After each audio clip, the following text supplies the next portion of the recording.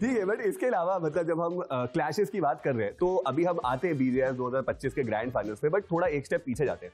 मुझे पर्सनली ऐसा लगता है कि काफी सारी टीम्स को वो ड्रॉप क्लैशेस कॉस्ट करके गए। अगर आप रेवलेंट एक्सपार्क को देख लो, आप टीम राइडर को देख लो, आप टीम फीनिक्स को देख लो, लिखिता को देख लो, हैदराबाद हाइड्रास के अगेंस्ट, और हैदराबाद हाइड्रास खुद भी। तो आपको लगता है कि ये ड्रॉप क्लैशेस सच में इन टीम्स को इतना ज्यादा कॉस्ट करके गए, या फिर आप कहोगे कि नहीं, it was just there, but उसके अलावा भी बढ़िया गेम पे दिखाया जा सकता था, क्वालिफाई किया जा सकता था। जब इनिशियल स्टेजेस पे आप ड्रॉप क्लैश लेते हो, उसको आप एज एन आईजीएल और एज अ व्यूअर किस तरीके से देखते हो, और आपकी खुद की क्या स्ट्रैटेजी रहती है कि going for the drop clash is a better option, या फिर ग्रैंड फाइनल्स को पहले सिक्योर करना इज अ बेटर ऑप्शन? ये ड्रॉप क्लैश सारा ईगो क्लैश जा रहा था, मेरे को लगता है। मतलब ये लोग पूरा ईगो पे ही खेल रहे थे कि हम ड्रॉप तो हमारा ही लेंगे, बट मेरे को लगता है कि अगर कोई भी टीम अगर ड्रॉप गिव अप कर देती तो उससे बेटर मतलब रिजल्ट्स आ सकते थे किसी भी टीम के लिए, दोनों के लिए भी आ सकते थे, और अगर जिसने चेंज करा उसके लिए भी आ सकते थे, क्योंकि ये डायनामिक खेलना भी बहुत आज के इस मेटा में इंपॉर्टेंट है। मतलब फायदेमंद होता है डायनामिक खेलना। आप गॉडलाइक को एग्जांपल देख सकते हैं, मतलब वो बहुत डायनामिक खेलते हैं, वो मोस्ट ऑफ द स्टेज पे अपने ड्रॉप्स चेंज करते करते हैं, एंड वो सेकंड नंबर पे क्वालिफाई कराए हैं फाइनल। देखो मेरे को तो ये लगता है कि ड्रॉप क्लैश लेना सही है, लेकिन सारे मैप पे नहीं लेना चाहिए। हाँ, ये बात भी एक दो टीम ऐसी है जो हर मैप पे जा रहे, तो खेल क्यों रहे हो? फिर 4 पॉइंट के लिए खेलना है तो उतर जाओ। मतलब सब में नहीं लेना चाहिए। चलो एक ही एंगल हम लोग वो कर सकते हैं कि एक ही एंगल पे हो गया ड्रॉप। 2 मैच तो खेलने पड़ेंगे ना ऐसे, जो हाँ कुछ है स्ट्रेटेजी भी है, नहीं तो स्ट्रेटेजी यही है क्या, कूदना है मारना है बस, इतना तो नहीं हो सकता। तो थोड़ा तो खेलना, क्योंकि बहुत सारी टीम्स जो बाहर हुई है अभी, उनका मैक्सिमम मैचेस में ऐसा ही है, ड्रॉप क्लैश ही है उसको। तो वो एक रीजन लगता है मेरे को शायद उनके बारे में। आप लोग को क्या? मेरा तो हमेशा से ऐसा ही कि ड्रॉप क्लैश हमेशा अवॉइड, मोस्टली मैं जोन मतलब अपने ड्रॉप के पास ही ड्रॉप लेता हूँ, क्योंकि मुझे पता है कि ड्रॉप पे कैसे मारना है उनको, तो पास पे ड्रॉप लेता हूँ, फिर मारता हूँ तो वैसे ही चले जाते हैं। तो मतलब आपका ये कि ड्रॉप लो पर लेकिन सीधे सीधे मत लो, मतलब कान सीधे मत पकड़ो, घुमा के पकड़ो। आपका कहने का मतलब चीप प्ले करते हो आप बहुत ज़्यादा। अरे एलिगेशन लगाया भाई मैं।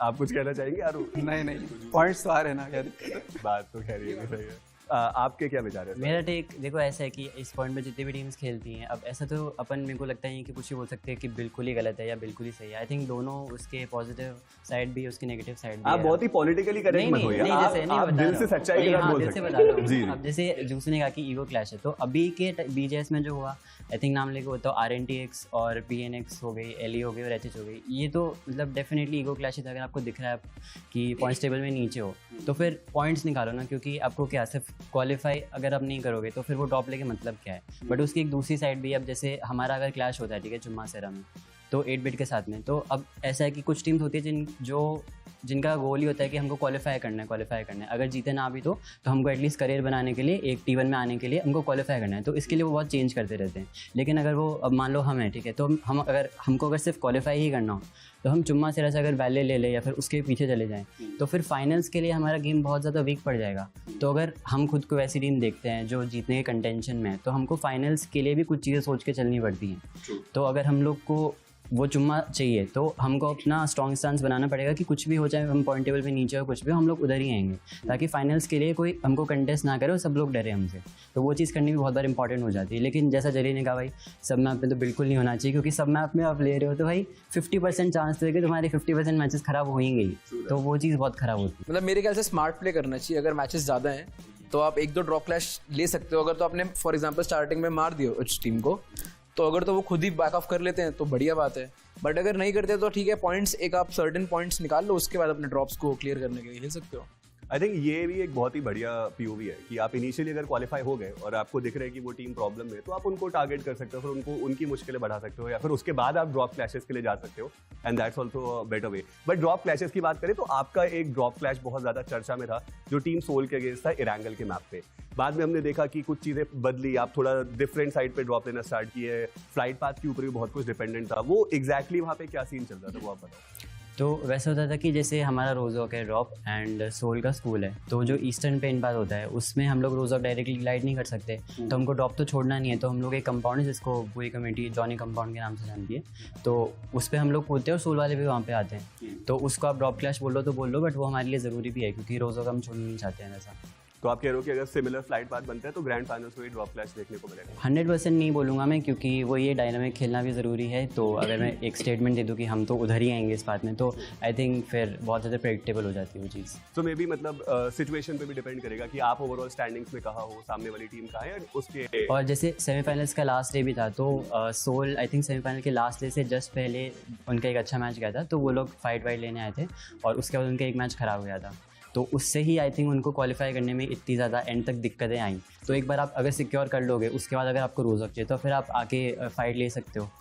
तो आई थिंक वैसा स्मार्ट प्ले करना भी बहुत ज़रूरी है, क्योंकि अगर आप सिर्फ ये ईगो वाली चीज़ से सोचो ना, आपका एक मैच मिस हो जाए और एंड में जाकर के कुछ भी हो, चलो लक फैक्टर हो, कुछ भी हो, कोई टीम टारगेट ही कर दे आपको, आपका मैच ख़राब हो तो पूरा टूर्नामेंट ही ख़राब हो जाता है उस चीज़ से। तो वो चीज़ नहीं होनी चाहिए।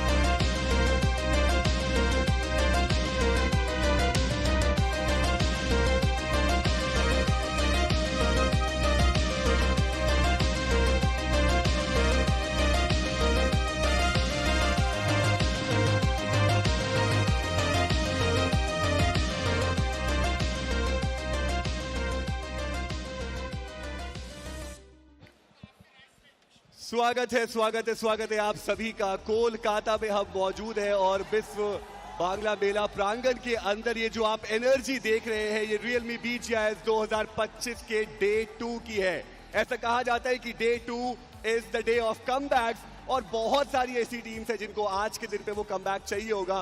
बट मेरा नाम अंकित पांडे, कैंकी बोर्ड, और मेरे साथ जुड़ चुके हैं दो मेधावी टैलेंट्स, एक रहेंगे रावण, साथ में नेग्रो। आप दोनों का ही बहुत बहुत स्वागत है। शुरुआत करेंगे एक्सपेक्टेशन से। आज के दिन से आप दोनों की क्या एक्सपेक्टेशन है? सवाल में ही जवाब आपने दे दिया। The day of comeback expectation उन टीम से है, खास करके जो कल के दिन पे उतना बेहतर नहीं कर पाए, और हम मान के चल भी रहे थे कि आज वो टीम कमबैक करेंगे जो फिलहाल टॉप 10 में भी नहीं है।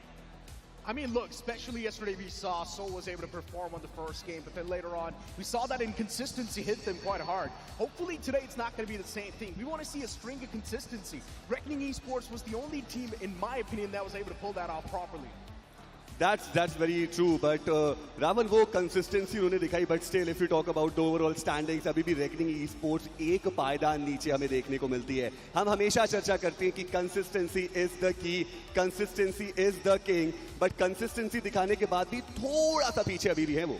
देखिए, स्टार्ट अच्छा हुआ था उनकी तरफ से, लेकिन एक ऐसा मैच आया जहाँ पे हम और ओशन कल डिस्कस भी कर रहे थे कि 4 मैचेस में उनके पास सर्कल थे, रोटेशन वाइज उन्होंने काफी अच्छे तरीके से सर्कल के सेंटर को होल्ड किया और उस मैच को चिकन डिनर में काफी आसानी से कन्वर्ट किया।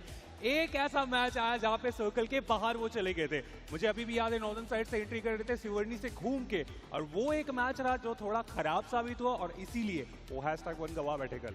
जी हाँ, और Necro we always talk about that कि एक चीज होती है कि अगर आपका पहला मैच अच्छा जाता है, आप कन्वर्ट उसको करने में कामयाब होते हो, आप सेम कंसिस्टेंसी पे काबिज रहते हो। बट टीम जेनेसिस के साथ वैसा नहीं हुआ। टीम सोल की बात करें, शुरुआत बहुत ज्यादा स्ट्रांग हुई, ऐसा लगा कि ये वो टीम है जिसको हम जानते हैं, ये वो एक्सपीरियंस है जिसको हम जानते हैं, लेकिन मैच दर मैच कंसिस्टेंसी थोड़ी कम देखने को मिली। Exactly. Slowly and steadily the consistency was fizzling out, and that was the same thing with Genesis Esports too, right? We did see a bit of a sign of life from the side of Genesis Esports, but The contingency was not exactly there. Hopefully today Genesis is able to replicate what they did in that one good game they had yesterday and are just able to go on and directly dominate the overall rankings. Luckily enough, still it's quite easy to beat out of the top 3. You just need one decent game.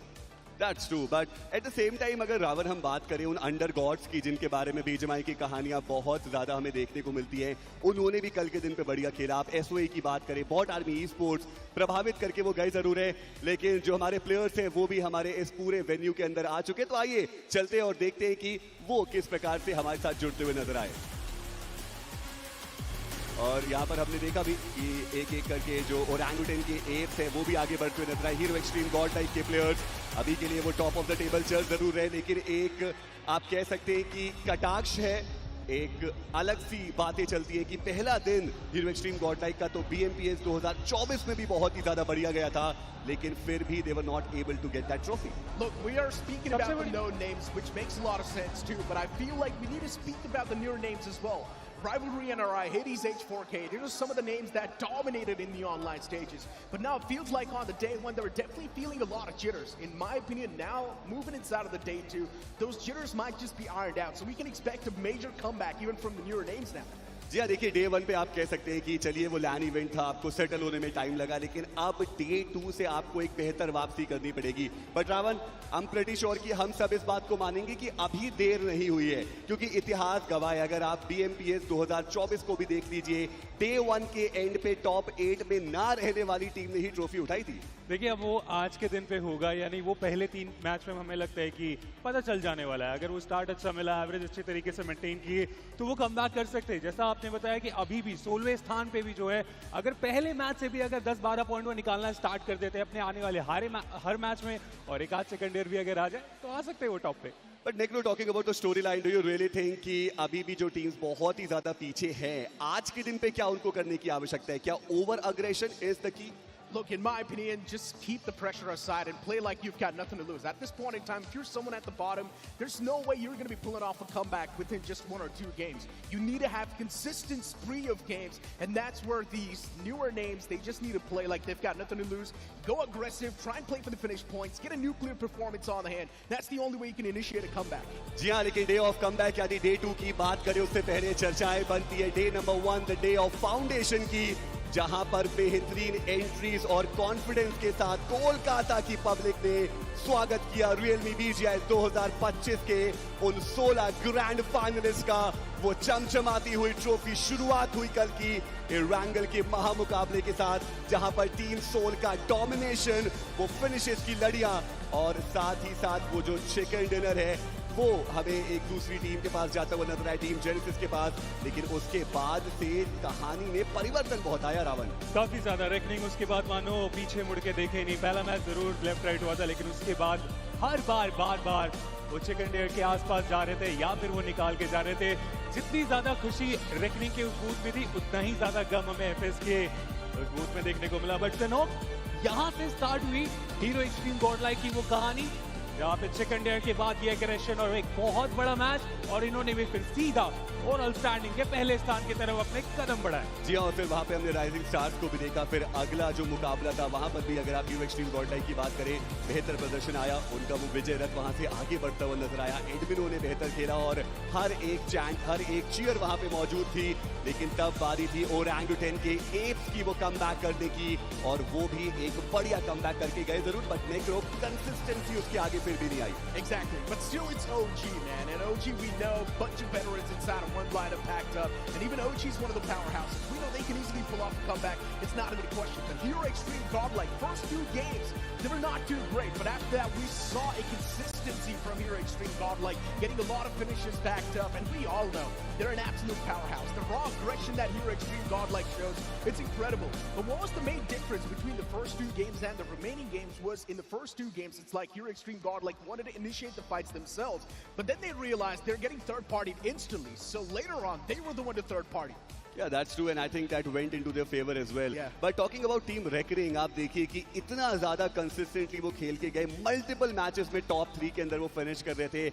आप कह सकते हैं कि wiper prime form में दिखे, चाहे वो online stage हो या फिर ऑफलाइन स्टेज हो, यानी कि इस बार रेकनिंग कांपने के लिए नहीं आई है, कपाने के लिए आई है पूरी लॉबी को. कल के अनुसार तो हाँ हैंकी, लेकिन हम देखते हैं कि जो भी पहले दिन पे बहुत ज़्यादा बेहतर करके जाते हैं, अगले दिन आते हैं थोड़ा सा लेफ्ट राइट हुआ है। अब तक की कहानी यही रही है, अब उस कहानी को बदलने की कोशिश वो ज़रूर करेंगे कि कल जितना बैलेंस वो अपने आप को रखे थे, आज के दिन पे भी उतना ही ज़्यादा वो बैलेंस रखे अपने आप को। It was the same conversation I was having even on the English panel, right? It felt like Reckoning Esports is using all the cards up their sleeves. What are they going to have on day 2? Do they have something unique, or are they going to try to copy paste the same strategy they used on day 1? Because if that's going to be the case, I'm pretty sure a lot of these teams went back to their hotel rooms, figured out exactly what's going on wrong inside of the game, and I'm pretty sure today Reckoning Esports will be countered.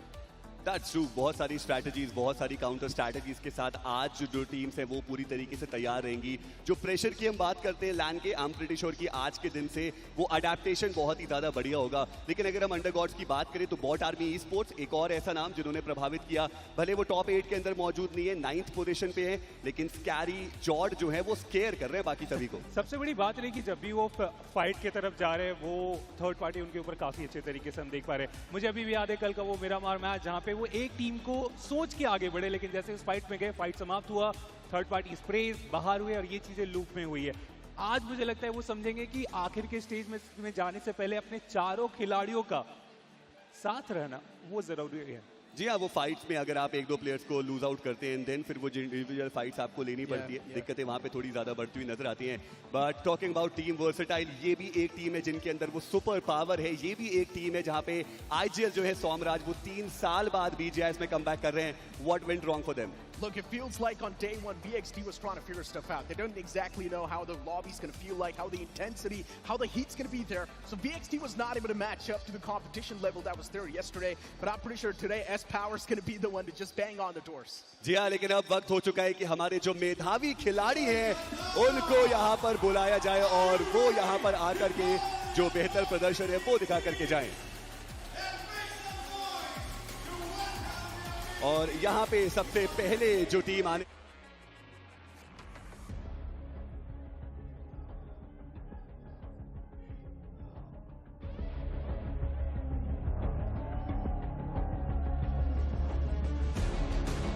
अभी भी गवाही देती है कि ये team बेहतर खेल के जा सकती है।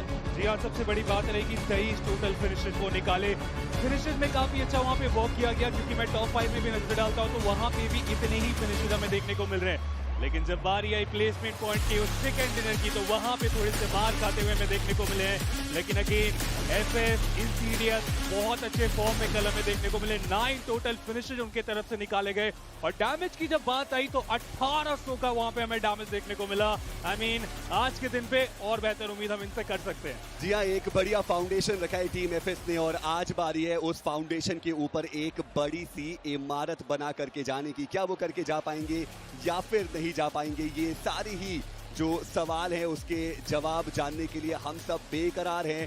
पर कोलकाता की ऑडियंस वो भी तैयार है, बेकरार है हमारी अगली टीम को बुलाने के लिए। और देखिए इनके बारे में भी अगर आप चर्चाएं करें, आप ये कह सकते हैं कि बेहतरीन प्रदर्शन इन्होंने दिखाया था ऑनलाइन स्टेजेस के अंदर। The name is Cincinnati kids, her bar finals में आते हैं, हर बार वो पोडियम फिनिश शूट जाता है। इस बार की क्या है vibe? Look, Cincinnati kids woke up late yesterday, but still the performance they showcased, it was immaculate. Cincinnati kids looking pretty clean in the overall standings, and we all know CK in the online stage, they were known for their consistency and dominance, and I don't think this time as well it's going to be anything different. Overall standings में 5वें पायदान पे वो team मौजूद जरूर है, लेकिन अब बारी है उस टोली को बुलाने की जो अंडर गॉड के पावर को रिप्रेजेंट कर रही है। मैं बात कर रहा हूँ फॉरएवर रेड रॉस की। हालांकि कल का दिन रावर उनके लिए उतना ज्यादा बेहतर रहा नहीं, but we all know that day 2 is the day of comeback and that is the ray of hope for them. Exactly, but अगली टीम की तरफ भी आप नजर डालते हैं, बॉट आर्मी ई स्पोर्ट्स। अगर आप मेरे से मुझे पूछे तो इस टीम से मुझे सबसे ज्यादा भरोसा था उन अंडरगॉड सर्किट में, लेकिन कल थोड़ा निराश किया गया अपने परफॉर्मेंस से। लेकिन आज कैरी जॉर्ज के ऊपर नजर एक खास करके रहने वाली है। जी हाँ, और अगली अगर हम टीम की बात करें तो वो भी काफी ज्यादा बेहतरीन हमें देखने को मिलने वाली है। बट बॉट स्पोर्ट्स जैसे कि आपने बोला कैरी जॉर्ज वो एक बहुत बड़ा स्टेटमेंट कल के दिन पे भी दे करके गए। बट अब चलते हमारे अगली टीम की तरफ जो रहने वाली है THW। अगेन जो अग्रेशन है वो थोड़ा टोन डाउन कल के दिन पे देखने को जरूर मिला है। THW Non-X trying to implement that tactical nature inside of the gameplay, but it feels like somewhat it's also not working out. But let's hope that on day 2, since it's going to be the day of comebacks, THW Non-X can hit the lobby hard and show what they're capable of.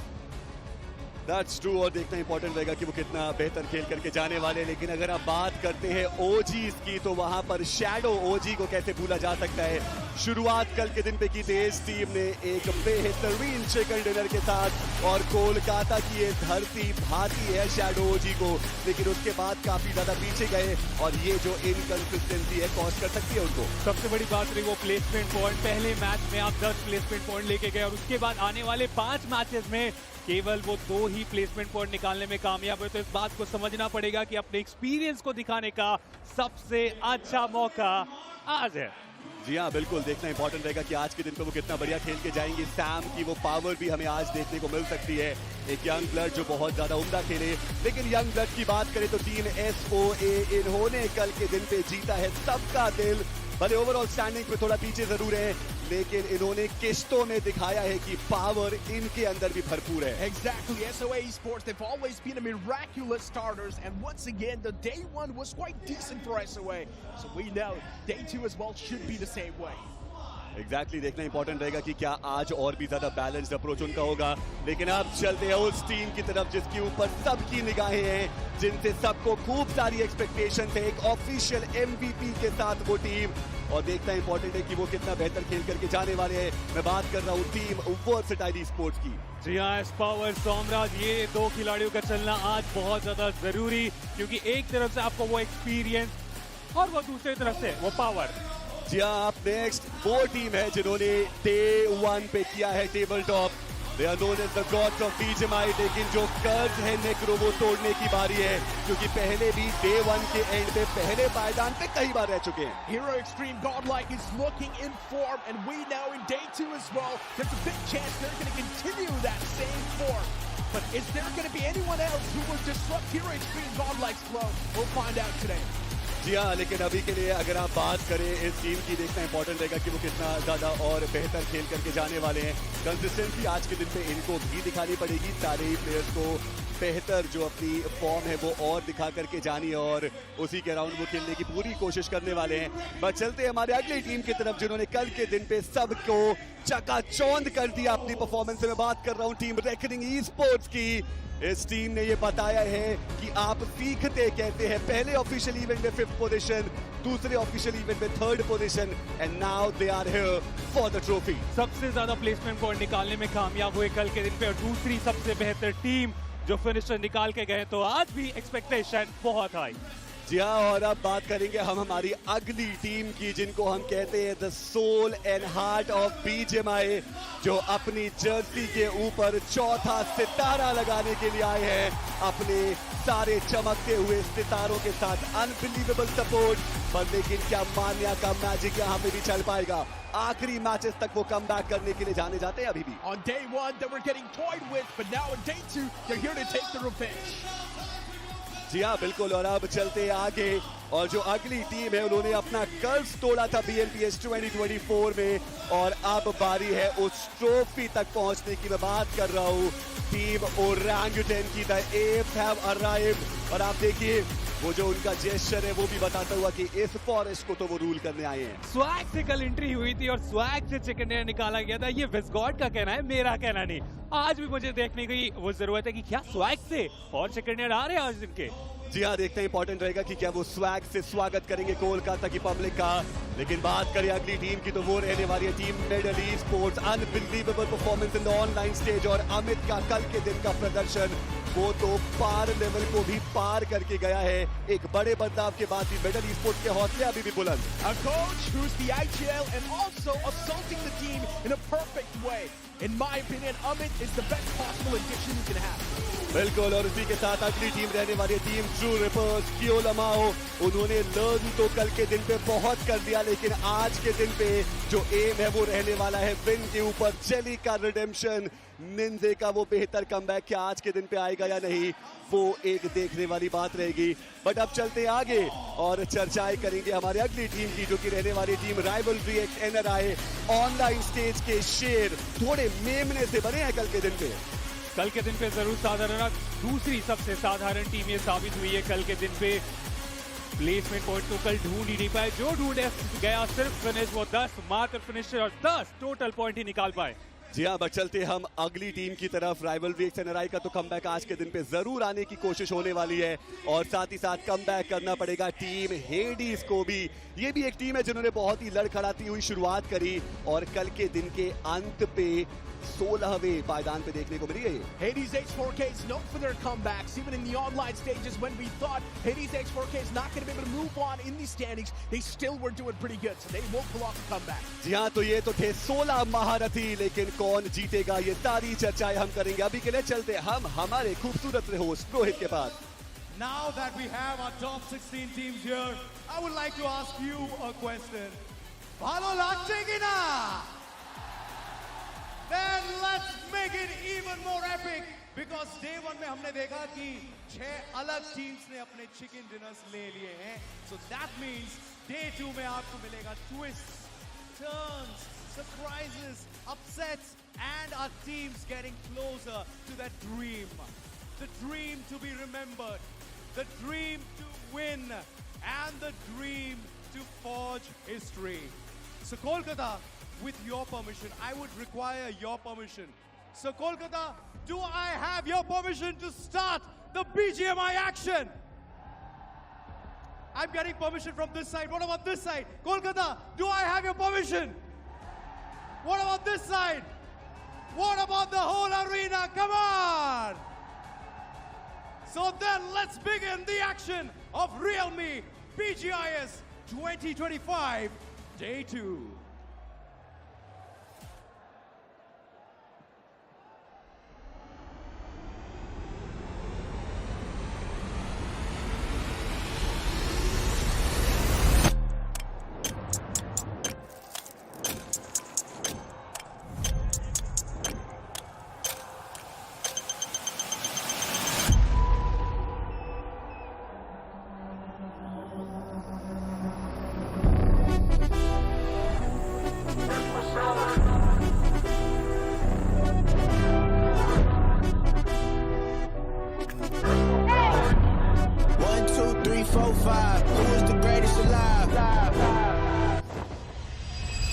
Simply the answer is I.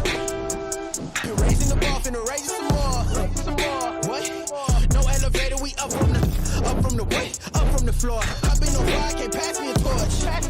Made it from the bottom, now I'm on top and I'm ready for. Oh my God, yeah, this one sound like. Oh my God, yeah, this one feel like.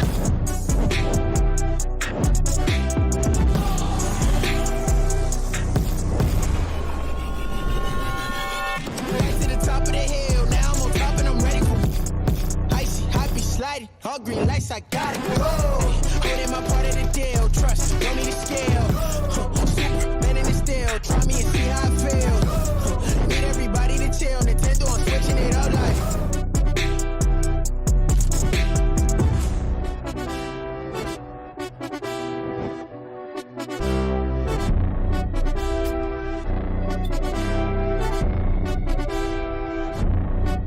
Sacrifice mean risk it all. Spartan baby, all I know is ball. Stand tall, I can never fall. Standing with me or we standing off. Once you get it, gotta get it off. On my level, I'm the final boss. So any minute I can lay you off. Wait, hold on. Yeah, this one sound like. Oh my God, yeah, this one feel like. Oh my God, yeah, this one sound like. Fight to the top of the hill. Now I'm on top and I'm ready for. Superman in the steel. Try me and see how I feel. Need everybody to chill. Nintendo, I'm switching it up like. Oh my God, yeah, this one sound like. Oh my God, yeah, this one feel like. Oh my God, yeah, this one sound like. Fight to the top of the hill. Now I'm on top and I'm ready for. This one sound like. This one feel like. This one sound like.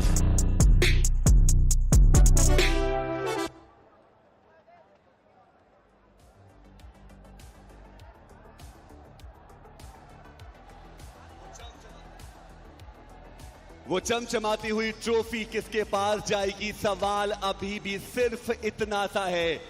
हजारों teams, लाखों खिलाड़ी जब आते हैं इस tournament के अंदर तो वो सिर्फ एक सपना लेकर के आते हैं कि लैंड फाइनल तक पहुंचा जाए और वहां पर जाके उस चमचमाती हुई ट्रॉफी को अपना बनाया जाए। अभी भी ट्रॉफी और टीम के बीच में 12 मैचेस का फासला हमें देखने को मिलता है। बट रावण, आज के दिन की हमने एक्सपेक्टेशंस की बात करी कि वो कमबैक्स हमें देखने को मिलेंगे, लेकिन लड़खड़ाहट की उम्मीद आपको किस टीम से है? देखिए, ये ऐसे ना बोलिए, ये तो आपने मुझे फंसा दिया। मैं चाहूंगा कोई ना लड़खड़ाए, सब संभले, आगे बढ़े और इस ट्रॉफी की तरफ बढ़ जाए।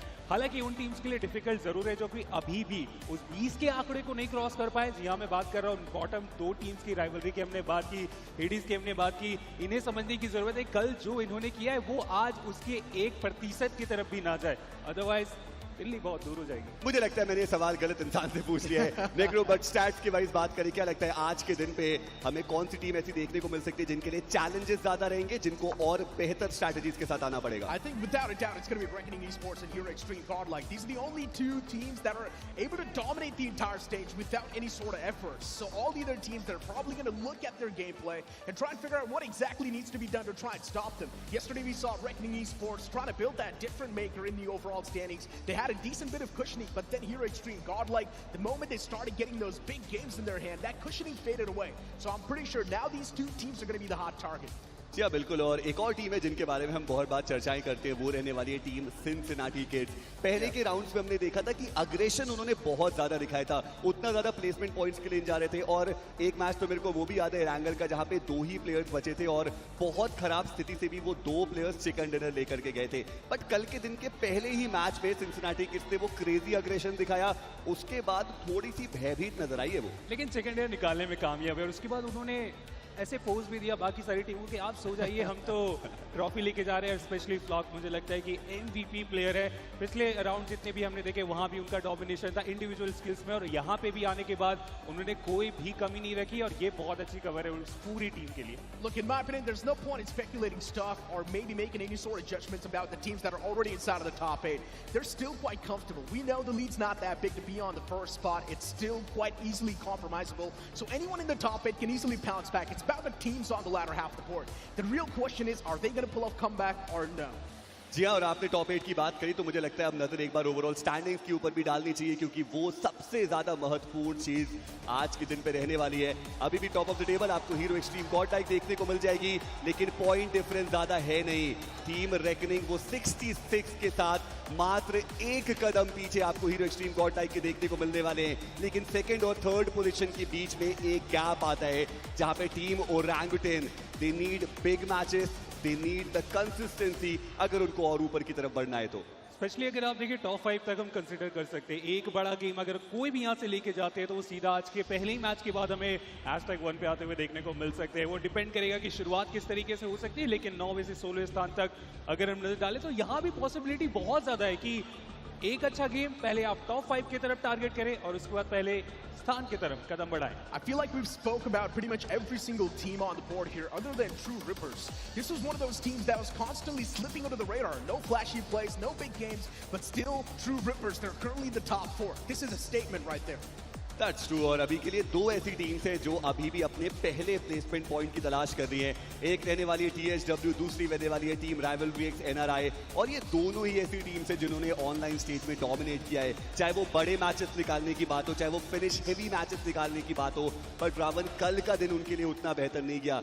डू यू थिंक कि आज के दिन पे उनको और भी ज्यादा अग्रेशन दिखाने की आवश्यकता है, या फिर एक मैच कम से कम ऐसा निकाले टू स्टार्ट विद जहां पे कुछ प्लेसमेंट पॉइंट्स आए, वो कॉन्फिडेंस वापस आए और उसके ऊपर एक बड़ी बिल्डिंग पॉइंट्स की तैयार की जाए? देखिए, जो भी सोच के आप आ रहे हो, अगर आप एग्रेशन दिखाना चाहते हो क्या उसमें रिजल्ट लेने की आप गारंटी बना रहे हो अपने आप से, या फिर आप स्लो करके अपने आप को सर्वाइवल में लेके जाओ, क्योंकि हो ना हो आपको फाइट की तरफ जाना पड़ेगा। हमने कल देखा भी 5वें स्टेज तक 12 टीम सर्वाइव कर रही है। इसका मतलब अगर आप पहले स्टेज में फाइट जीते या 5वें स्टेज में फाइट जीते, आपको प्लेसमेंट पॉइंट के लिए तो वहां तक लड़ना पड़ेगा। और THW 70 मैच में 11 विनर चिकन डिनर निकालने वाली टीम इस तरीके से स्ट्रगल कर रही है, वो देख के मैं बहुत ज्यादा सरप्राइज हूं। Yesterday we saw a clear pattern between the online stage and the offline stage. Teams now are more aggressive, and it seems like everyone wants to be the dominant one. And maybe that's one of the main reasons why Hades, H4K, and Rivalry NRR are just getting overshadowed, and in the mix of things, they're just getting grinded apart. So today, maybe try and stay outside of the action for as long as possible, and then maybe in the final few moments, he can try and unleash the wrath. And Dev got enough time as well. आप कह सकते हो कि यहाँ से जाने के बाद बहुत सारी चर्चाएं होंगी. बट व्हाट चेंजेस, आप दोनों एक्सपर्ट से मैं समझना चाहता हूँ. डे 1 टीम एक तरीके से खेलती है और हम देखते हैं डे 2 पे पूरा फ्लिप हमें देखने को मिलता है. जो टीम थोड़ा सा ज्यादा पोजीशन ओरिएंटेड खेलते हैं वो अचानक से आके अग्रेसिव हो जाते हैं और ओवरऑल स्टैंडिंग्स के बेसिस पे सारी मेंटालिटी रहती है. व्हाट चेंजेस डे 1 से डे 2 के बीच में? देखिए, जब 6 मैचेस समाप्त होते हैं, आप अपने घर जाते हो, अपने रूम जाते हो, मैचेस बहुत क्लोजली देखते हो, एनालिस्ट के साथ बैठते हो, कोच के साथ बैठते हो कि कौन सी टीम कहाँ पे एग्जैक्टली होल्ड कर रही है और उसके काउंटर के लिए आप कुछ सोच के आते हो. एग्जैक्टली हर बार उस तरीके से चीज़ें हो ये ज़रूरी नहीं है और इसी के कारण हमने चीज़ें लेफ्ट राइट होती हुई देखी है. कल ड्रॉप क्लैश हमने देखा, हो सकता है कि आज ड्रॉप क्लैश ना हो, लेकिन ये भी हो सकता है कि अगर वो ड्रॉप बदलेंगे वहाँ पे भी कोई और दूसरी टीम आपको परेशान करके जा सकती है. तो जो भी हो, अगर आपका गन गेम स्ट्रांग है, एनी हाउ किसी भी मूवमेंट से आप सर्वाइव करके आगे बढ़ सकते हो. Yeah, that's one of the main points that he brought up as well, and I've got a different perspective of things. In my opinion, it's all about mental. On day 1, the newer names are just not able to adapt, know exactly how the intensity is going to be like. They're probably going to be facing a lot of nerves, probably a lot of jitters as well. Palms are going to be sweaty. So now inside of the day 2, things are going to be much more calm and composed for these newer names. So in my opinion, on day 2, things can be much better. Because looking at the new zone settings, it feels like the newer names, yes, even they're adapting pretty well. The only thing that's going to be a major difference maker is the mindset. Exactly और mindset सबसे ज्यादा important, और खासकर वो लैन event पर जब इतनी ज्यादा क्राउड आपके सामने मौजूद हो और आप अपने कंफर्ट जोन से थोड़ा बाहर जा करके खेले तो माइंडसेट सबसे ज्यादा इंपॉर्टेंट जरूर रहता है. बट ऐसे में एक और चर्चा बहुत ज्यादा इंपॉर्टेंट बन जाती है कि आप दोनों ही ने बोला और बहुत सारी ये चर्चाएं चल रही है कि जो टॉप 2 टीम्स है वहां पर चेंजेस आ सकते हैं क्योंकि बाकी की टीम्स आज ज्यादा प्रिपेयर होकर के आएंगी. तो ऐसे में व्हाट टीम रेकरिंग और जो हीरो एक्सट्रीम गॉडलाइक है वो ऐसा क्या अलग करके जा सकते हैं आज के दिन पे ताकि उनके जो टॉप 2 है वो सेफ रह सके? कुछ कल अलग करने की जरूरत नहीं है, बस जो उनका कल कारनामा उन्होंने करके दिखाया आज उसे दोहराने की जरूरत है. हमने देखा है कि हमने कितनी बार बात की है नेक्रो कि कोई भी टीम जब नीचे रहती है तो उनके पास एक क्लियर पिक्चर रहता है, उनके पास एक टारगेट रहता है कि हाँ अगर इन्हें बीट करना है तो हमें इस एवरेज के साथ आगे बढ़ना पड़ेगा. लेकिन जब आप पहले दूसरे स्थान पे चले जाते हो तो फिर आपके पास कोई टारगेट नहीं होता है, आपको उन टीम से बचना पड़ता है और हर मैच में एवरेज मेंटेन करना पड़ता है. तो ये असली चैलेंज यहां से स्टार्ट होता है. पूरा इतिहास गवाह रहा है कि जो भी पहले स्थान पे जाते हैं अगले दिन में आके थोड़ा स्ट्रगल करते हैं. होप सो आज वो हमें हीरो एक्सट्रीम गॉडलाइक की तरफ से, रेकनिंग की तरफ से ना देखने को मिले, वरना जो बाकी टीम्स है वो तो टारगेट बना के आए कि इतने ही पॉइंट्स हमें निकालने हर मैच में. I've got a different view over here. In my opinion, on day 2, try and stay outside of the action as long as possible because you've already got the lead. You're already doing pretty good in the overall standings. And just try and be consistent. Simple. Every single game, make sure you're getting 7 to 8 points, and that's going to keep your spot pinned down in the top 2. और वो एक difficult task भी है और ये चीज हमने पहले ही बात की कि क्या मानसिकता डे 1 के बाद ही बदल जानी चाहिए कि अगर आपके पास वो छोटी सी लीड भी है तो आप आगे अग्रेसिव खेले या फिर थोड़ा जो प्लेसमेंट ओरिएंटेड है वो जाए. बहुत ही ज्यादा डिफरेंट ओपिनियंस आपको देखने को मिलेंगे, लेकिन सॉल्टी पूरी तरीके से तैयार है ऑडियंस के साथ. तो चलते हैं सॉल्टी की तरफ. कोलकाता! देखो भाई लोग, एनर्जी तो है बट दर्शना आपके साइड से आवाज नहीं आ रही है, क्या हो गया? यार देखो आवाज तो आएगी, आवाज सुनना है, आवाज सुनना है. सुनाओ. अच्छा सुनो सुनो सुनो. सॉल्टी को सुनना है आवाज, तो एक बार सॉल्टी को सुनाएंगे एनर्जी कितनी है. Come on Kolkata, can you make some noise? आवाज आया सॉल्टी? देखो एक बात तो पक्की है, मुझे हारना बिल्कुल पसंद नहीं है. कोलकाता भाई लोग, আমি হারতে ভালোবাসি না, আমরা হারতে ভালোবাসি না. আমরা কি করি? We scream, we blow this roof off. Are we ready?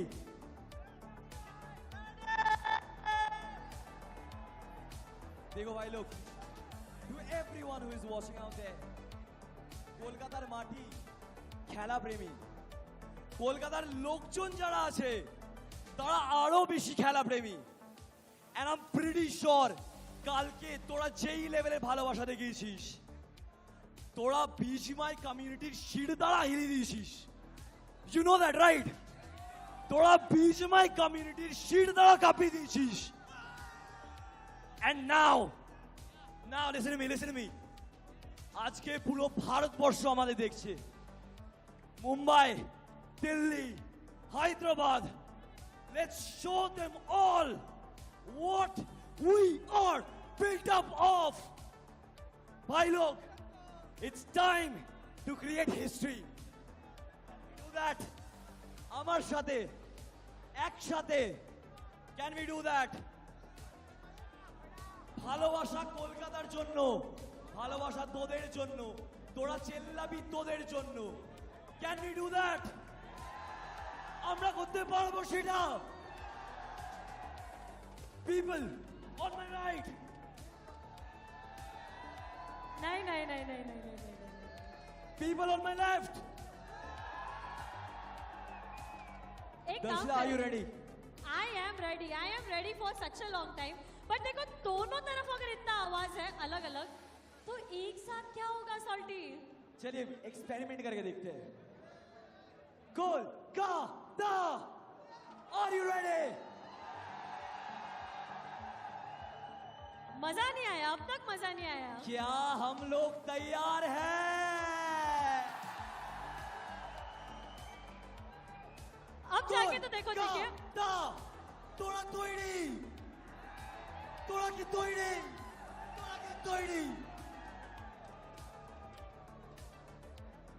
Energy तो है भाई, एनर्जी तो है।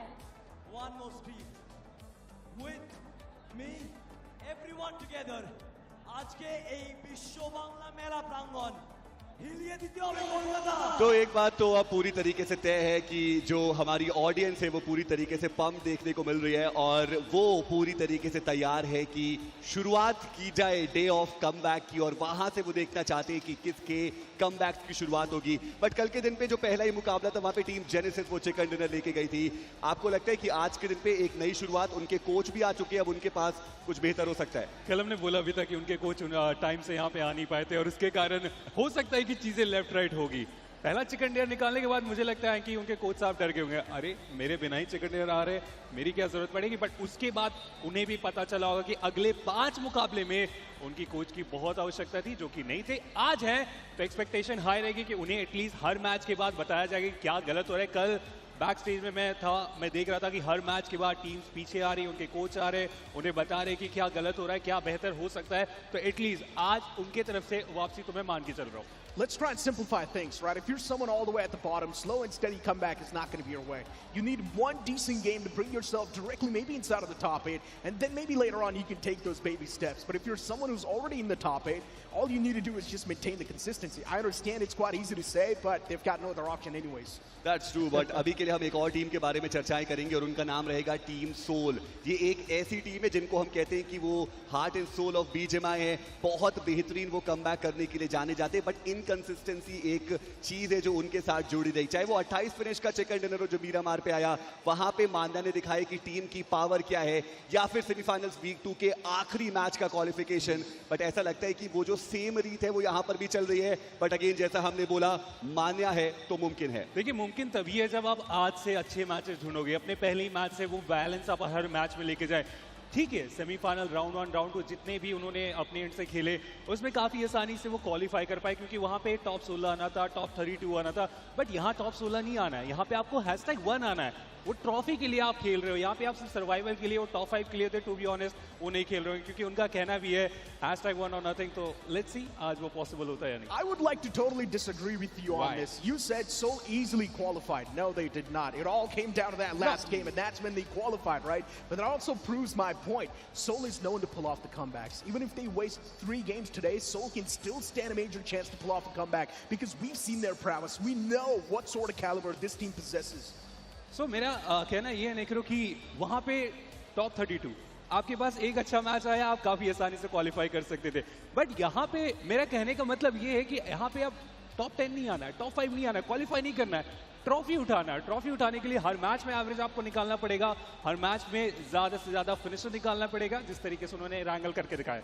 Just to simplify things, basically वो ये कहना चाह रहे हैं कि अभी तक के हमने जितने भी राउंड्स देखे, ऐसा हमने कोई राउंड नहीं देखा जहां पे team Soul top of the table आपको बहुत कंफर्टेबली पहुंचती हुई नजर आए। देव ऑलवेज क्वालिफाइड, चाहे वो लास्ट के मैचेस से क्वालिफाई होना हो, लेकिन यहां पर उनको टॉप ऑफ द टेबल आने और कुछ अलग उनको करके जाना पड़ेगा।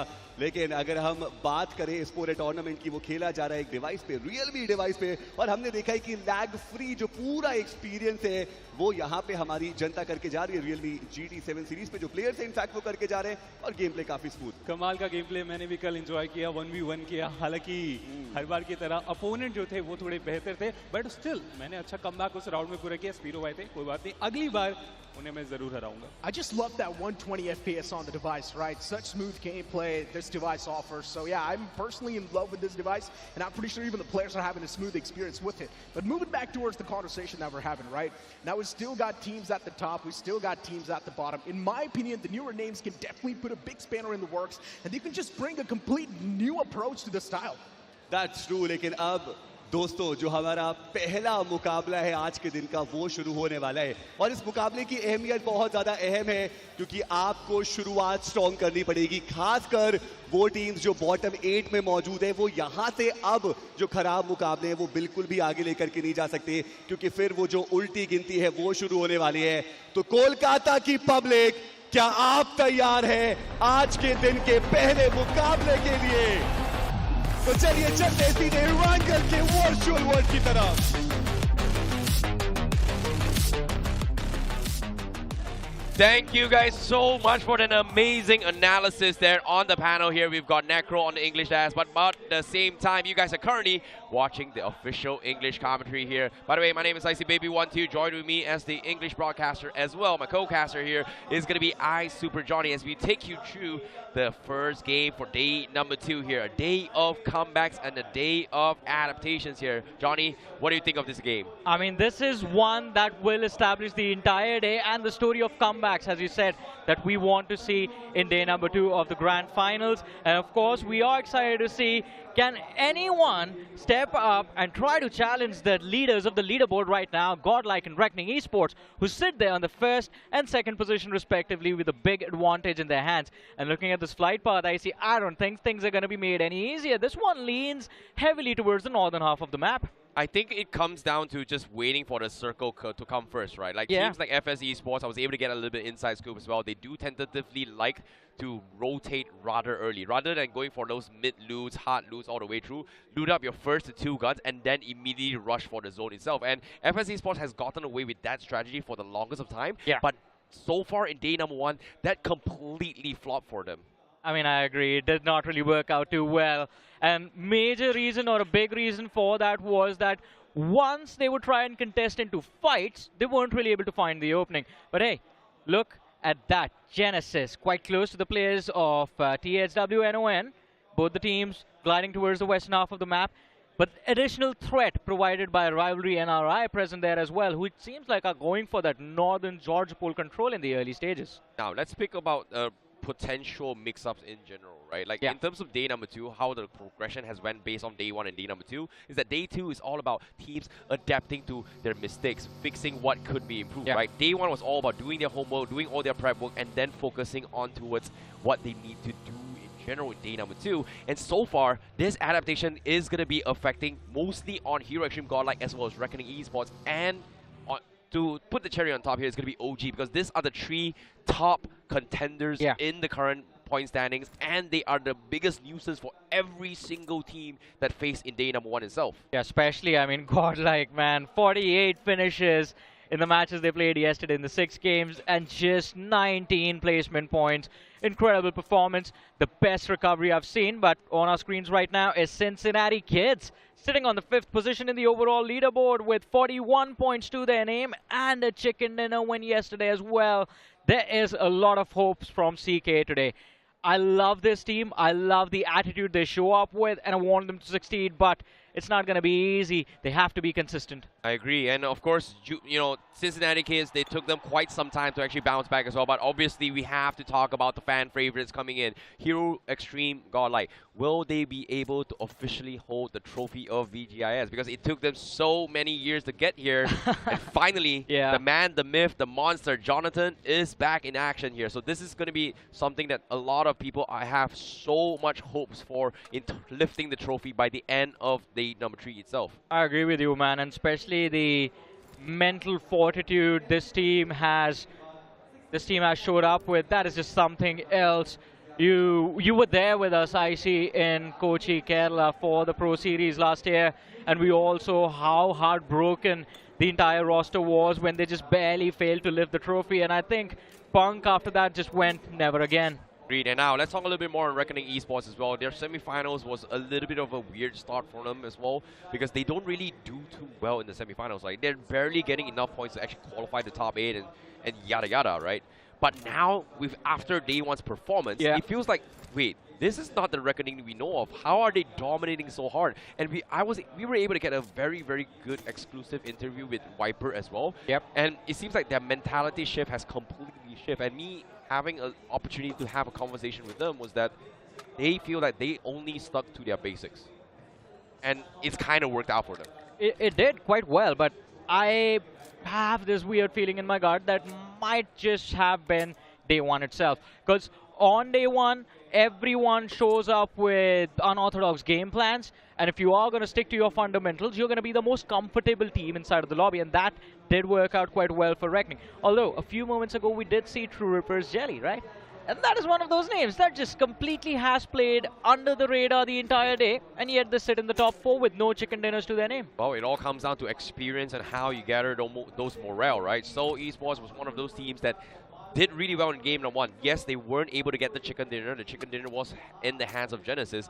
But after that amazing domination from Seoul in game number 1, everything else just completely flopped. And it's just that, how do they gather themselves and reset the mentality for day number 2 is going to be extremely, extremely important as well. And even on the analyst desk, Necro did bring this up very, very important point, which is, you know what, so they've done it before. They should not have qualified the grand finals. Guess what? They pulled a miracle. That is true. I mean, that run in the second week was absolutely incredible. But, yeah, if you dominate in match 1 and just completely bomb the rest of the matches, that raises a lot more questions. But on our screens, we do see Forever Red Ross, another team that was struggling until they weren't. They did secure a chicken dinner yesterday as well, sitting right behind Team Seoul. Forever Red Ross right now on the 13th position in the overall ranking. And it seems like they did take a few shots onto Metal Esports, but the 2-2 split of Metal. They are trying to play with the same split formation, so the other 2 players taking shots on Reckoning this time. This is very interesting of Metal Esports. It's not oftentimes you see people going for hovercraft in this stage of the game. And considering that Metal Esports is right in the middle, and they're actually setting up in preparation where we are going to be seeing an open field down towards the Medusa's intersection, right? So when we talk about that warehouse position or setting up a couple of bunkers, back then in the days when it comes to the meta, it's all about having those UAZs. But hovercrafts gives you so much control in the expense of all your own mobility. So I feel like because they already have center control, this puts them in an advantage where if the circle shifts you into a spot where it's out in the open, I have a backup plan to say, you know what, this is going to be my own turf. Exactly, man. I love hovercraft in this game. As you mentioned, mobility is going to be sacrificed. That thing is slow. But it's like a movable mountain. It's like a rock that walks around with you. And we've seen those plays during the league stage itself. A hovercraft, it's a tank. When it comes towards you, there's no way you can dodge it. You have to take a fight head on or wait for the player to eject to try and finish them off. It takes a lot of ammunition to put it out of commission as well. That is ammo that you are wasting, which can be utilized in a head-on fight. So options open up. But talking about options right now on our screens, Godlike, they started their game from Yasnaya. The flight path itself did favor a good start to them. And right now, close to the center of the circle, complete control of the northern side. A lot of opportunities await them, but they will have to wait for the stage 2 transition. Agreed. You know, I was able to have a chat with their coach as well. Robin did mention that Hero Extreme's Godlike has been their focus on prioritizing on zone. And if worst case scenario here, they don't really have space on zone, if they need to take fight, just take fight. No hesitations, just go. Maximize points. Don't care about what points you get. Just have fun, enjoy, and what makes you tick. And so far, internally, for Hero Extreme Godlike, how they have fun is literally by finishing their enemies. But talk about finishes, and it is going to be the side of Seoul kicking things off. The first fight of the game, 2 heavy hitters going up against each other. Seoul against Versatile. And it is going to be Manya who gets the first pick of this match. Versatile, although I believe one more player did tank a lot of damage. He has been brought back into the action. But will Seoul commit 100% to try and get a squad wipe. Well, all things considered, let's talk a little bit more on how the circle shift right now here. Seems like Metal Esports has got on maybe seeing that the circle might shift completely out and open. Might be a little bit spot on right now here. The Potatoes Hills is still in play. Milta is still in play as well. We've seen this exact same near identical circle compared to how game 1 happened yesterday as well.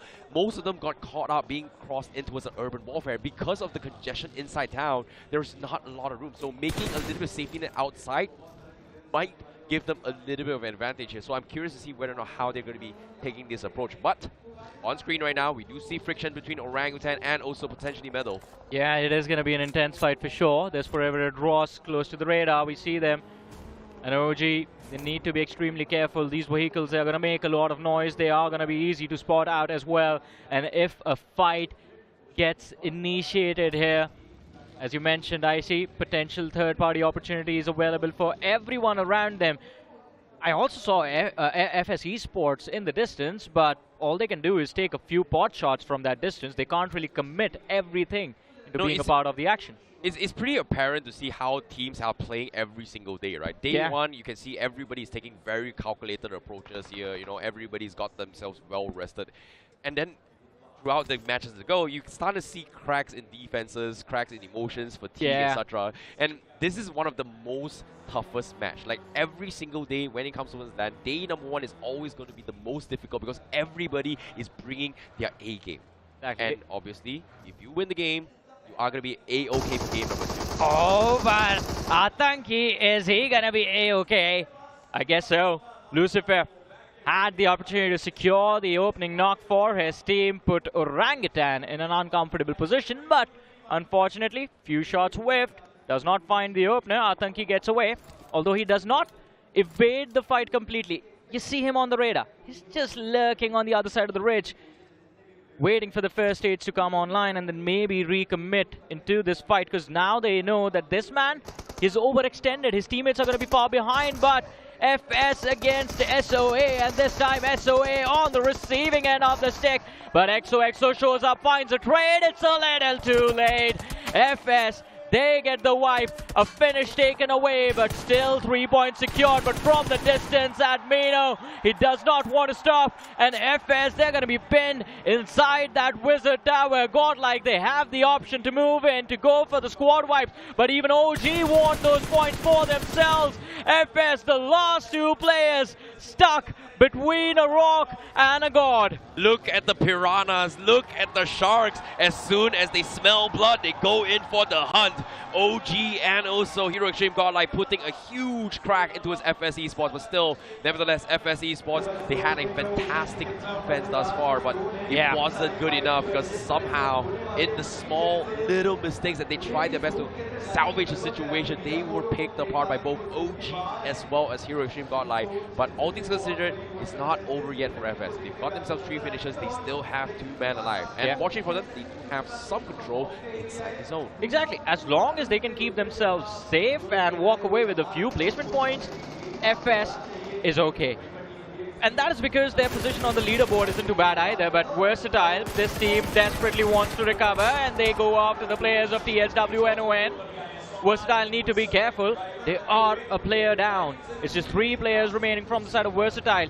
TSW NON on the other side has all 4 available. And of course, on the radar, we also see the players of Team all rotating quite close to them, but TSW NON, I see, they just walk into a sandwich. So I'm curious to see how TSW is going to be playing this year. They're dodging the fights against Versatile, which is smart, knowing that they're not exactly in position. But for Versatile, ever since Aquanax subbed in for Versatile yesterday, they did pretty okay. And knowing Aquanax, Versatile is going to be the team that's going to be focusing on just fights. You know, we have to fight, just fight, because they trust their mechanical skills to be able to get a couple of finishes. And to correlate to this, that's how Hero Extreme Godlike actually pulls off as well. Oh, that is true. But let's see TSW NON. Threat still lurking on top of their heads. They are being very patient about this. They saw the players of Cincinnati Kids in the houses down below. They know. They heard the vehicles of Seoul on top of that hill as well. Decide to stay. Decide to stay back, hold back. Just not overextend for desperate control of the center early. Also, talking about the center this time around, I see it's quite open. We are moving for a shelter endgame, it seems like. Yeah, it might be a shelter endgame as well. And this exact same spot is going to be what I'm talking about, right? In case it goes into this open terrains of the Medusa's intersection, there is not a lot of cover. Having those hovercrafts puts you in an advantage. And so far, I see two. One from middle, one from OG. And Versatile, they're still scrambling for a spot. They don't have Raiden, and they're still fighting for skirmishes. But unfortunately to say, there's no pickoff. However, things might change right now because THW, they've lost one member. They got picked off by Cincinnati Kids. And I don't know if Versatile knows that that is a knock player on the ground. Yeah, it is going to be interesting though, because Versatile, if they overcommit to THW NON, they are going to be forced into the line of fire of CK as well. But here comes the nade. Will it find a pick? And it does. Aquinox starting things off. And it's going to be a 2-pointer as well as Levi gets confirmed. And Lavish goes down. Roman in the back line can't really do much over here as Versatile is going to reign supreme in this fight. Insane game sense coming from Aquinox. Insane. That was a place where if you don't have those sensors, there's no way you'll be able to spot that here. So great stuff coming from Aquinox. One of the best of the best. And just showcased how hearing is so important in these games. I mean, audio cues. Gotta be aware about your surroundings. Talk about being aware. I mean, you have to be aware about the realme GT7 series built for BGIS, ready for battle, just like the players of Seoul. They kick things off. Rush Boy, get out of the way. Nowhere to rush. Roman burned alive as well with the Molotov. Damage from the blue, taken unnecessarily, and Soul, they might just be looking for a punish. Roman, he's backing off, he's getting sandwiched. Cincinnati Kids, they are looking to move in from the rear.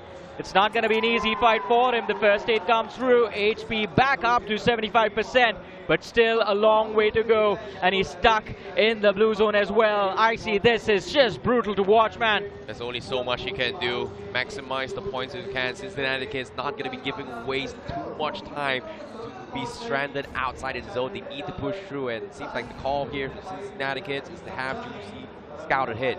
But all things considered, they are still very afraid. Look at all the terrains here. Cincinnati Kids is just open views after open views, and they're just doing their due diligence to check every single corner, not knowing that there may be a potential snake or ambush waiting for them. Still, be careful now. They are going to be the ones stuck out into the open. We see them circling this hill, and every which way they turn their head, there's a team waiting for them in a safe house. Not going to be easy approach from here on out, but Godlike playing the northern edge still. Have Genesis quite close to them, have Soul rotating in from the northern side, and Godlike, ouch, one player lost. Punk not there anymore in this game. So it's a little bit unfortunate to see how Godlike is playing right now, but all things considered, their strategy is be focusing on zone. You know, early on, south side, they fight for the compound, they took it, it's great. But on screen right now, hold that thought, What Army Esports on the hunt themselves. They are going to be drawing the run in here with Hades H4K. They find one pick, and so having a little bit of trouble as well as they run into FS, the duo who survived the onslaught on top previous fight. And now they are not going to let the players of Seoul survive as Ronnie is knocked out in the open. And Knuckle is forced to hide on the first floor of the building. Hunters, he's going to try his level best. See if he can land a nade from behind the wall of smokes. He sees Reams move in. Ronnie, last second shot comes in from Reckoning Viper as he strikes and takes the finish away. Soul left with two players to fight a 2v2 against the players of FS, Insidious and Dreams. But the nade comes through, and it's going to be the counter nade, Insidious. A nightmare for Team Soul as FS survives. 4 points on the board for FS Esports.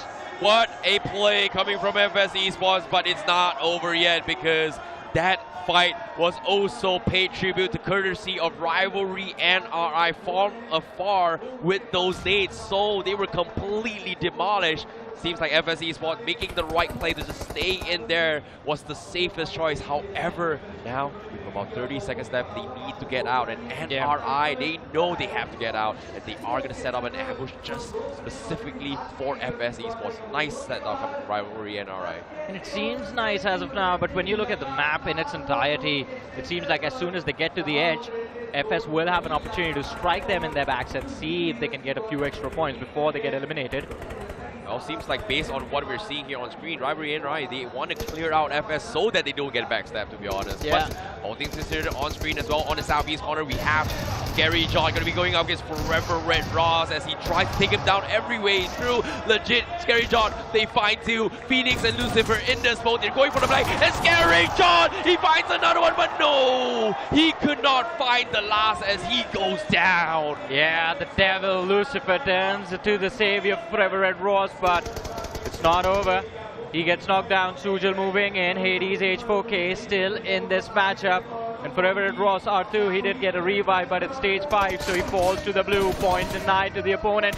Sujal, a lot of damage taken, almost finding the knock over there, Phoenix. Can't really do much. He's the last man. It's a desperate move coming in from Forever Red Ross. Runs up with the shotgun, finds the knock, looking to convert into the finish. An easy one for sure. And now it's a 1v1 against Drax. He can't save Lucifer over there. He has to make that last-ditch effort and find a safe haven for himself in the circle. Oh, he was panicking a little bit here as well, but on screen is what we do see Hero Extreme Godlike struggling to qualify in towards the next phase of the zone. Guess what? They're stuck out in open and they're getting picked apart. It's going to be Genesis, the tags team from afar to mess them up, and this is not looking good for Hero Extreme Godlike. They just do not have space at all. Yeah, man, it's very difficult to make those edge rotations work, especially when you're playing open zones. You know, people are going to have the line of fire for roughly around 150, 200 meters for sure. And Godlike do get punished for that late zone play, but let's see. That opens the door for Reckoning Esports, to be honest, to actually take the first position away again on the overall leaderboard. But OG against Rivalry NRI, an interesting formation coming in from the players of OG. The first nade a little bit short, the second one almost finds connection. This one is going to be the knock for sure, or maybe not, as Atanki falls back just a smidge, survives for a few extra seconds. Still in the hovercraft, that dank keeping them safe. OG, they are stuck in that dip, but Rivalry NRI, they need to be careful. If they overextend, they're going to fall into the line of fire of Versatile, but they do find the opener as two players hit the floor. Aru is going to be there to be the saving grace for the side of OG, but this is not an easy fight for sure. Oh my goodness, it's such a difficult reset here, but OG, because of this hovercraft, gives them a little bit more room to work with. But Rivalry NRI, here comes the swamp, the re-knock from Soham. Where was this there? Rivalry NRI yesterday? They're coming in. Hitman, he almost did it, but AKOB, he survives. He's going for the jukes in the hovercraft, but there's only so much he can do. Aru, the savior for Orangutan, is gonna try and clutch things out. Now another push comes through. Can he defend? He's holding on for his dear life. He's down to his last HP. He could not do so. Rivalry NRI will take him out instead. Man, that first knock in the buggy, just mad insane. He tried to slam head on, but Aru was like, where are you going, buddy? Saves his teammate just for an extra second.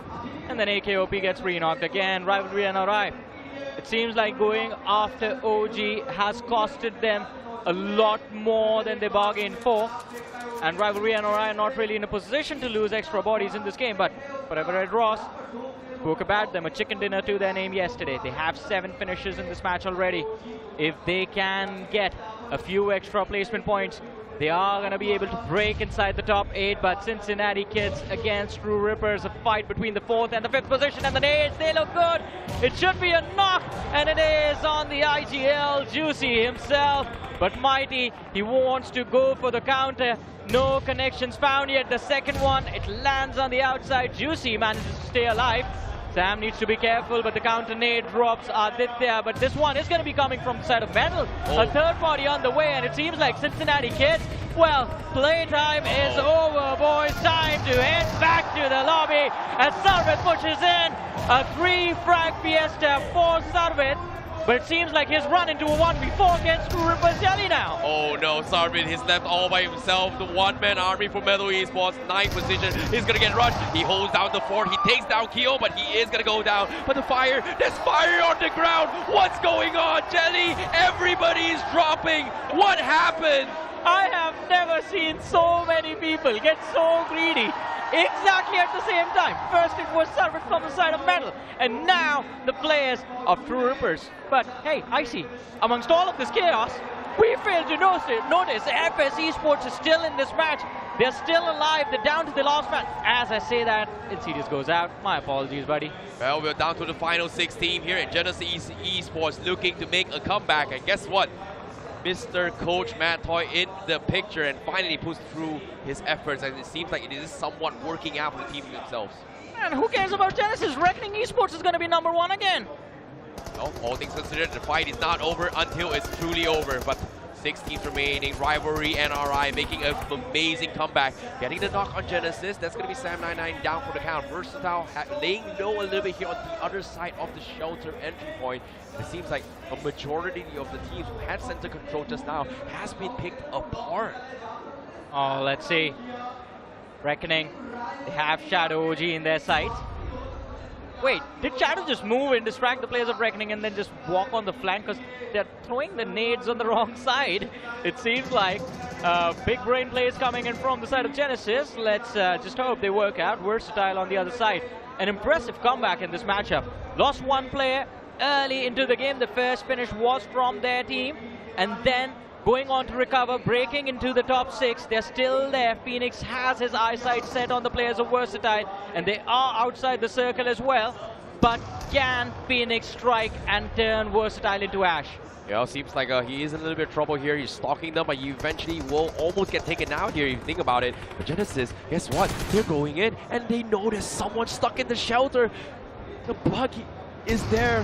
They stuck it down. They're all completely caught off guard. They cannot get out. Meanwhile, Versatile cleans out the people outside, and the rush comes through for S-Power, and they secure themselves 1 finish. And Versatile, I mean, in an impressive position to actually win the game now.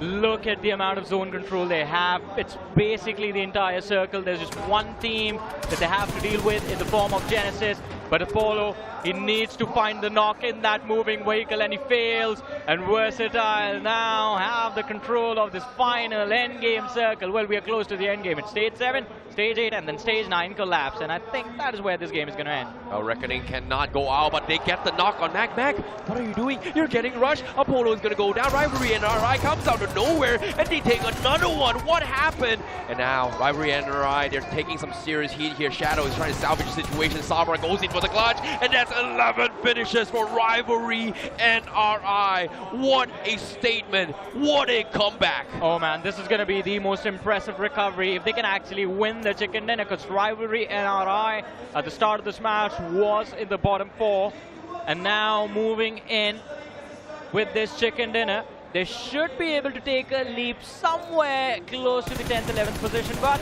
the backstab from Versatile is going to shatter those dreams, as the opening knock is going to be found by Versatile. And S-Power, you can see his fingers itch. You can see the confidence in the man on his face as well, and his teammates are going to back him up for sure.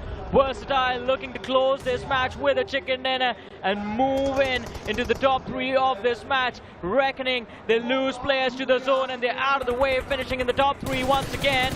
But it is down to the top 2 teams, a 3 versus 3. 1 man stuck in the corner. Espoir with a shotgun overextended, but he still survives. But now he has the info, and Aquanox re-knocks Hitman over there. The nade, if it finds contact, they will have an opportunity to secure the win. It is just 1 last player remaining from the side of Rivalry NRI, and it is going to be the last nade from S-Power. Will it catch his mark? No, it falls a bit short. Another one combined with a Molotov should get the job done. The artillery strike on the last man, and there it is. The versatility of Versatile helps them in initiating a comeback, win game 1, day number 2 of the realme BGIS 2025 Grand Finals. What a day of comebacks here in the Grand Finals for day number 2. A day of comebacks for the undergods, and it seems like Versatile was able to find momentum once more after they got in their super swap. Equinox coming into play was just a phenomenal choice here, and is kind of working out. Yeah. Despite going into this final zone with only 3 players to begin with, Raiden was taken out rather early. They made the recovery and stole the chicken dinner away from Rivalry NRI. You say going into the final zone with 3 players. I think they went into the game with 3 players, man. They lost the first pick of the game, went to Manya from Seoul.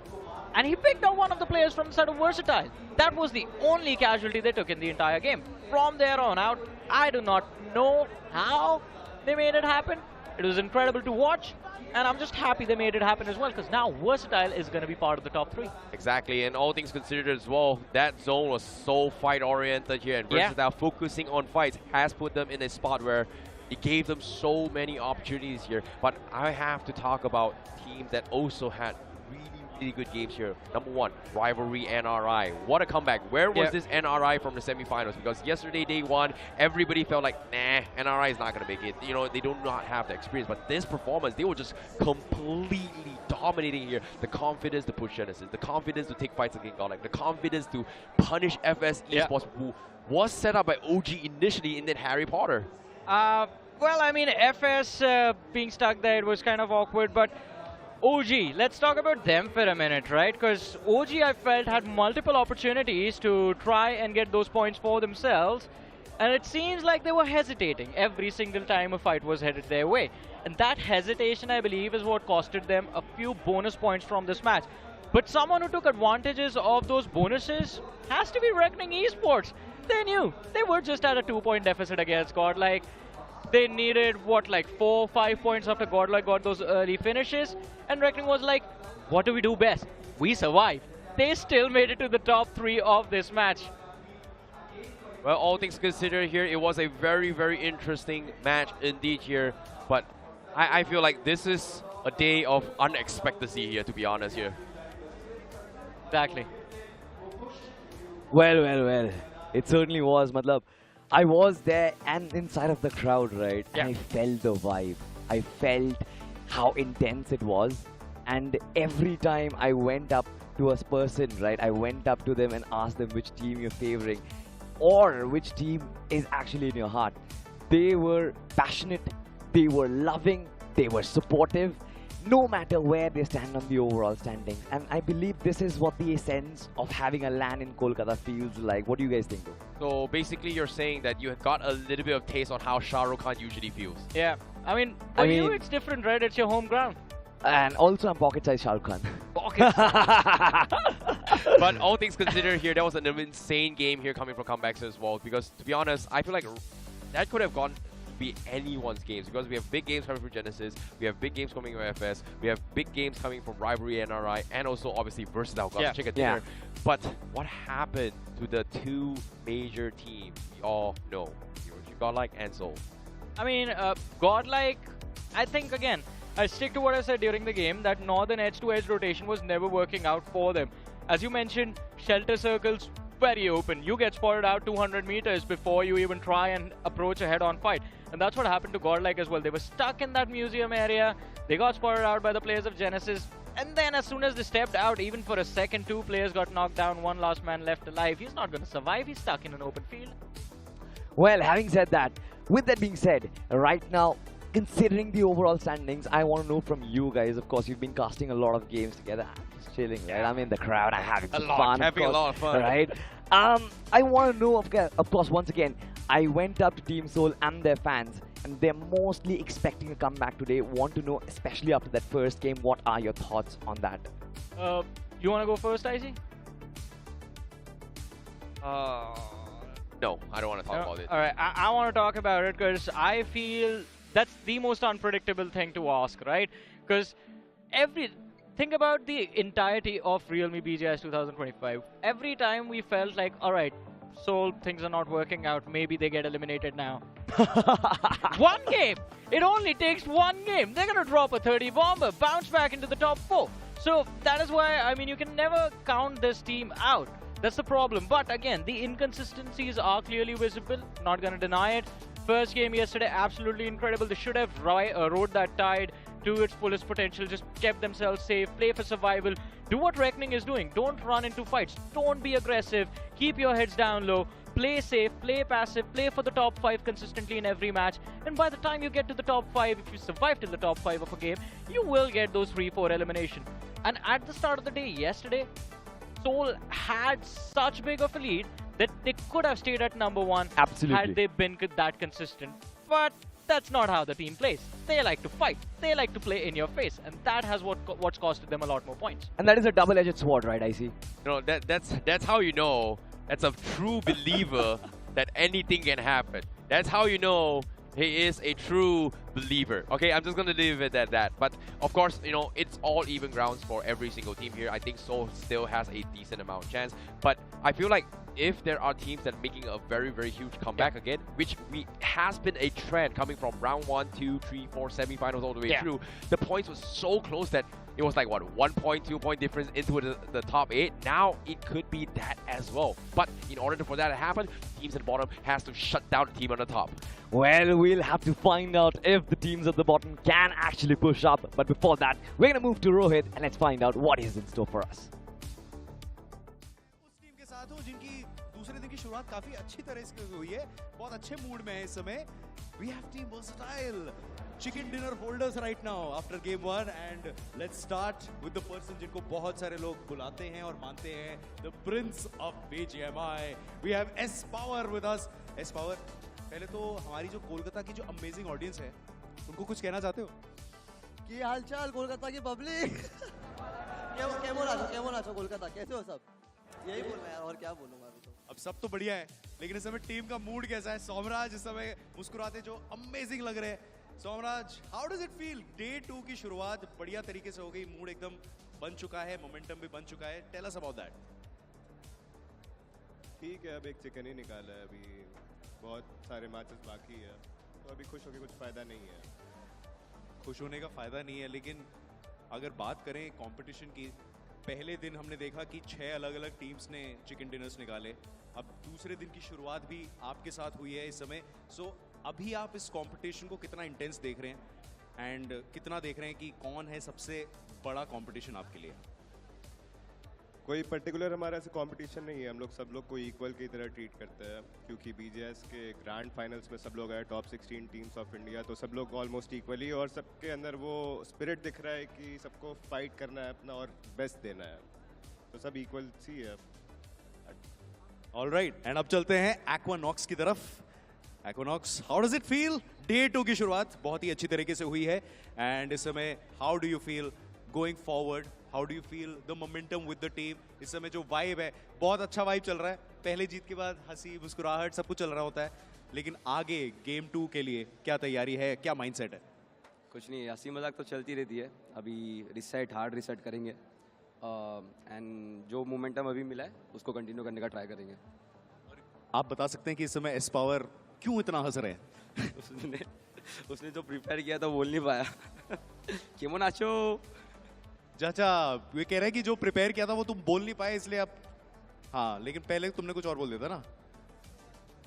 वो सॉम की line थी, मतलब वो चाहता था कि मैं बोलूँ उसकी तरफ से, तो सॉम की तरफ से था. उसका मतलब वैसा वो है बात करने का तरीका, मतलब पब्लिक क्या बोलती वगैरह, मतलब थोड़ा देखो इस समय मूड काफी अच्छा है वर्सेटाइल का, तो इस मूड को बरकरार रखते हैं, लेकिन आप अपने मूड को थोड़ा सा और बढ़ा लीजिए, क्योंकि मोर BGMI action is waiting on the other side, क्योंकि अभी ये सिर्फ पहला गेम है ऑफ डे 2.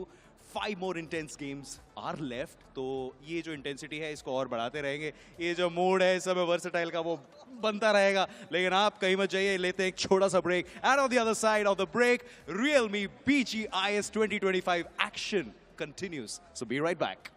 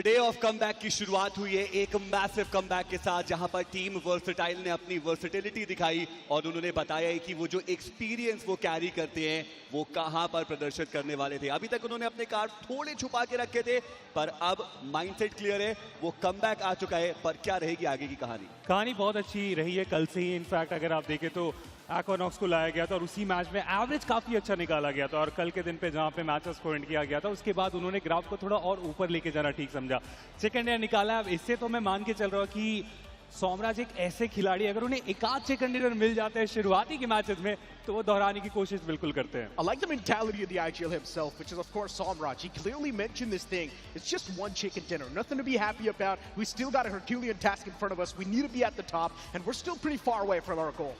जी हाँ, और देखना इंपॉर्टेंट रहेगा कि आगे के मैचेस में क्या वो सेम मोमेंटम को कैरी फॉरवर्ड कर पाएंगे या फिर नहीं कर पाएंगे।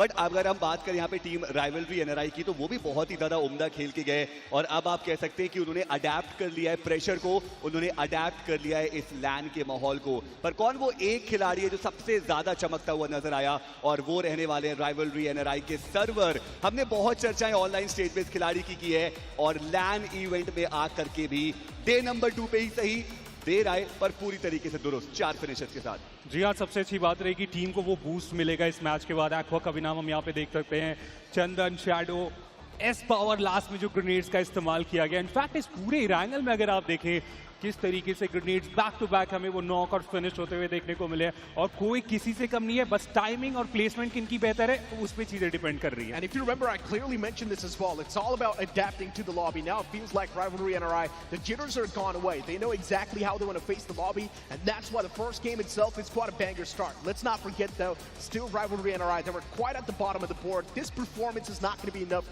to initiate that comeback. जी, और वो कमबैक आया भी तब जहां पर सबसे ज्यादा इंपॉर्टेंट था उनके लिए, और इरांगल जो उनका फेवरेट मैप है। बट अगर पॉइंट स्टैंडिंग्स की बात करें, ये 17 अंक बहुत ज्यादा आवश्यक थे राइवलरी एनआरआई के लिए। पर टीम जेनेसिस कल के दिन पे भी शुरुआत उन्होंने बहुत बेहतर की थी, हमने चर्चा भी की थी प्री गेम सेगमेंट में, और यहाँ पर भी उन चर्चाओं को सही साबित किया।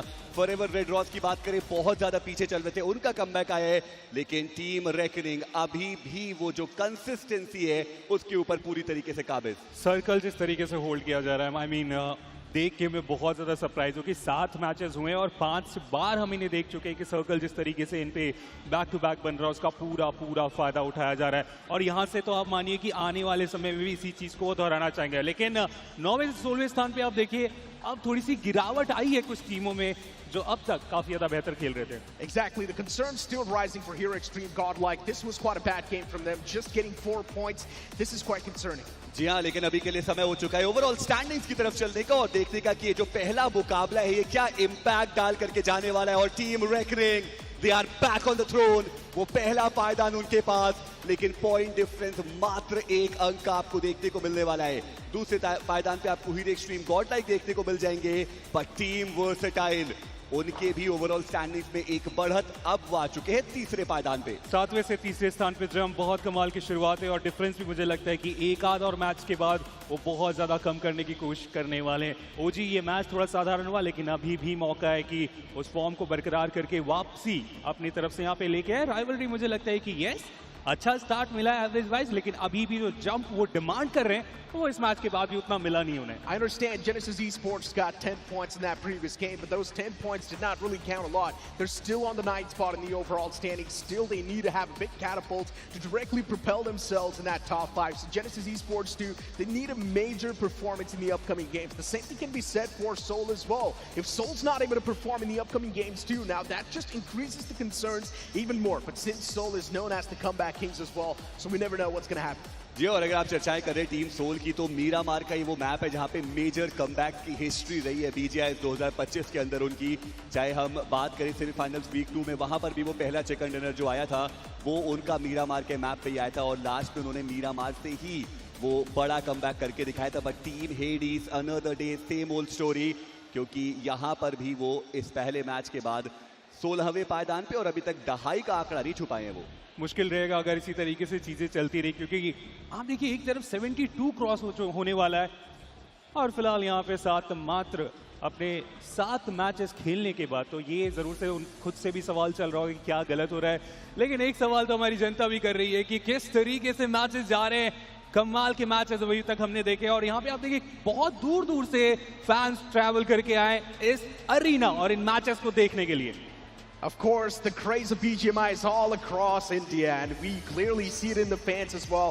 A lot of supporters for specifically Jonathan himself. We know, of course, the man was able to perform quite well, but this day's performance from Hero Extreme Godlike, at least on the game one, just getting 4 points, it's also compromised that lead they had in the overall standings. Now, Hero Extreme Godlike is currently sitting on that second spot. The upcoming game, it has to be an initiator. जी हाँ, और जो कि आप बात कर भी रहे हैं पोस्टर्स वो बहुत सारे हमें देखने को मिल रहे हैं और जो कि हम चर्चाएं करते हैं कि BGMI वो सिर्फ एक गेम नहीं, वो हार्ट बीट है भारत की. अलग अलग जगहों से लोग आए हैं इस पूरे फेस्टिवल को एंजॉय करने के लिए और आप वो एनर्जी तो देखिए पूरे गेम में हर एक नॉक, हर एक फिनिश पे ये चीयर करने के लिए रेडी रहते हैं, अप्रिशिएट करने के लिए रेडी रहते हैं उस बेहतरीन गेम प्ले को. टीम सोल के सपोर्टर्स भी यहाँ पर देखने को मिलते हुए हमने हीरो एक्सट्रीम गॉडलाइक की बात करी, टीम वर्सेटाइल, टीम एक्सपार्क, उनके भी यहाँ पे काफी सारे फैंस हमें देखने को मिल रहे हैं. लेकिन अगर हम चर्चाएं करें अब इस पहले मैच की, क्या इम्पैक्ट आपको लगता है कि मेजरली पड़ने वाला है? बहुत सारे कमबैक्स आए हैं, माइंडसेट में बदलाव हो सकता है, इट माइट बी पॉसिबल कि अब वो एक मुकाबला जो आपके प्रेशर को हटाने के लिए चाहिए था वो मिल चुका है, यहाँ से मार्जिन ऑफ एरर 0 रहेगा. जी हाँ, इसमें सहमत रहूंगा क्योंकि अब मैचेस मुझे लगता है कि एक एक करके वो मुश्किलें बढ़ाने वाले हैं. जितना काम आप अपने कम करोगे एक मैचेस में उतना ज़्यादा काम आपको आने वाले मैप में करने की जरूरत पड़ने वाली. काफ़ी सारी टीम्स रही जो कि 2, 3, 4 केवल पॉइंट्स निकाल के गए. हाँ, एवरेज वाइज देखिए तो एक लिहाज से ठीक है, 0 एटलीस्ट वहाँ पे नहीं आ रहे, लेकिन वो बड़े पॉइंट्स आपको चाहिए होंगे तभी आने वाले मैच में आप थोड़ा कंफर्टेबल होकर रोटेशन कर पाओगे, होल्ड बना पाओगे. क्योंकि जैसा हमने अभी बात ही कर रहे थे, थर्ड पार्टीज बहुत ज़्यादा हमें देखने को मिल रही है. डिपेंड कर रहा है कि पहली 2 टीम कौन फाइट करेगी और ये तीसरी टीम बस इंतजार करती है कि जैसे ही मौका मिलेगा उस आखिरी टीम के ऊपर अटैक करेंगे और मैच से बाहर करेंगे और इससे खास करके बचने की जरूरत है. Personally, in my opinion, now all the other teams on the latter half of the board, they just need to make sure that the teams in the top 8 do not get any sort of chicken dinners. Because if they do, it's just going to increase the cutoff even more. That's going to be the main problem, right? At the end of the day, you need to be at the top, I understand. But still, reaching inside of the top 8, if you're someone who's not in there, it just gets even tougher. If even any of the teams in the top 3, they consistently have good performances. जी हाँ, और अगर आप consistency की बात करें तो फिर वहां पे रेकनिंग एक नाम आता है जिन्होंने सच में सबको प्रभावित किया है. हर एक मैच में आप देखिए, कल का वो आखिरी मुकाबला था जहां पे थोड़ा वो लड़खड़ाए जरूर और वही वो मुकाबला था जो उनको कॉस्ट करके गया उनका पहला पायदान. लेकिन आज के दिन की शुरुआत उन्होंने की और जो स्ट्रैटेजी आपने जिसका डिस्कशन किया भी था नेक्रो कि आप थोड़ा प्लेसमेंट ओरिएंटेड खेलिए, जब फाइट हो वो तो बाय प्रोडक्ट होता है, फिनिशेस बाय प्रोडक्ट होता है, वो आपके पास जाता है और एक एवरेज आप 7 से 8 पॉइंट्स का ही बना के चले. रेकनिंग बिल्कुल उसी राह पर है. बहुत बेहतर है. अगर टीम की बात कर रहे हैं तो प्लेयर भी उनमें से एक हमें देखने को मिल रहे हैं, हालांकि वो दूसरी टीम के खिलाड़ी है एसपावर. कल उन्होंने 12 फिनिशर निकाले और इस पहले ही मुकाबले में आप देखें तो वो 4 फिनिशर निकाल के जा चुके हैं और जो उनसे आगे चल रहे थे वो उतने ज्यादा फिनिशर निकाल के गए नहीं है. तो रेस वहां भी चल रही है, ओवरऑल स्टैंडिंग में भी चल रही है और इसमें तो इतना श्योर है कि एक खराब मैच आपसे बहुत कोई आगे निकलने के लिए तैयार खड़े हैं. It still feels like S-Power isn't exactly in his element. We know when the man's feeling himself, he single-handedly can also carry his team. But yeah, still, VXD started things off in a great manner, but we already know they're currently inside of the top 3. Still, they've got a Herculean task if they want to move up forward on the first spot. VXD needs another banger of a performance. And we all know, here Extreme Godlike, first game slipped out. Now the upcoming game, they're going to give it all they've got to try and make sure they maintain that lead and take the first spot away from Reckoning Esports. जी, और हमने चर्चा की भी है कि वहां पे मात्र 1 पॉइंट का डिफरेंस है, पर वो 1 पॉइंट भी कई बार बहुत ज्यादा आपको कॉस्ट करके जा सकता है. लेकिन हम जब कमबैक्स की बात कर रहे हैं, राइवलरी एनआरआई, वो 2 खिलाड़ी जिनकी हमने बात की, सर्वर और चंदन, जब तक ये खिलाड़ी चल रहे हैं तब तक राइवलरी की जो गाड़ी है वो ओवरऑल स्टैंडिंग्स पे ऊपर की तरफ जाएगी.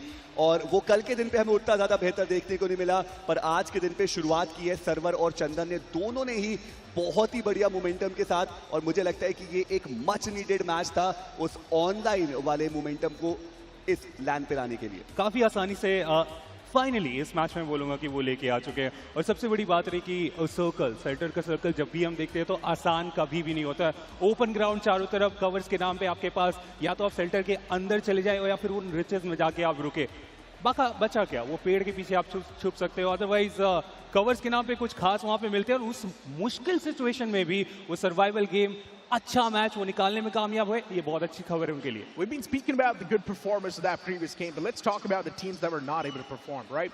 OG is one of them, and we know we've got heavy expectations from a team like OG because they possess a lot of firepower. We know what the caliber of the players hold, but still that caliber was not replicated in the game one itself, and we all know on the map of Miramar, OG actually is in their own element. So in my opinion, now moving on forward towards Miramar, even OG can directly propel themselves in the top 3. और अब तो need of the our भी वो बन चुका है, क्योंकि अब धीरे धीरे हम देख रहे हैं कि दो टीम्स बहुत ज़्यादा आगे चल रही है और बाकी की टीम्स को अब मैचअप करना पड़ेगा, और मैचअप करने के लिए आपको और भी ज़्यादा अग्रेशन और मे बी और भी ज़्यादा पॉइंट्स निकालने पड़ेंगे, या फिर आप इंतजार कीजिए कि टॉप 2 टीम्स के जो मैचेस है वो थोड़े से लेफ्ट राइट जाए. पर इन सब के बीच में एक टीम है जो बहुत ही ना स्लोली और स्टेडली चलती है, पर क्या वो रेस विन कर पाएगी या फिर नहीं. और मैं बात कर रहा हूँ जेली द्वारा लेड टीम ट्रू रिपर्स की, क्योंकि आप देखिए हर एक मैच में कंसिस्टेंट वही है और वो पुरानी OR वाइज देते हुए नजर आते हैं कि धीरे धीरे धीरे धीरे चढ़ जाते हैं वो लैडर पे. मैं तो बस सोच रहा हूँ कि क्या बिना चिकन डिनर के भी वो ट्रॉफी लेके जा सकते हैं, क्योंकि सेम कुछ मंजर हमने देखा था. डेस्ट्रो यहाँ पे मौजूद है, वो भी सोच रहे हैं क्या ये हमारी स्ट्रैटेजी को फॉलो करने वाले हैं, क्या बिना चिकन डिनर निकाले ही वो ट्रॉफी लेके जाने वाले. क्योंकि जैसा आपने बताया कल भी जेली, खास करके अगर आप देखें बाकी प्लेयर्स भी परफॉर्म कर रहे हैं जो कि बहुत अच्छी खबर है, बट जेली चल रहे. कल उन्होंने हमने देखा भी वो MVP बन के गए थे, 7 टोटल फिनिशर निकाले थे. और आज के दिन पे भी इस मैच में जब हमने देखा उनके एंड से हमें वो सर्वाइवल गेम बहुत कमाल का देखने को मिल रहा है. ग्रेनेड्स की प्लेसमेंट उनकी तरफ से बहुत कमाल की देखने को मिल रही है. जब IGL चलता है तो बाकी 3 प्लेयर्स भी उनका साथ देने के लिए आते हैं, और मुझे लगता है कि साथ उन्हें बहुत अच्छे तरीके से आने वाले मैचेस में मिल जाएगा. I mentioned this a while ago as well. Jelly and the boys, they're one of those players that do not really like to bring in those flashy tactics on the board, right? They are quite disciplined. They know exactly what they're doing inside of the game. And as you mentioned as well, slipping under the radar, it's really tough to spot. True Rippers, Jelly just move up slowly and steadily in the overall standings, but they're also quite a big threat for the teams that are currently sitting at the first spot. Now, in my opinion, True Rippers, Jelly to secure chicken dinner might just be tough, because looking at the amount of third parties we're seeing, it will be really tough to get a chicken dinner. But if they keep on moving up with that same average, man, we might just see them crack on the first spot soon. जी हाँ, और बहुत बड़े मुकाबले वो उतने ज़्यादा नहीं निकाल रहे, बट स्टिल वो कंसिस्टेंटली आगे बढ़ते हुए नजर आ रहे हैं. जो पहला मैच था वो भी उनके लिए काफ़ी डिसेंट गया, और अब ऐसे ही वो आगे बढ़ने की कोशिश करेंगे. बट ऐसे में अब अगला मुकाबला रहने वाला है मीरामार का. इरांगल से हमने एक्सपेक्ट किया था कि बहुत सारे कमबैक्स हमें देखने को मिलेंगे. अगर आप राइवलरी की बात करें, उन्होंने बहुत बढ़िया खेल के गए. फॉरएवर बहुत बढ़िया खेल करके गए. मल्टीपल टीम्स थी जिन्होंने बढ़िया खेला. VXT वो एक बड़ा कमबैक करके गए. लेकिन अब मैच नंबर 2 से क्या एक्सपेक्टेशन है आप दोनों की? थोड़ा हैवी फाइट, अगर इन शॉर्ट में बताऊं तो चौथे स्टेज से पहले ही हमें काफ़ी ज़्यादा फाइट्स देखने को मिल सकती है, क्योंकि सब ओवरऑल स्टैंडिंग को देख रहे होंगे. सबको पता होगा कि हाँ कुछ टीम हमसे बहुत आगे निकल रही है, तो थोड़ा वो ज़रूर एग्रेशन वो अपने एंड से इस मैच में लेके आने की कोशिश करेंगे. लेकिन ड्रॉप क्लैश क्या इस मिरामार में होगा, तो वो देखने के लिए मैं excited. That's a big question that you asked. Soon enough, Miramar's going to be booting up on the screens. I hope everyone's ready who's currently in the audience. Is it going to be OG who secures the deal and gets that chicken dinner, or will it be Hero Extreme Godlike, or maybe Soul to snatch it away? पर ऐसे में अगर हम चर्चाएं करें team versatile की, सोमराज उनको भी पसंद है मीरामार का मुकाबला, और वहां पर वो बहुत ही ज्यादा बढ़िया खेलते हुए नजर आते हैं. और साथ ही साथ टीम राइवलरी NRI की भी बात करें, सैनहॉक उनका कंपैरेटिवली आप कह सकते हैं कि एक वीकर सूट रहता है, इरांगल स्ट्रॉन्गर सूट, बट मीरामार वो मोमेंटम को कैरी फॉरवर्ड करने के लिए हमेशा इंपॉर्टेंट रहता है उनके लिए. देखिए इनिशियल राउंड के लिए अगर आप देखें तो चीजें बहुत ज्यादा सही है, लेकिन अब जब यहाँ पे आ चुके हैं 18 मैचेस आपके सामने, वो ट्रॉफी आपके सामने, अब तो आपको सारे मैप्स में बेहतर करने की जरूरत पड़ने वाली है. मिरामार स्ट्रॉन्ग है, 2 मिरामार है, लेकिन 2 इरांगल भी है और 2 सैनहॉक भी आपका इंतजार कर रहा है. जी हाँ, बहुत ही ज्यादा अहम मुकाबला आज के दिन का दूसरा, और ये पहला मीरामार का मैप रहने वाला है. बहुत कुछ स्टेक पे लगा है, और इस मुकाबले में चिकन डिनर सच में रेगिस्तान में जाकर के एक कुएं खोदने जैसा है. अब देखना इंपॉर्टेंट है कि इस असंभव से संभव को कौन ढूंढेगा और कौन निकालेगा वो winner chicken dinner.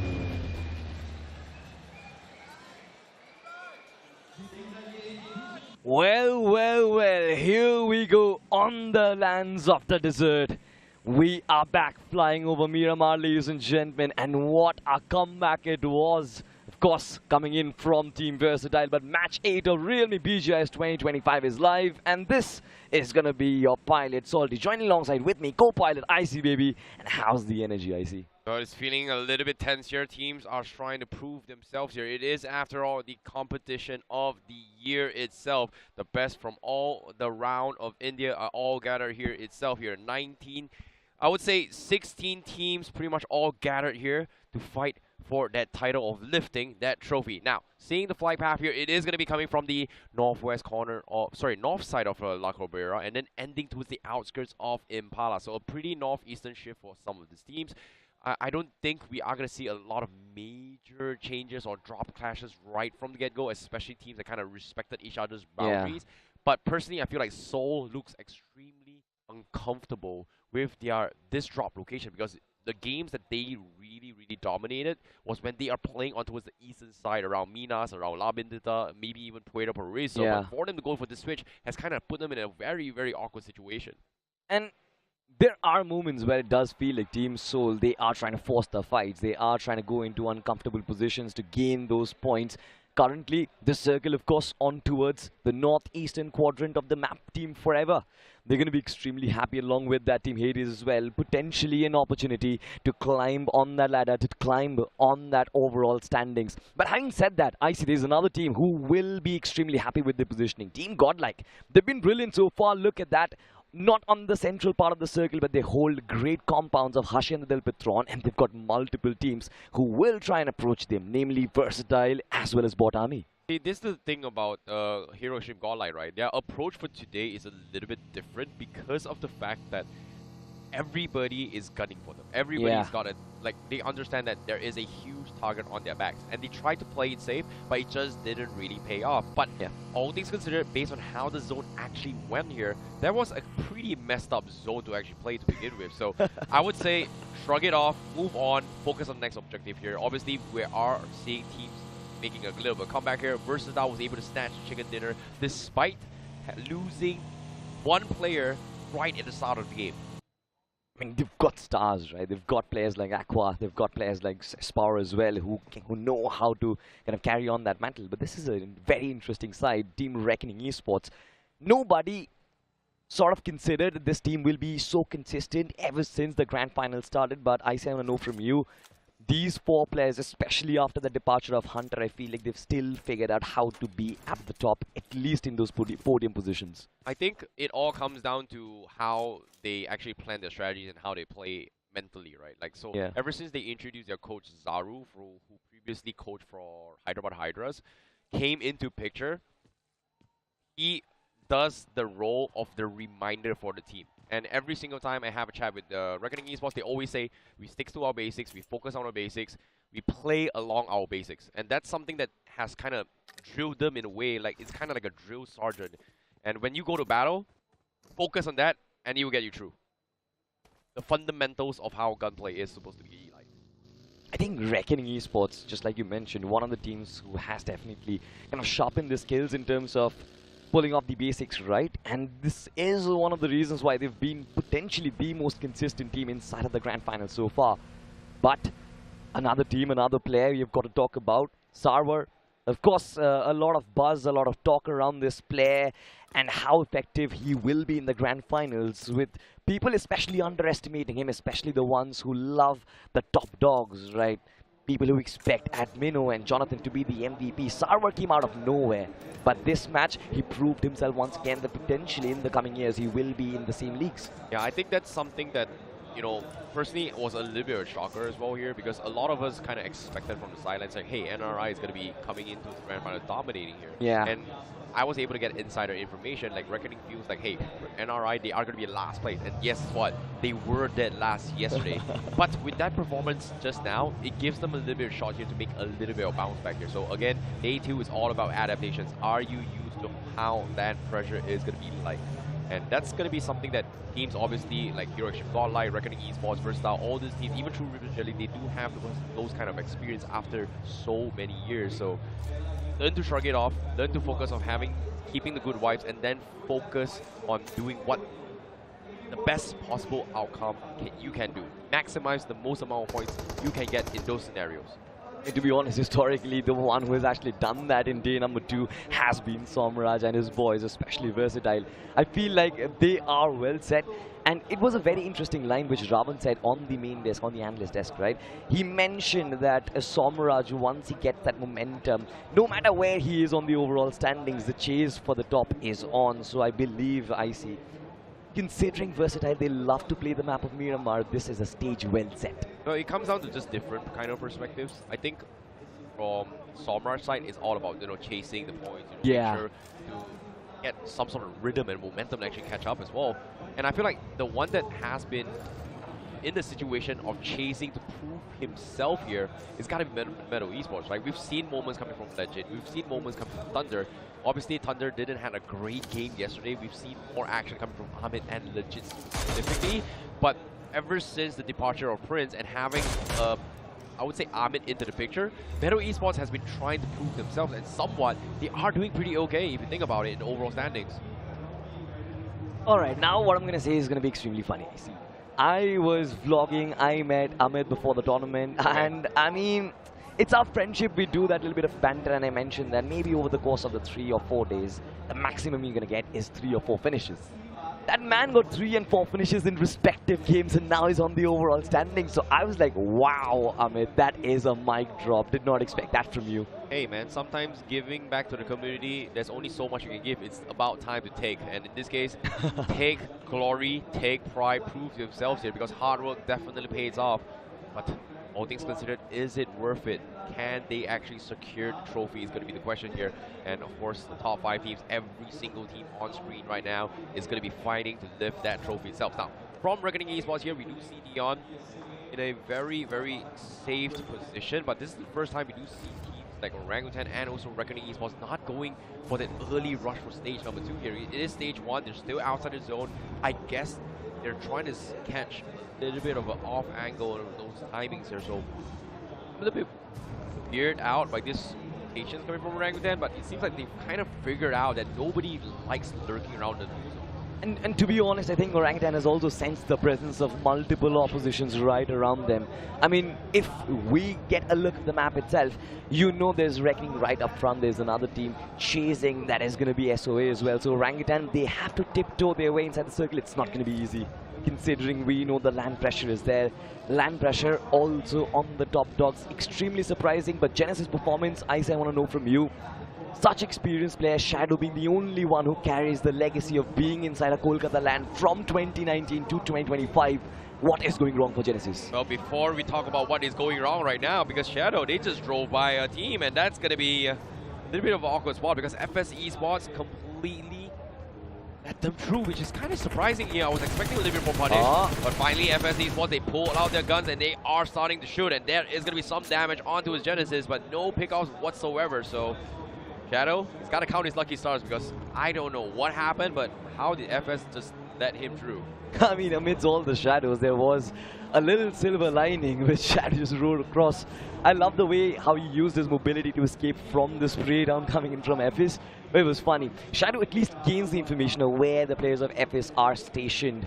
It's mostly been migration season inside of Miramar so far, ladies and gentlemen. Every team trying to scramble for those positions. And I see on these northeastern circles, we know as a matter of fact, you get those compounds. And now it's a hunt for those compounds. It all comes down to who is going to be quick all the way into the zone itself, right? It all comes down to hesitation. It all comes down to positioning. And so far, for Genesis, they are prioritizing on those stage 2 circles. It makes a lot of sense as well. It is the hard shift, but all things considered, stage 2 is going to be closing in very, very quickly, completely in 2 minutes time. A lot of teams are already trying to circle around the Hacienda del Patron's vicinity, trying to find those warehouses. They are trying to find the water treatment corners here to actually ditch center control.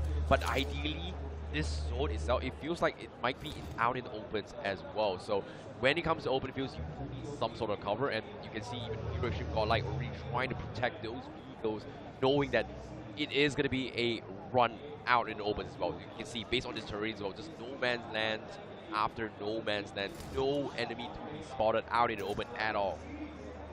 I'm actually very surprised that inside of the stage 2 so far, we still just have a 1 elimination, and that did come in from the side of Metal Esports. And as soon as I say that, THW, one of their players, is going to take the fall. AKOP, the land beast, potentially marks his arrival. Orangutan, they find their pick, but it seems like 2 teams, they are rotating extremely close by. Oh boy, have to make a run for it as well. Orangutan, they're stalking them. they're waiting for an opportunity to actually strike there as well. Like, they're using THW as a stalking horse in front, and if they meet contact, they are going to stop at third party. And this is so dirty of Orangutan, and they're getting away with it here. THW, they're just not retaliating at all or backing off. But look at this, as soon as they stop, damage has been dropped. I think he's going to be doing a little bit chip damage on those windows here, trying to deny mobility. But I guess this is how much they can do. Now the Orangutan, they are on the edge. If they can't commit, just stalk, find some space, push their way through. The moment they give control, take control. And look at this, right? THW Orangutan already locked in this duel. There is another team who is also closing in. And now that kind of does erase the tension as SOA proceed. AKOP still again taking a couple of pot shots, just shooing away THWX non-X players. And I believe now the rotations will come through. THW will be forced to move inside the circle. Now we do have the third phase. I see Godlike still at the dead center. Seems like this is the story written in the stars for them. Well, it might be the case as well. Can they hold down the fort? It's going to be the question here as well, because they are given zone. Metal Esports also part of the zone. True Rippers, Jelly, Genesis, all of these 3-4 teams do have some sort of zone control to the south side.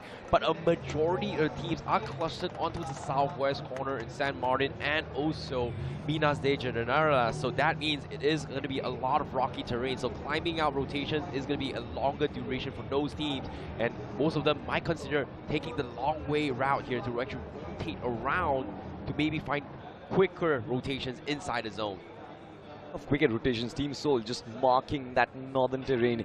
They have it completely under their control. They've always done that. Mania loves to take those northern angles. And this also not only gives them map control, but kind of gives them the terrain and the topography to play with. Lovely high ground advantage. But so far, I like the fact that Team Soul is laying low, isn't it, IC? I mean, every single time they try to force the fight, it seems like one of the other players, they do take the fall, right? I think it just comes down to the nature of the competition, right? The stage of the competition right now is that everybody is still on their A game.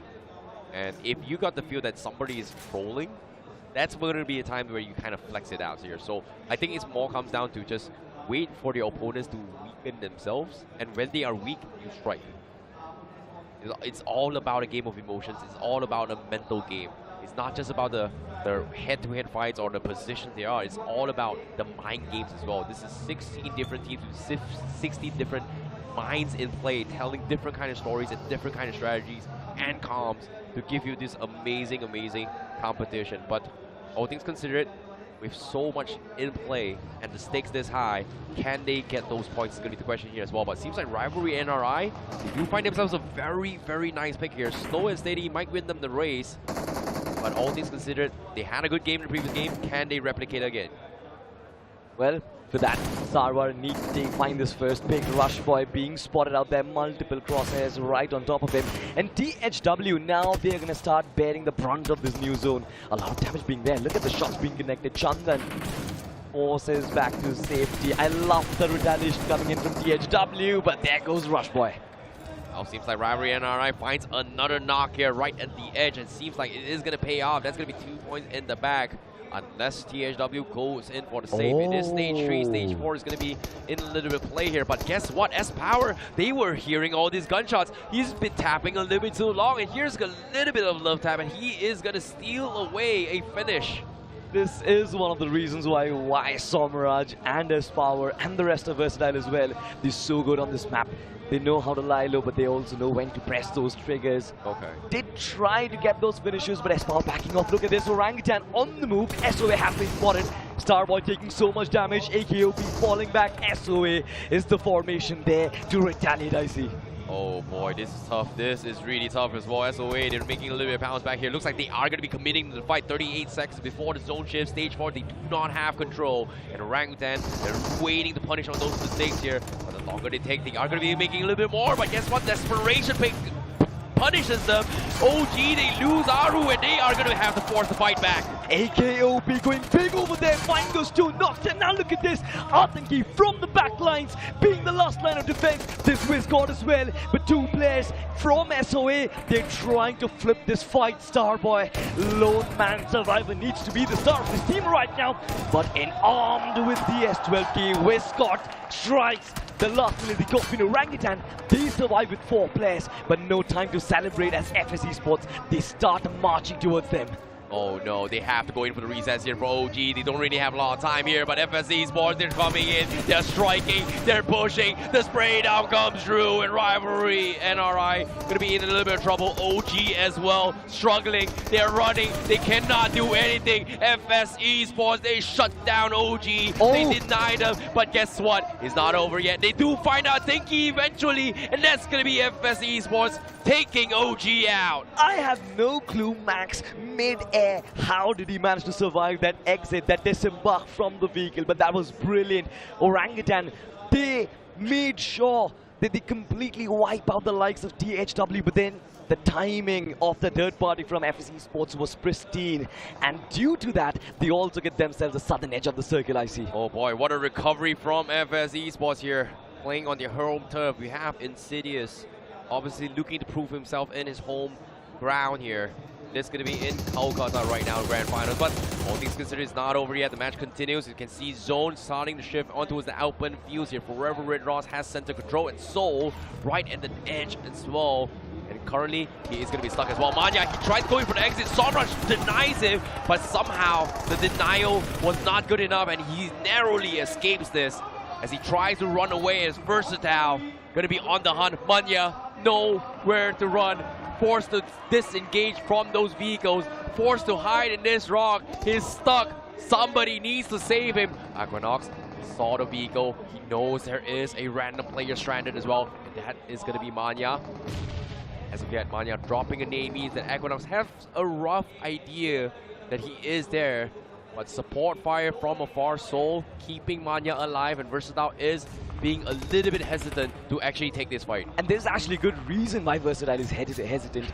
You saw the shots coming in from Medley Esports, you saw the shots coming in from Amit as well, right? Majority of them were brilliant, but now look, this Team Soul, brilliant on the counter as a couple of these players fall. Aquanox and Somraj being ever so brilliant in the last game now are struggling to keep Soul in their tracks as a nade did sail in. Knuckle on that left-hand flank is going to find his power. Shots from him being absolutely brilliant. Finds a connection. VXT, they are making their presence felt, but can IQ Soul still hold their position?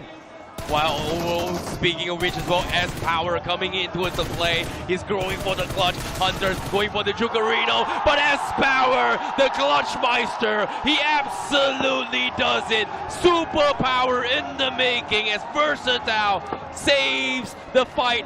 Superpower, S-Power, S-Power, the savior. And look at the way the storyline flips, right? This was S-Power and his home team a couple of years back, and now he delivers the final blow, especially after Aquanox and Somraj fell. I believe it was S-Power and his true clutch potential which saves the day for Versatile yet again. But two-man surviving, I see. What are the chances of pulling a back-to-back chicken? This is going to be a tough one here, but it's not impossible here. Mellow Esports in a little bit of awkward situation.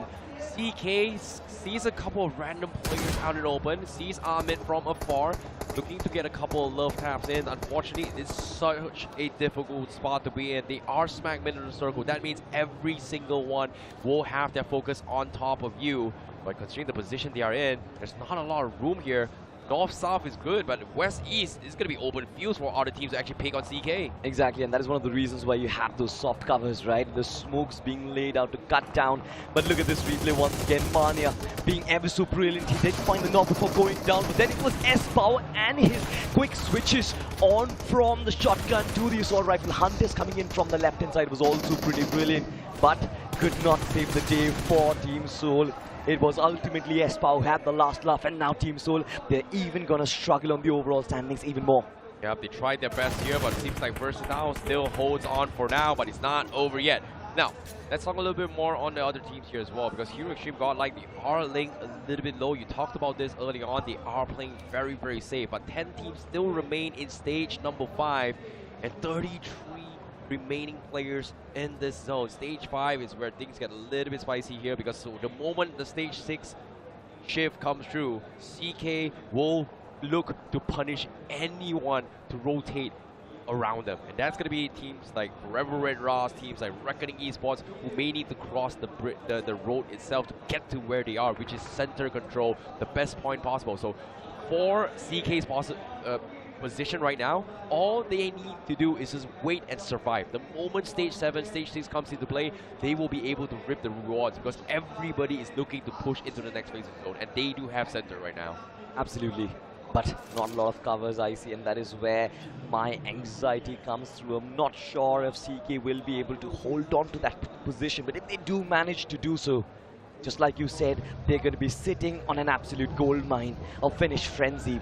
But speaking of gold mine, ladies and gentlemen, we have Team Godlike in front of us, right from the edge of the circle, and I like what they're doing at the top of the leaderboard, lying low. But artillery is exchanged, Genesis and Reckoning amidst the battle. A comeback coming from Genesis as well. They make their mark, but Reckoning is not making it easy for them as well, because seems like Reckoning, they're taking some serious heavy fire. Genesis is putting so much pressure on them, and the nade from Gravity seems to be able to slow down this assault coming from Genesis as they need to make the push. Kyoya lying in the smoke, he does have an off angle, he wants to get those confirmation, and Genesis is doing what they can to spray, random spray through the smoke, but the Molotov won't connect, and that's going to be Genesis having 2 down in the ground. And now reinforcement comes through as well as Reckoning Esports. They are breaking the doors open. Genesis are going to take the fall as Shadow also bites the dust. One player still surviving, but that is not going to be enough. Sam999, the match kill guy, the man who carried Genesis Esports from the semi-finals to the grand finals. Can he save the day yet again?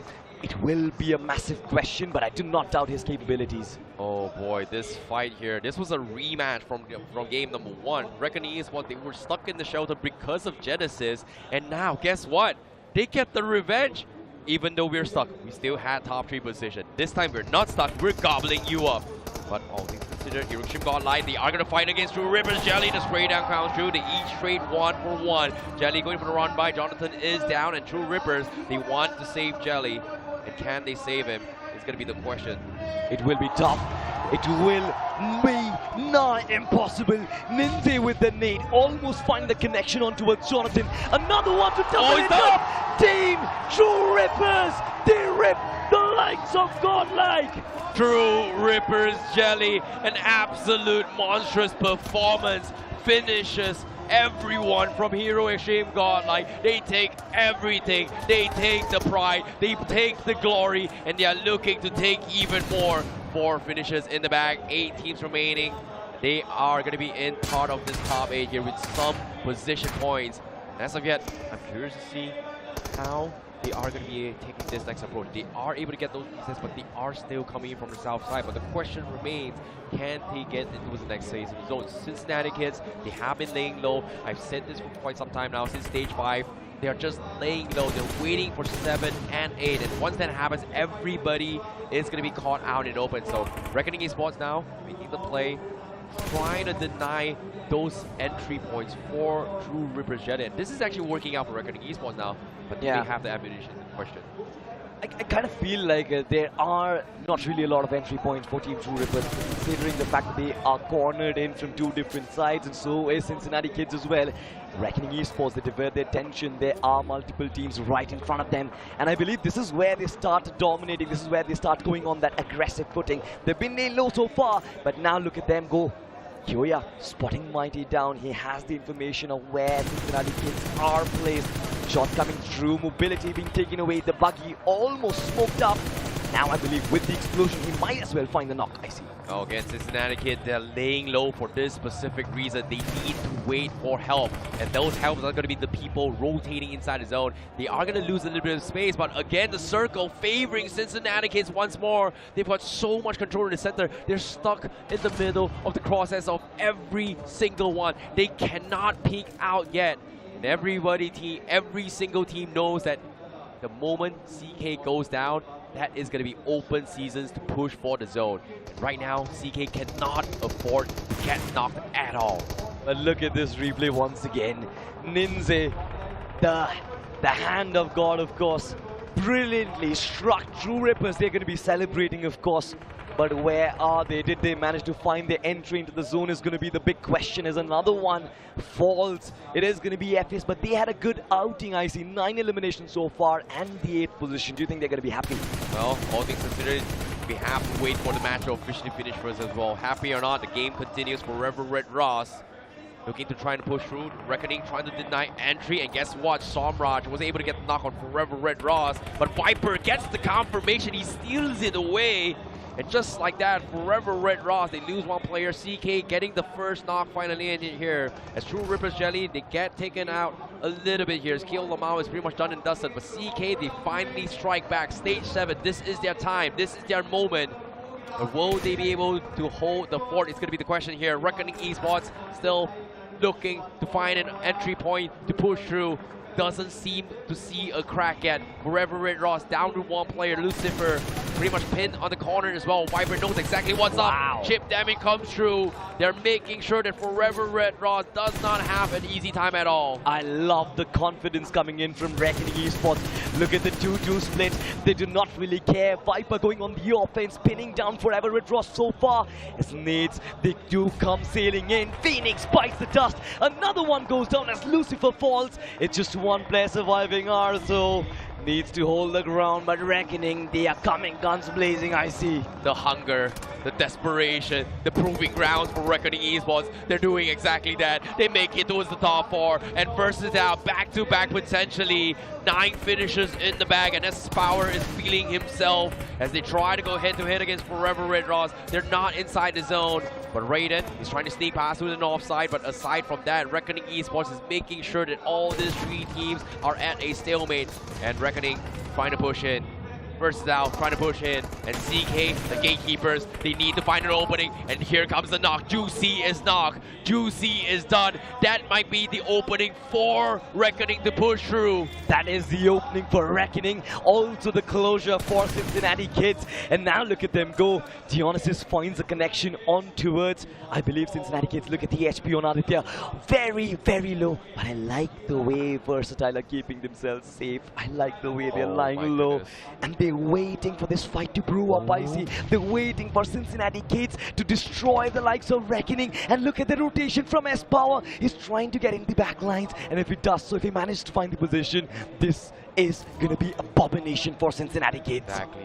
Well, it's all about those timings, those off angles. CK, they've been laying low for a little bit while here. S-Power, not through. He's flogged. Does he go for it? Here comes the spray down. CK loses 1. No trade. The backstab works. 10 finishes for Versatile. And CK, they're holding on. They're not picking. They're hoping that Reckoning is going to help them. But guess what? Reckoning is just laying absolutely quiet. No major gunfight, no peeking. Versatile, they're focusing on rotating in. Same can be said for Reckoning Esports, while CK, they've lost all control. But at least with that knock on towards Flock, CK knows that Versatile are trying to chase in. Somraj is there, needs to be revived. A little bit of a retaliation on towards S-Power, but he himself is cooking his own nade. We land right on the money, but the deviation and the smoke kinda doing the trick for S-Power. Still not finding the right position, I see. Boy, CK, they're too afraid to pick out, and because of this, they're just giving away so much space. Just like that, Reckoning and also Versatile is able to close the gap. But guess what? Versatile, they're backing off CK, knowing for a fact that Reckoning will take away their space if they come into this fight. So they're sending Somrush from the flank to try and stop Reckoning, to potentially sneak by and then catch them off guard. So it is going to be a game of who jumps the gun first. So Reckoning, they have a wide split, trying to keep everyone in check. But whoever gets knocked first, they are going to be the first to get taken out. You know, Kyoya in the front lines, I see. I think this man will be of prime importance. But look at that in the back lines. It is Versatile already in position. And this is what I was talking about. S-Power gaining all the attention. Somraj and Raid in the back lines doing all the heavy lifting. Oh no, Gravity, he needs going for the reset as well. They need back up. But guess what, Reckoning, they're going to make it a play as well, because Versatile, they're making a play on Gravity. They might as well dive onto a CK. Adiya, last man standing from side Cincinnati Kid. But they stop Reckoning Esports. They finally go down. Versatile picks up Cincinnati Kids. Now it's a battle for Reckoning and Versatile. Top 1, round 2. Who's gonna get the chicken? The spray from S-Power!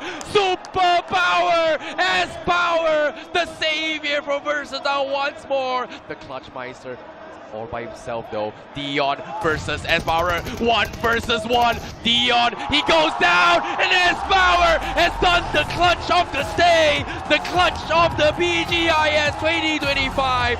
What a recovery for Versatile. What a comeback on towards the grand stage.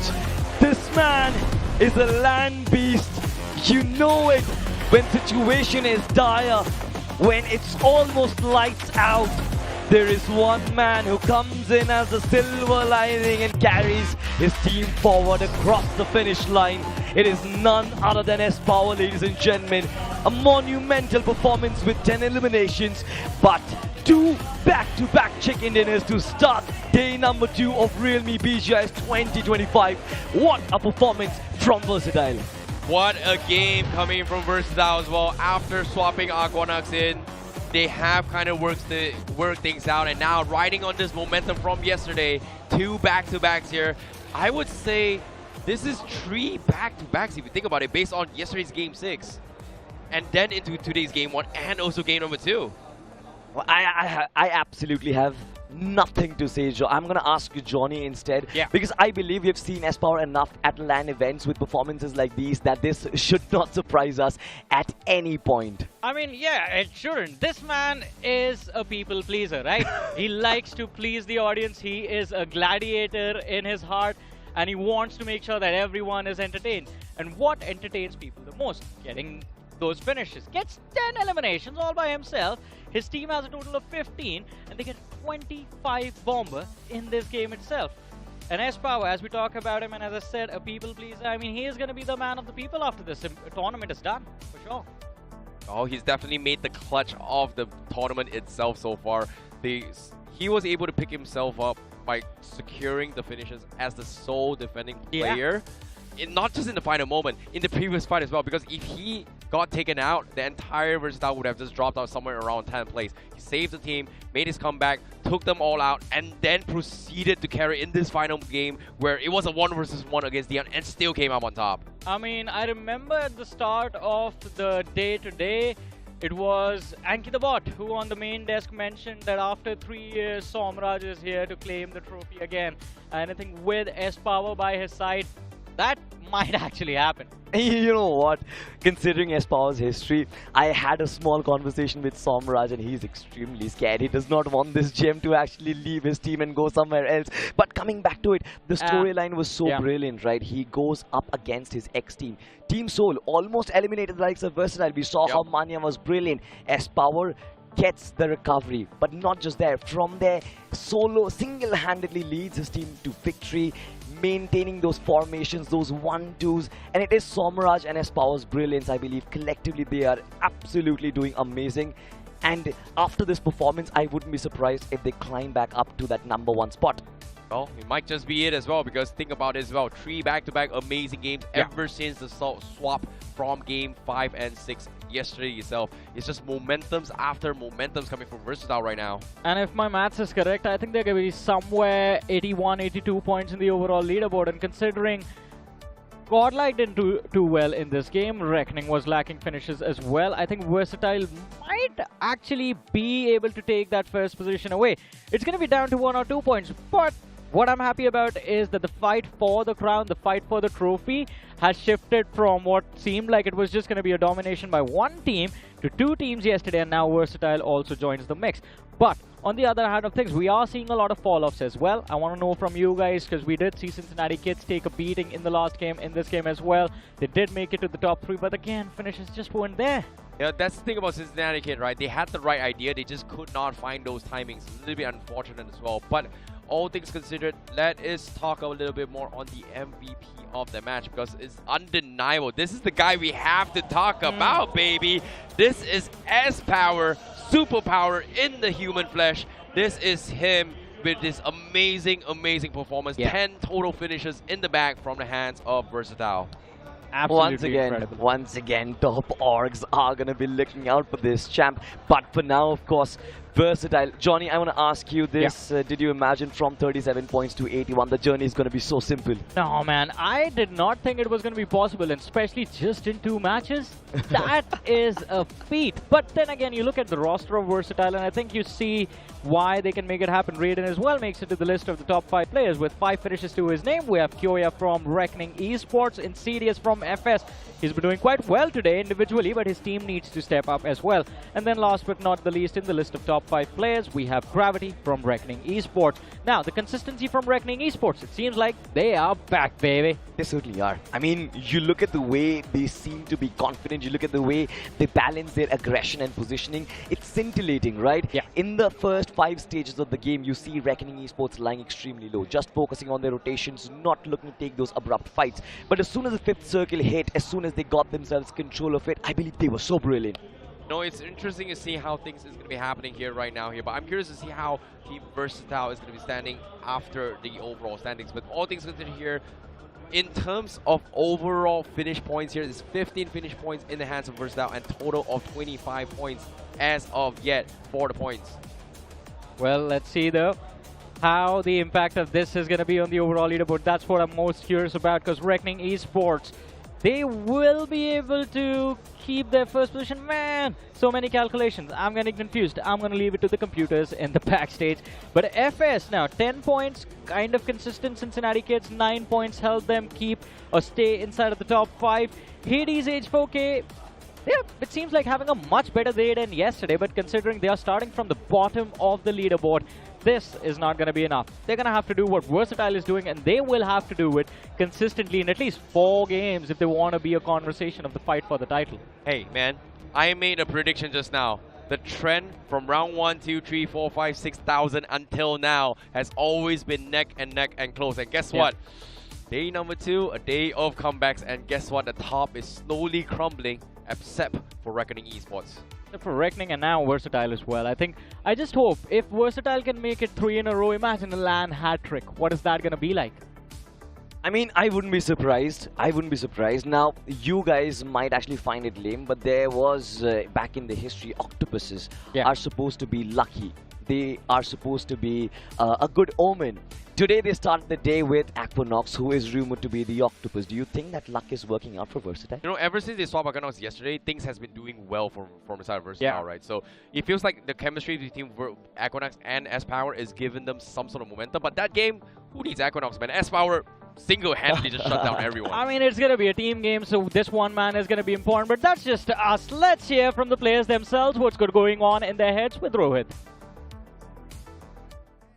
वाली team है जिनके अब काफी time तक चर्चे चलेंगे back to back chicken dinners. तो first of all congratulations team Versatile. लेकिन इस समय एस पावर की अगर बात करें, एस पावर, ये पावर कहां से आता है? आप ऑलरेडी एक ऑफिशियल लैन में MVP बन चुके हैं. तो first I would like to know कि ये BGIS 2025 पर्सनली आपके लिए कितना इंपॉर्टेंट है and how does it feel to be here right now? Personally तो उतना ही इम्पोर्टेंट है जितना हर एक बाकी प्लेयर्स के लिए, क्योंकि ये इवेंट मतलब टॉप 16 टीम्स आती है इंडिया की, तो हर एक प्लेयर, हर एक टीम के लिए, हर एक कोच और एनालिस्ट के लिए ये बहुत इवेंट इम्पोर्टेंट होता है. तो वैसे ही सिमिलरली मेरे लिए भी इम्पोर्टेंट है, मेरी टीम के लिए भी है, जैसे बाकियों के लिए ही है. और बाकी अच्छा लग रहा है. And S power, it won't be wrong to say कि डे 1 आपकी टीम के लिए उतना अमेजिंग नहीं रहा, लेकिन डे 2 में आते ही back to back chicken dinners. तो यहाँ पर मैं जानना चाहता हूँ पर्सनली, एंड बहुत सारे लोग ये जो स्ट्रीम देख रहे हैं वो भी जानना चाहते हैं कि एग्जैक्टली टीम के बीच में क्या बातें हुई आफ्टर डे 1 कि डे 2 में आते ही 2 back to back chicken dinners ले लिए.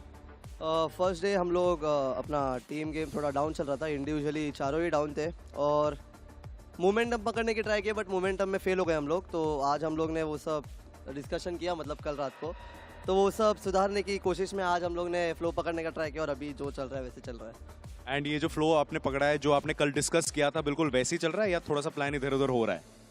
अभी तक तो वैसे ही चल रहा है एंड होपफुली आगे भी वैसे ही चले. बाकी अगर कुछ हुआ भी तो आई गेस सॉम और जाइपेक्स है ही संभालने के लिए. बाकी मेरे को कॉन्फिडेंस तो एक्वानॉक्स, रेडन, सॉम इन सब पे है ही, तो चिल सीन है.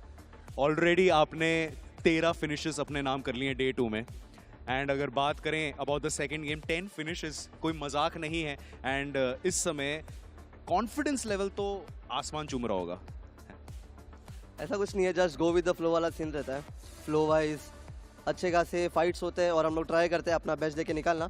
तो वैसे ही कम्युनिकेट करके टीम का सपोर्ट वगैरह आता है, तभी जाके इतने सारे जो भी फ्रैग्स वगैरह ओवरऑल टीम के निकलते हैं, वही रहता है। एट द एंड ये टीम्स को मतलब मेरी टीम को बेनिफिट दे रहा है और जब तक वो सही है सही है।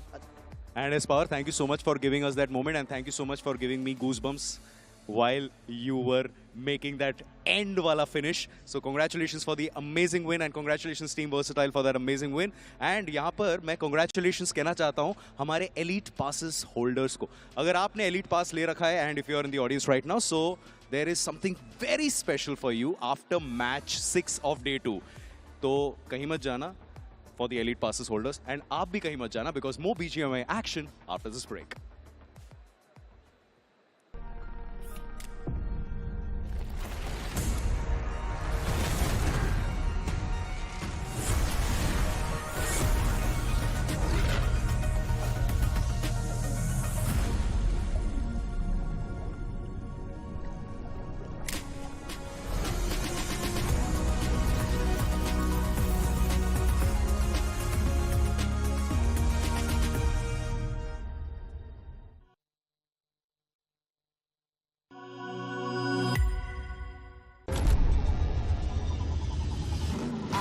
Toss a coin in the waterfalls, in the wishing well. Now I get plenty coin, some self-made. You ain't gotta wish me well. You ain't like me then, but I guess it's past tense, cause you tapped in. You was never who you said. I see the facade when looking, it really be like you could tell. My guard up, I ain't taking L's. If it's not in my favor, won't sign a deal. I got the royalty in the mail. I got authority in the field. Take a look in my iris. I be precise with the timing. I never know where my mind went.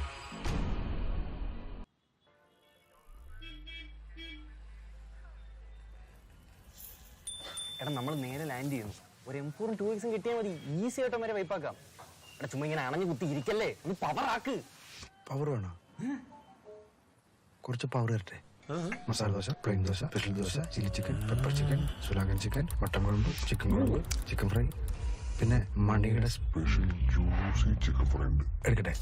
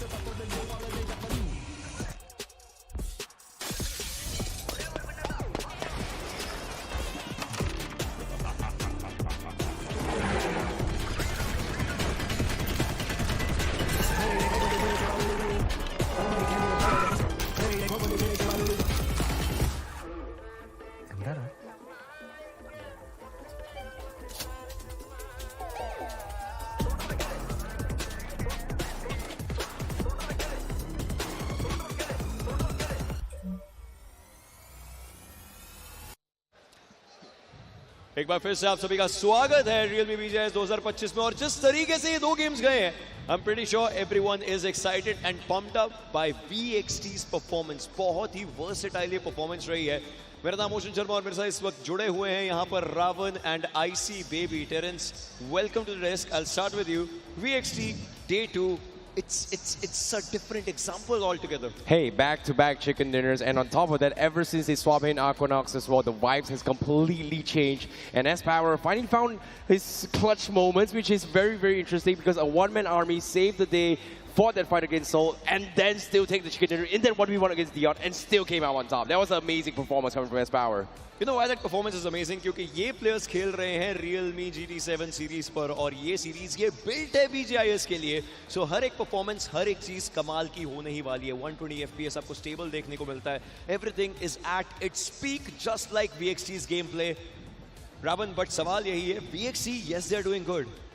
Reckoning, is there some fall shortness जो कि यहाँ पर हो रही है, या फिर कुछ चीजें ऐसी हैं जो वो बदल सकते हैं अभी भी? देखिए, कल रेकनिंग जिस तरीके से हमें देखने को मिले थे, आज भी वैसे देखने को मिल रहे हैं। कुछ उन्होंने ज्यादा अलग नहीं किया है।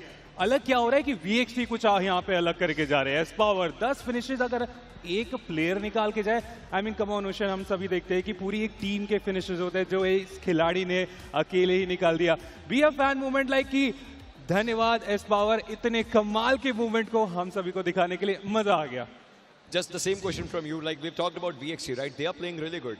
But Reckoning, is there something different that they might just be trying? What do you think from your perspective? Because the last game, they were not at the center of the zone, Okay. but they were at the edges. So I understand what's going on here, right? It's very, very simple. Reckoning esports, they're all in a situation where they have been very consistent, right?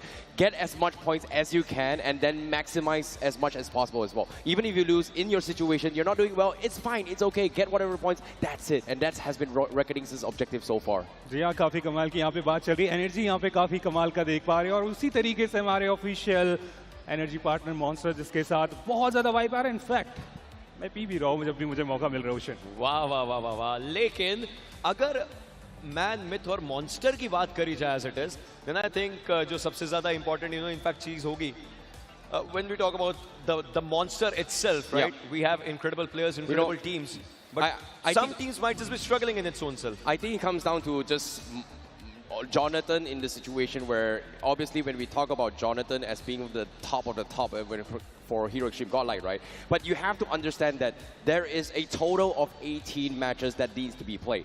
Not every day is Sunday. Today is Saturday. Okay? 2 games pass. We've seen this happen yesterday before. They might make a little bit of bounce back. And guess where? They bounce back in the map of Sandhawk. It might happen. Understand that points does not matter. Have fun, reset, move on. Focus on the next task. I mean, that is true. Map of Sandhawk एक ऐसा map होगा जहां पर चीजें बदल सकती हैं. हम लोग हाइलाइट्स पर जरूर एक बार के लिए रुक करेंगे और वो हाइलाइट्स हैं इस पर्टिकुलर मैच की. सैनहॉक से पहले मिरामार, और मिरामार के ऊपर एक बार जरूर नजर डालना बन जरूर जाता है. The way this Miramar was played and the way VXC outplayed everyone, it was just so brilliant, Ravan. देखिए वो तो अपना काम अच्छा करके गए. स्पेशली ये मूवमेंट मुझे लगता है ये वो सेवियर मूवमेंट था VXC के लिए, क्योंकि एस पावर इकलौते यहाँ पे खिलाड़ी बचे हुए थे. अगर यहाँ पे एस पावर खत्म होते तो ये इतिहास बनते हुए हम नहीं देख पाते. फाइनली वहाँ पे सेवियर का रोल अदा किए टीम सोल. एक और खराब मैच उनके लिए साबित हुआ और ये रिएक्शन साफ साफ बताया जा रहा है कि कितने ज्यादा एक्साइटेड है. और पता नहीं क्यों मुझे लग रहा है कि एक्वानॉक्स जब से आए चीजें बहुत ज्यादा बेहतर होती चली जा रही है. I see you were talking about this inclusion. You know, every action has an equal and opposite reaction. Correct. Aquanox's inclusion, that has been a brilliant action from the team, and the reaction we're just seeing it today. Well, all things considered here, if the vibes are good, that's very, very important as well. But you must understand it is a marathon. If your headspace is not feeling good, it's not going to be good for them. And right now, Aspower is feeling absolutely on top of this world. But can they maintain that consistency is going to be the key picture here. Because Versatile, they are currently the team with the biggest comeback here in day number 2. 100%. Today, day 2 is known as the day of comebacks.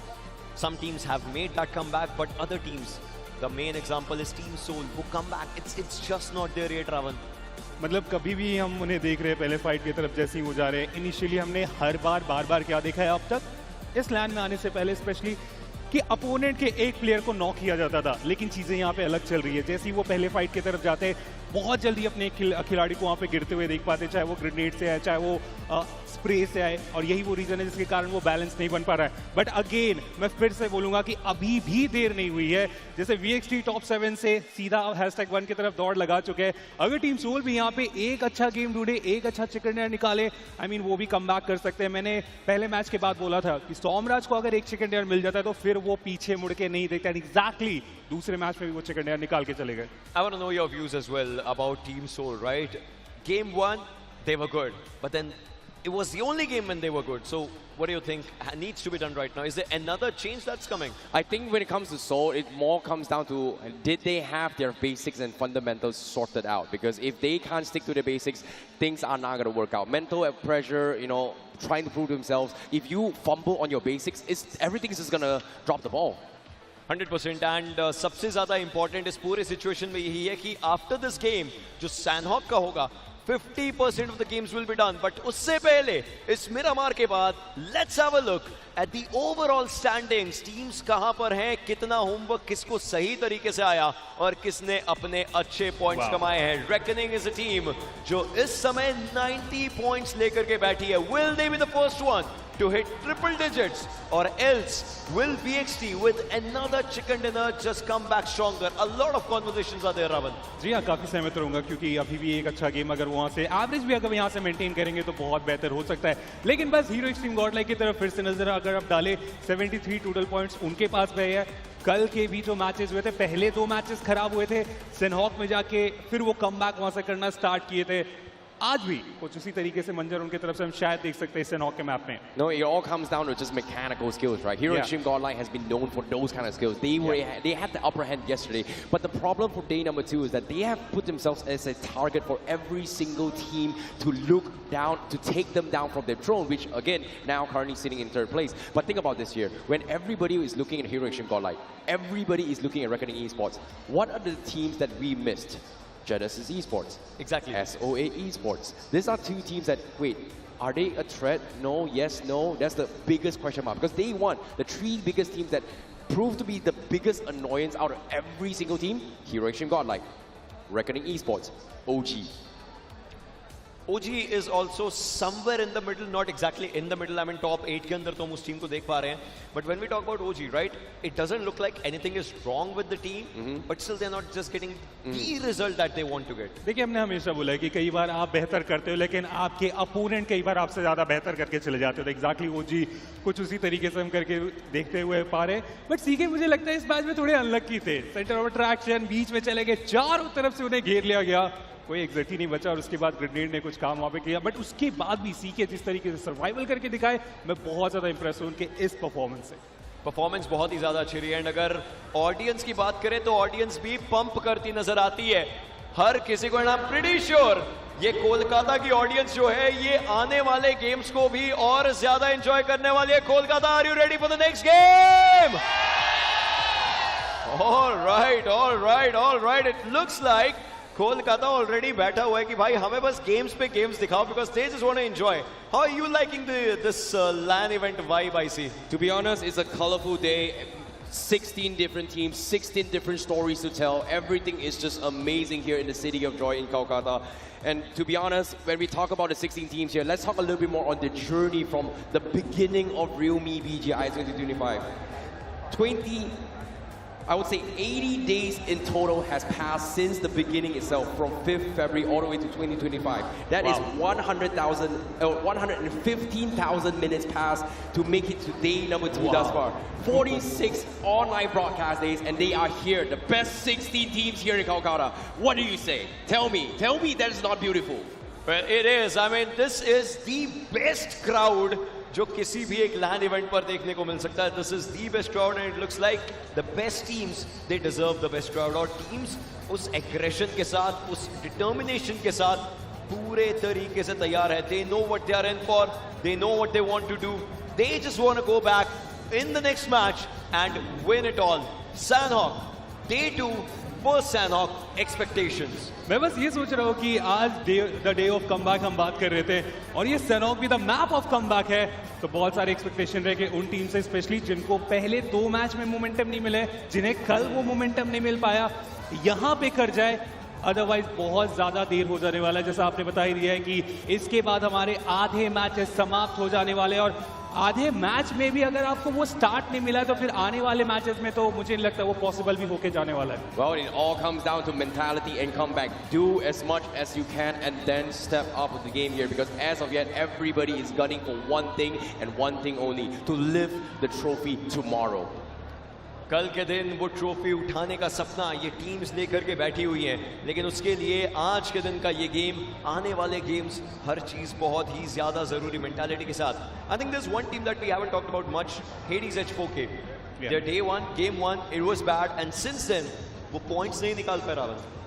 कल से उनका दिन मानो बेहतर हो ही नहीं रहा है. प्लेसमेंट कुछ खास नहीं, फिनिशर्स कुछ खास नहीं, सेकंड ईयर तो दूर दूर तक कुछ बात नहीं, लेकिन अभी भी वो पहले एक मैच को ढूंढ रहे हैं. अगर अभी भी वो पहला मैच इस सैनहॉक में मिल जाता फॉर श्योर वहां से भी चीजें बेहतर हो सकती है. ट्रॉफी के लिए डिफिकल्ट जरूर है, लेकिन टॉप 5 में आना अभी भी मुमकिन है. No, I think it all comes down to just understanding how intense and how much pressure it is to play on the stage itself, right? Some they can handle, some they couldn't. So I'm going to give you guys a little bit inside scoop as well. I was able to get a little bit of quick chat with Juicy from Cincinnati Kids in particular. He did mention as well yesterday's performance, first 4 days a little bit sloppy, but day 5, day 6 they picked themselves up, and that's what's most important. Yes, they made a mistake just now, but question is reset, reset, reset.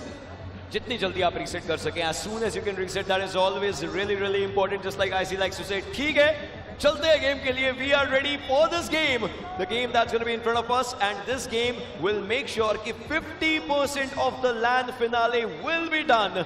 अगला सैनॉक किसी ना किसी की किस्मत का ताला यहाँ पर खोल सकता है. देवी और सज्जनों, सैनॉक का ये मैप हम लोगों के सामने.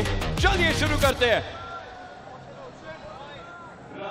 As the plane's going to be in the sky, starting all the way from Tombog towards Lakavi. Now this plane fly path, once again, just dividing the map into 2 equal halves. And this is going to be the perfect affair for every single team. But still, speaking of some of the teams that are all the way at the other half of the board, I'm speaking of Seoul. The only way they can snatch chicken dinner is if the circle's going to form on Camp Alpha. Yeah, I mean, we had this discussion yesterday, how they end up dominating those Camp Alpha zones. But I love this flight path. I mean, it's going to allow everyone an equal opportunity to go for their preferred drops. But that also means that preferred drop clashes are going to be enabled as well. And first of all, welcome back, Necro. Welcome back to the desk. I was supposed to do that. You know what? You just went off as soon as the game began, man. You already know, man. Whenever I see the plane flat path, you gotta unleash me. Well, let's see which one of these teams is going to be unleashed in this game itself. Yesterday, Forever Red Ross, Reckoning Esports, we were expecting a fight in Paradise Resort, but Forever Red Ross backed off. This time it seems like Reckoning are the ones backing off. Exactly. Even Genesis Esports and Seoul quite close to each other. Oh, that's not a fight. exactly what's going to be happening there, but Genesis Esports, it seems like they're not quite unite. This is going to be quite a tough one. The players need to try and back each other up right here, right now. While Seoul, it feels like they've got the man advantage in that instance. Seoul, this should be an easy fight. I mean, that early drop clash from either side. Oh, and it's a Southern Circle. Wow, this is going to be fun, right? Yeah, well, I guess Seoul's messed up big time. Now they just need to play for the elimination points. That's the only saving grace Seoul's going to have. They've messed up and it's not even their fault.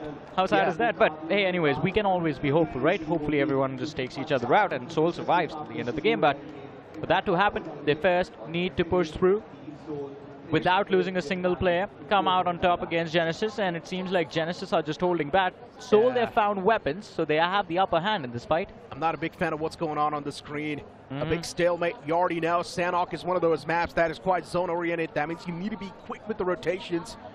Since Seoul is busy, trapped under the radar by the players of Genesis Esports. Now seems awkward. Sam, Shadow right next to each other. This is one of those fights that none of us saw coming. It's also something that you can never avoid. Genesis Esports, first game they got 10 points, but those 10 points did not do anything in the overall standings. Yeah, that is true.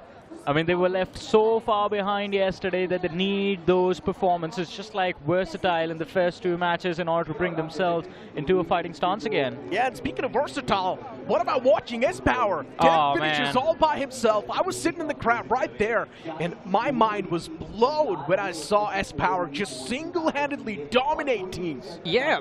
Every single fight he charged in, you would always I was always thinking all right, maybe now this man is going to be taken out, but that didn't happen at all. But it seems like Seoul, they are going to be in trouble as Monya is going to be the first knock, and Genesis Esports kicks things off. It's been the main concern every single time for Seoul. It feels like the surrounding awareness is completely lacking.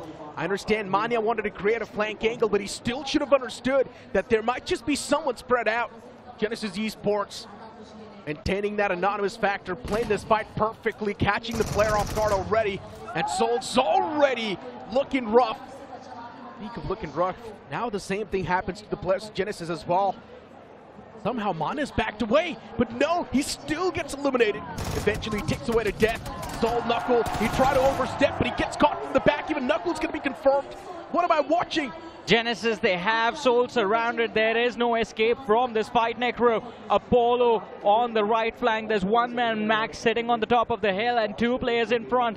The moment they get out of the shack, even if it's just to cross the road and get to the players of Genesis, Soul is going to get annihilated. And hey, it seems like Genesis, they're done with it. They don't want to wait. Mac, all he has is a nade and a Molotov, and he wants to make the pounce. I hate to say it, but it feels like Soul, they just lost their skills. I don't know why. Not skills, I would say they just lost this fight. Their game sense in general, Johnny. Because surrounding awareness in this sort of a scenario where you know there's just two players in the front, this should be common sense that the remaining two players might just surround you, or they will be around that playing field. But hold on to that thought. Metal Esports bouncing on top of the opportunity as well. Raiden's all by himself. BXT, they're already on their knees. Things not looking too smooth. Superpowers knocked out. They've only got one man standing in the name of Somraj. Can the IGL himself clutch it out this time? The players of Metal Esports, they seem quite hurt. This might just be possible, but Somraj from the back gets compromised. Yeah, spent too much time just trying to damage the players of Metal with the utility, and the third party from SOA is going to continue on this fight. They show up to beat down on the players of Metal Esports. The first man, Sarvit, falls legit, and Amit still left standing. And SOA, can you make it happen? Maybe not, as Smoker is going to get smoked by legit, the shotgun getting the job done. Oh, but as he cooks the nade, he gets finished off. SOA walk away with 4 eliminations. Funny, he was just cooking that nade. Saw his death approaching, but he still had no second thoughts. He wanted to toss that nade no matter what. Yeah, the dish came undercooked this time. Yeah, miscalculated things there. He thought that the line of sight's not going to be there this early enough, but you know, all it took was a little pixel, and all the pellets just connected perfectly. Oh, did I see another team moving in for that position? I think that there is one more squad, maybe OG, quite close to the vicinity of SOA. Let's see, they want to take the control of the top of the hill, and the players of OG are quite split up as well. They indeed are. And in general, looking at this field trap that's being set up by the players of Genesis Esports, somehow Mac was lost out in this duel. Yeah. I'm not exactly sure what happened there, but probably the man got a little too overconfident. Got overcooked. There might just be a third party in the name of H4K Hades soon. And knowing the fact that H4K Hades, they've been struggling so much, not exactly sure how this third party will be commencing. They just need to play it patiently. Yeah, they have to be patient. Timing is going to be key, because Genesis, they overcommitted, lost a player. Soul has lost 2 players as well. But Hades, H4K, if they continue to move towards that Ruins Bridge, I think the objective is going to be an entry inside of the circle. But Apollo, it seems like Necro, he's very eager to pull the trigger and just hand the final blow to the players of Soul, but it's not going to be easy. He has no utility, and even ammo is scarce. Hey, you know what? Genesis just threw this game. They're wasting too much time on this fight. I told you, they just threw this game. They're wasting too much time on the fight. Neither does Soul have a lot of loot to try and hand over to the players of Genesis, even if they do wipe out Genesis. I don't know why they're going 1 by 1, man. They could have pushed all together. It was a 2v4. Exactly my point. Genesis Esports just throwing this fight away. This should have been an easy conversion. They had the clear-cut man advantage. It was supposed to be a 4-on-2. Now it's taken down to a 2v2. And both teams outside of the circle as well. But having a look at the replay on how exactly BXT got wiped out. 2 back-to-back chicken dinner, third one denied. Yeah. Metal Esports just unleashing the monster in that fight against Versatile, but then the monster was tamed by SOA Esports. Tony, So, are you a monster? sorry? Are you a monster? Yes, I am. But I think the play zone is a bigger monster than me. Just takes down Shadow OG, and the advantage now in the hands of Soul. Sam, just a scorpion in his hands, and the shotgun only has 10 shells in it. That was a free finish. Yep. Gifted to the players of Soul. But hey, all of that commotion has attracted the Devils from Hades, H4K, and all 4 of these players just run towards the players of Soul. Their shack is going to be compromised. The Malta burning Hunters alive. It should be an easy squad wipe for the players of Hades. Yeah, it should not be a problem at all. Soul getting flushed out with the utilities, and they just can't really do a lot. Even Salma gets taken down in the end. And that's going to be it for the players. But still, Genesis Esports, they've managed to find the 2 knockouts just with a Scorpion. The man's dishing out a lot of serious damage. Draxi, though, the man's still going to try to provide the cover fire. 20 bullets in the magazine and 20 spare. Sam's going to try to cross out in the open. Draxi did not do anything. He's still letting the player cross and eventually peeks out and ends the journey for Genesis Esports. Things going to be in play different. Genesis was too scared Yeah, Genesis, they were too scared, and a few individuals who felt confident enough to take that fight were just finished off very early. And Sam, he was desperate in that last moment to secure those finish points, but gets finished off. And talk about getting finished, SOA Smoker also falls at the hands of Rivalry NRI. But the other three lads, it seems like they are eager to continue to take this fight. This is a quick meta. Teams need to understand this. You cannot afford to stay in a standstill for too long. Yeah. You just can't afford it. The moment the standstill extends more than 2 minutes, it's a throw. Simple. It's a throw. You're compromising your position. You're giving away the loot as well. Since in the early game stages, you're not going to have a lot of loot. Even if you do manage to take down the opponents, even they're not going to have a lot to offer. 100% agree with that. If you are stuck in a 4v4, you have to be very quick in wrapping things up. Either you get taken out or you just take as many players from the opposing side as you can. As you said, if you extend the fight, there are going to be a lot of teams that just get some terrain to make sure they have a line of fire, and they just wait for the opportunity to third party. After an extended fight, you are not going to survive the game for long, but for Army Esports, seems like the back is compromised by the players of CK, but CK, they've been quite hesitant about running into fights the entire day so far. Without a doubt. Army Esports, Odie, around that hilltop. Trying to scout some info. Not a big fan of what's happening over here. Scott, the man's out in the open. If the opponents decide to pick on the other side of this ridge, things can be difficult. But at least OG's got the knowing that there is someone on the other side of this ridge. Abilities tossed down. Maybe this one's going to be on the mark, but just a bit off. God. Gonna spot a bit of that glimmer. On everything that he can. Finally spots the man jumping in the air. I think he wanted to create the off angle, but instead he messes up big time. And what am I watching? I think he just stood out in the open like that. Got taken down by the foes without any problem. TSW Non-X handed the advantage.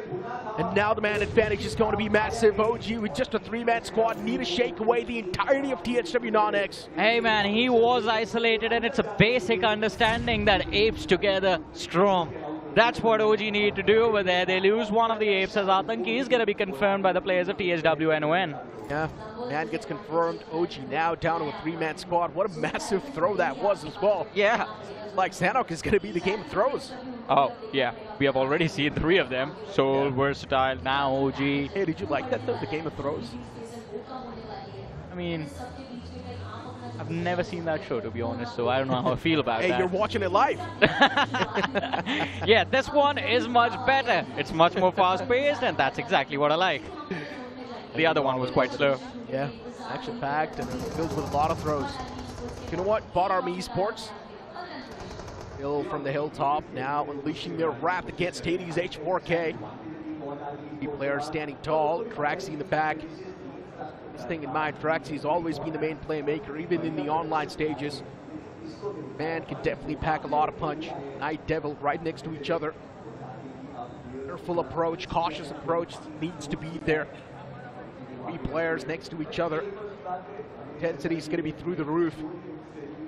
At this point in time, Hades H4K cannot afford to pull any sort of real shenanigans. They're all the way at the bottom of the board, so yeah, this is probably the worst possible spot that you can find yourself in.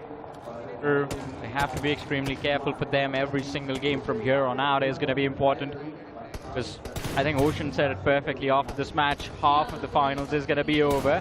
And the other half is either you protecting yourself or you just going absolutely YOLO. A recap of the fight earlier.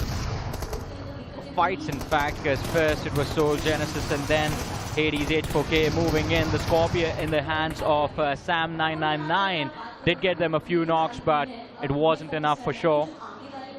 Look at the disappointment in Mayavi and Ayogi over there. Yeah, even he was wondering, what are these boys doing? Exactly. Game sense completely lost. Generally speaking, those are some of the moments that can really break a team.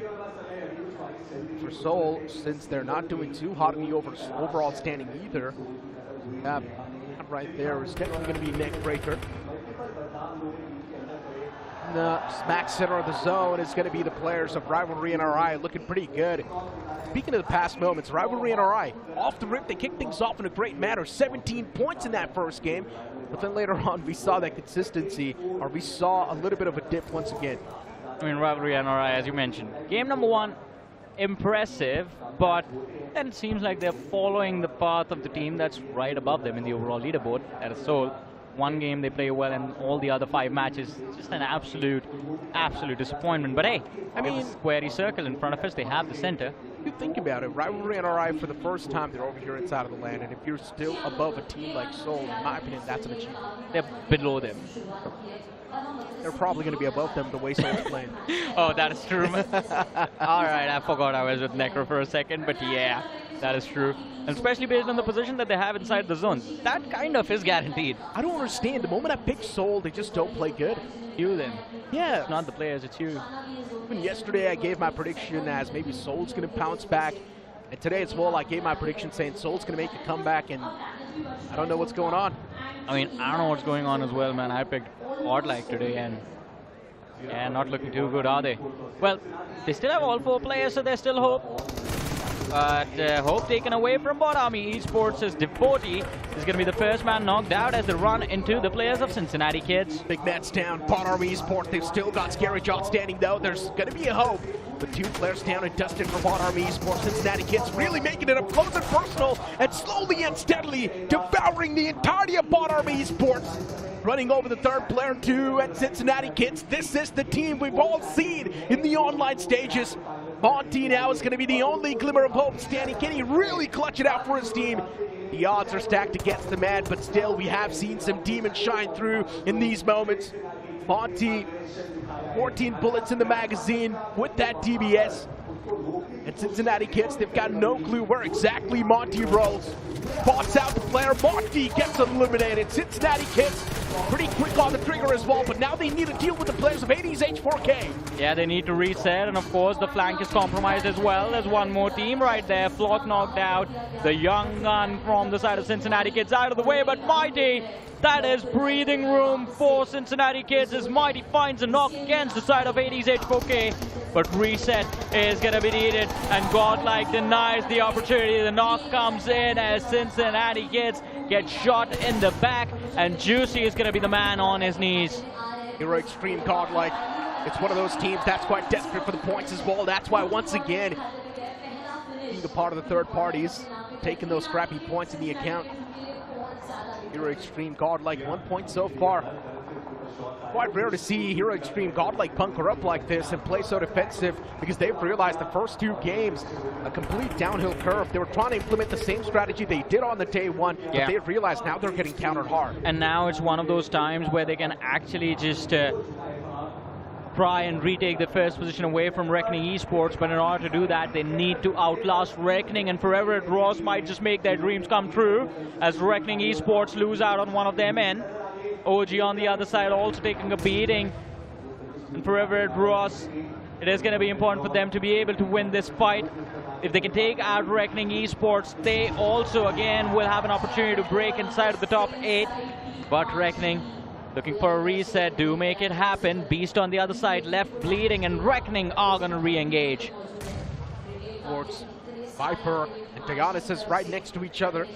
Joey up close and personal around the compound. He knows exactly where the man is too.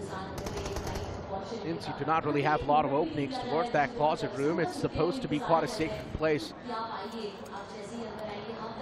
this point in time, Lucifer.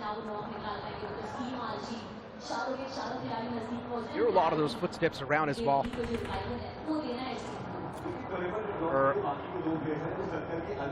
And to pop up. Here's the main problem for Red Ross. Even for them, they have been having those bad games. Yeah, this time I think again too much pressure on this one isolated play. Look at how confident the man from Reckoning is. Just hooks up the nade, pushes in the face of Lucifer, and Lucifer stuck in the corner room right now. It's an isolated 1v1 with the players of Reckoning having the line of fire through the window, so Lucifer needs to be extremely cautious with how he approaches, but his other 2 teammates, they can find the opening. They are struggling as well. Exactly, they're making Reckoning Esports his life living hell. Now the man's also going for the revival. This can't be a rookie mistake, but still, Kyoya, his reflexes are on point as he strikes down the man. Lucifer down and dusted. Forever Red Ross, a bit of a mistake with that split they had, but still things could have been got under control. they messed up big time. Goya Dionysus, Viper still alive and cooking inside the game, and Reckoning Esports, they have been maintaining that consistent average of 6 points per game. They have, and that is the only thing that's kept Reckoning at the top since yesterday itself. Game number 1. Since game 1 yesterday, they have never left the top 3 in the overall leaderboard, and I guess now they're going to stick around a little bit longer as the nade goes in. Forever Red Ross lose one more man on the side, and Viper, he is just going to poison the players of Forever Red Ross as the Molotov is going to be there to secure the wipe. Forever Red Ross out of the way, and Reckoning move further in into the top 8. There you go, Reckoning Esports already getting 4 points on the board. All they need to do is just get 3 more, and that's it. Reckoning Esports, they've done enough for this game. Yeah, they already have 5 in total if you think about it. They get 1 placement point as well. You've got a point, now they just need 2. Yeah. If they get any more than that, well, that's just going to be the added bonus.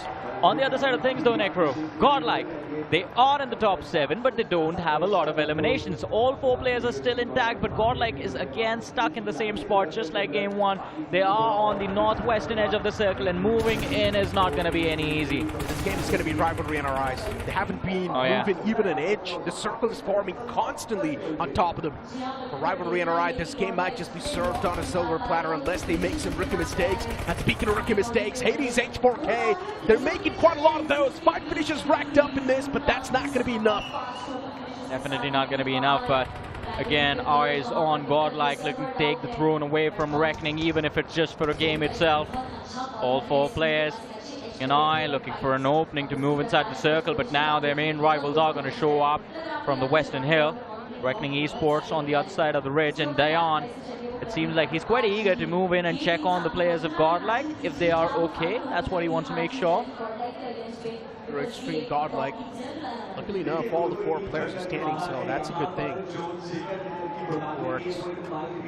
Red still around the corner. These aren't going to be there consistently. Hideous Max, these 2 players, really they've got a lot on their plate, but hold on to that thought. Viper, now the man's looking to make the pounce, and here Extreme Godlike, 1 man's down.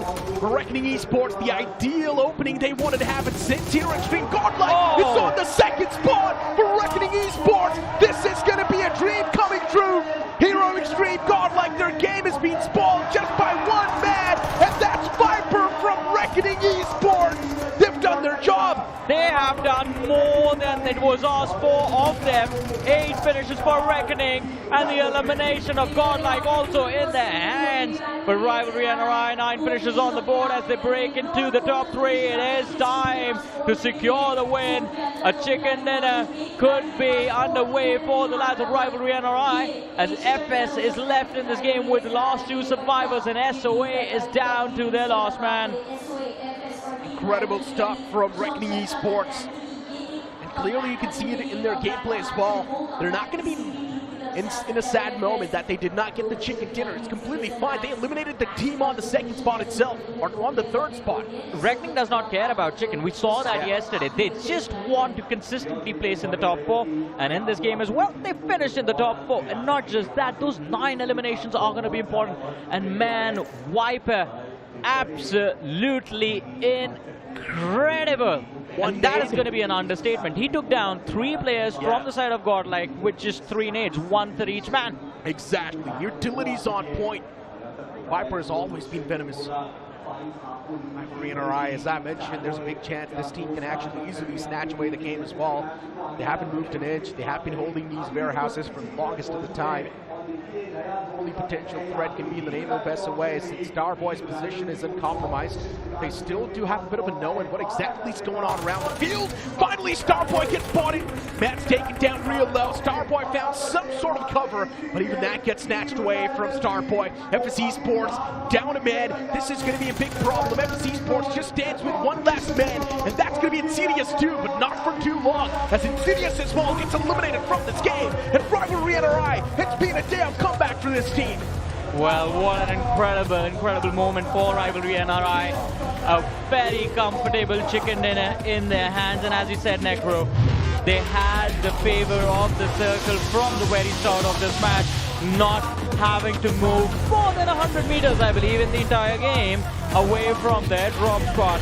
and they made sure that they were there to seize the opportunity as well, taking down teams in the very end and shutting down, I mean, a lot of big names actually. Hades H4K was picked by them, FS was shut down by them, Reckoning to a certain extent as well was picked by Rivalry NRI. Rivalry NRI isn't too happy with this chicken dinner either because they do not really have a lot of elimination points to back it up, so it's not going to be a nuclear performance that was needed for them. It's 10 eliminations. They have 20 points. Well, not 10.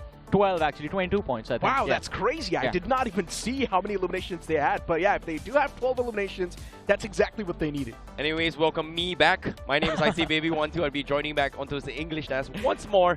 And I'm really happy that my analysis on the desk kind of paid off as well, because when you are looking at the top of the top, where are any of you looking at the teams that you are not paying attention to? Because think about this, right? 3 teams on the board in final zone here.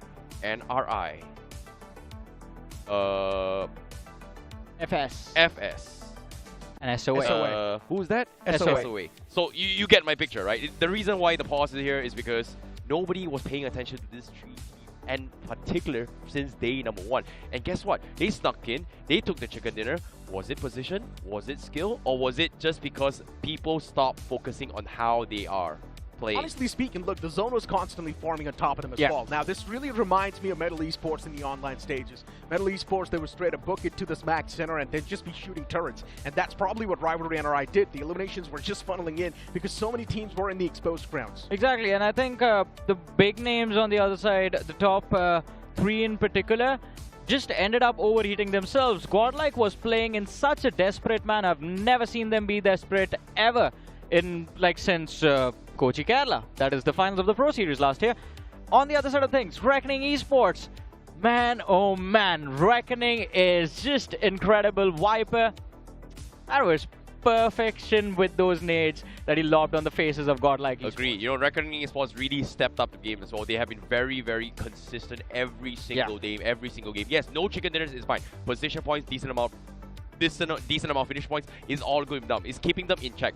Versatile was very, very close to catch up with them. That game, being one of the first teams to get taken out, is just very, very unfortunate coming from Versatile. But I feel like the biggest comeback, the second team that has the biggest comeback right now is currently Rivalry NRI. 2 games, very, very good ones here. Game 1 and also in the map of Sandhawk as well. I feel like this is a potential comeback story in a sense where the reason why I want to set up in this way is because I got inside info. Would you like to know some? Alright, sure. Okay, so Rivalry NRI before semifinals. Well, to be honest, before semifinals, stats look good. Came towards grand finals. There's a lot of secret code among all the pro players between these 16 teams. And that is, when we talk about NRI, easy. That's the code is easy. Alright. When it comes to NRI. And now, they make a bounce back. Do you think they're easy? Of course not, man. Rivalry NRI has always been tough. It takes a lot to be over here in the grand finals. As we know, we started from thousands of teams, and now we're narrowed down to just 16. So you cannot be an easy one to get taken down like that if you're someone who's made it in the top 16. And the MVP of that previous game is going to be Soham from Rivalry NRI. 4 finishes racked up, 816 damage dished out. Yeah, I mean, an incredible performance from Soham. But I think it's the entirety of Rivalry NRI as well, because we see 4 finishes on just 1 man. And as we spoke about it earlier, 12 eliminations on the entirety of the team, on all of the players combined. So everyone was making contribution to their overall ranking. But considering it is going to be a 22-point game, and before this match, Rivalry NRI was sitting in the bottom 4, I wonder how big of a leap will they be able to take? And would you look at that? Wait, did I just get it wrong? That is more than 12 eliminations on Rivalry NRI, I believe. No, last man just got 1. I apologize. Oh, that is 12. Yeah, that is 12, yeah. But we also have Viper from the side of Reckoning Esports making the list of top players over there. 4 eliminations to him. And EXO from SOA. There's something I want to say about SOA in this game. I like the approach that they have, but it seems like they might be a little too late to the party because they are getting proactive. The idea of third parties moving in for wiping out both the teams is right, but they needed to do this like yesterday or maybe the first 2 matches today.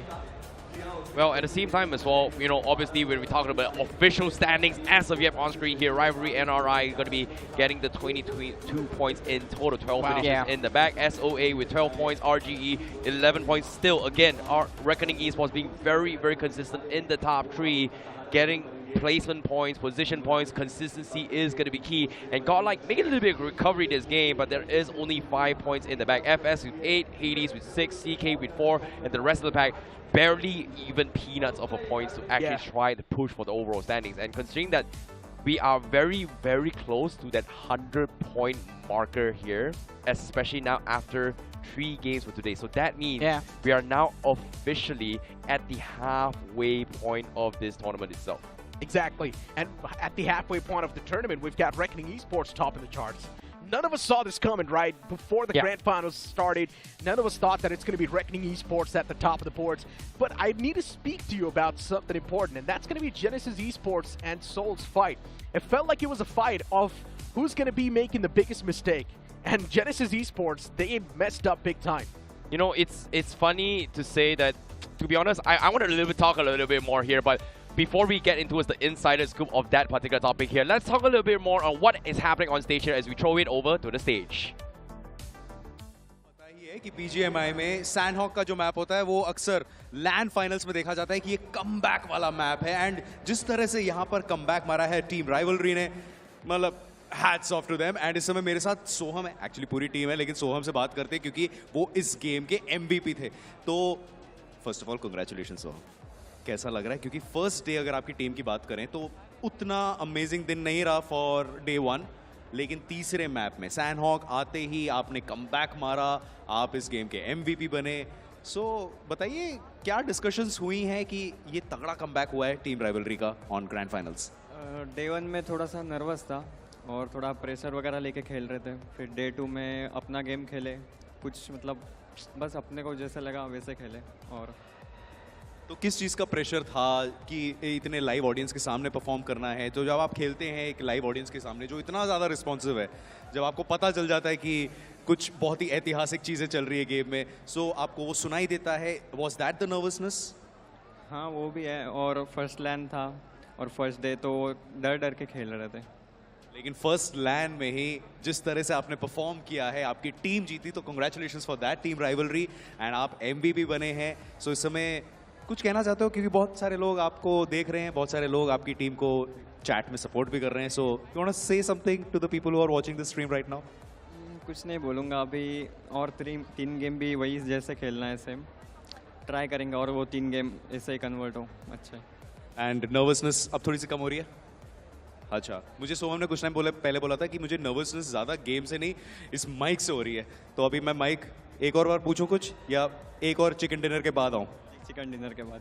चलो तब तक nervousness और थोड़ी सी कम करेंगे, ठीक है? Alright. तो सोहम ने कह दिया कि एक और चिकन डिनर मिल जाए तो ये नर्वसनेस मैं थोड़ी सी कम कर दूंगा। लेकिन आप इस समय लंच करना चाहते हैं तो लंच कर लीजिए, चाय पीना चाहते हैं तो चाय पी लीजिए, क्योंकि इस समय हम लेंगे एक छोटा सा break and on the other side of the break we have BGMI action waiting just for you, so don't go anywhere.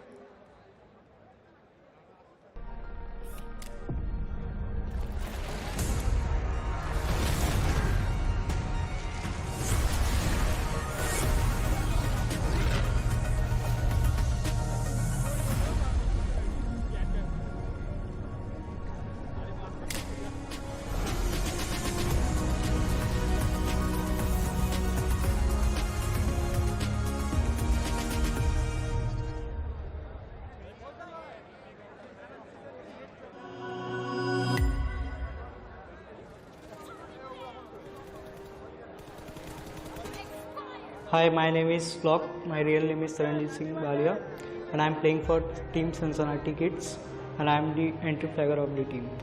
पहले तो मैं मेरे दोस्त खेलते थे स्कूल के, तो मैं उससे इंट्रोड्यूस हुआ था गेम से, तो मेरे को बहुत इंटरेस्टिंग लगी गेम, तो मैंने भी फिर धीरे धीरे ट्राई किया।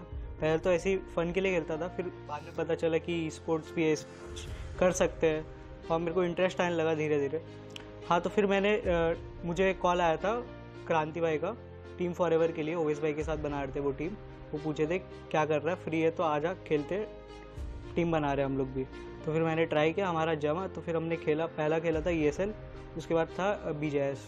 तो फिर हम लोग कुछ राउंड्स खेले BGIS में, फिर उसके बाद बाहर हो गए थे और उसके बाद फिर हमारा टीम का म्यूचुअल डिसीजन था कि साथ में स्टिक नहीं करने का, तो हम लोग सब अलग हो गए थे। फिर उसके बाद मुझे सेंसी भाई ने अप्रोच किया था, पूछा था कि क्या कर रहा है, फ्री है, टीम देख रहा है, तो मैंने भी बोला था हाँ फ्री हूँ, तो फिर ट्राई करते साथ में। तो हमने ट्राई किया था, पहले तो सही जम रहा था, फिर हमने पहले BGMS खेला था, उसके बाद फिर BMPS था। BGMS थोड़ी सी चोक की वजह से हमारा मिस हो गया था, फिर BMPS में कुछ ज़्यादा ही ख़राब चोक्स हो गए थे, तो फिर उसके बाद डिसाइड हुआ कि स्टिक नहीं करते साथ में। फिर उसके बाद मुझे बहुत टाइम तक मुझे मेरी पसंद की टीम नहीं मिली। फिर मैंने ये सोचा था टीम्स बार बार चेंज नहीं करूँगा, अब एक ही रखूँगा, ढंग की अपनी पसंद की ढूंढूंगा। तो फिर मैंने कुछ मंथ्स वेट किए, इवेंट्स चलते गए, पर मिस हुए, इवेंट्स आएंगे चलेगा, पर एक अच्छी टीम ढूंढूंगा। तो फिर मैंने खेला था TC इवेंट जूसी भाई के साथ, तब उनका प्लेयर नहीं था, तो वो लोग बुलाए थे एक दिन ऐसे ही खेलने कि आजा हमारा ग्रैंड फाइनल से इवेंट, तो हम लोग खेल लियो, हमारे पास प्लेयर नहीं है। तो फिर मैंने खेला था, हम लोग बहुत अच्छा खेलते और वो इवेंट हम जीत भी गए थे। और मैंने उस पर 6 मैच ही खेला था 12 में से, और उसमें MVP में आ गया था मैं टॉप 3 में। फिर उसके बाद ये लोग जूसी भाई लोग खेल रहे थे, तब 8 बिट में थे। उसके बाद फिर CK गए, तो CK में इनका कुछ प्लेयर का सीन हो गया था एम्बॉट का, तो फिर इन्होंने मेरे को कांटेक्ट किया कि क्या सीन है तेरा, खेलेगा कि नहीं खेलेगा। फिर मैंने बोला हाँ खेलते, हम अपना अच्छा जम रहा था तो ट्राई करते हैं। तो पहले तो हमारा ESL उतना अच्छा नहीं गया, क्योंकि नई टीम भी थी, बोल सकते थोड़ा ऊपर नीचे हुआ, थोड़े चोक्स हुए। तो फिर हमने डिसाइड किया कि जो चोक्स हो रहे हैं उसको सही करते हैं और BGIS में ढंग से खेलते हैं। तो फिर वही है कि टाइम लगता है टीम ढूंढने में, अच्छी टीम बनने में। तो वही अभी मुझे मेरे हिसाब से तो मिल चुकी है अच्छी टीम, तो वही अभी हम लोग वर्क कर रहे हैं और भी वर्क कर रहे हैं। अभी जीतने के लिए खेलेंगे, जो हो सके वो करेंगे जीतने के लिए। मेरी फैमिली तो पहले से सपोर्ट नहीं करती थी बिल्कुल भी, अभी भी करती है पर उतना नहीं करती है। अभी भी है कि क्या ही होगा इससे, तो अभी वही है, ट्रॉफी लेंगे, प्रूव करेंगे, तो फिर तैयारी तो पूरी है। बाकी अगर भगवान ने साथ दिया तो ज़रूर। तो वही है, मेरा यही है कि अगर आपको खुद पे कॉन्फिडेंस नहीं है तो आप इस स्टेज के लिए आप डिज़र्व नहीं करते हो, या आपको आना बनता नहीं है यहाँ पे इस स्टेज में खड़े रहना। तो वही है कि मतलब घर वालों ने बोला था कि अगर नहीं कर पाया, नहीं हो पाया, तो अभी ये एज में अभी तेरी पढ़ाई सेक्रीफाइस हो रही है, तो आगे जाके क्या करेगा। तो वही है, बट मेरे को खुद पे भरोसा था, कुछ ना कुछ भले टाइम लगे बट कुछ ना कुछ हो ही जाएगा, कर ही लेंगे। देखो थोड़ा मोड़ा अप डाउन्स होते हैं, बट वही है जो अप कम कर लिया उसमें से वही है प्लेयर।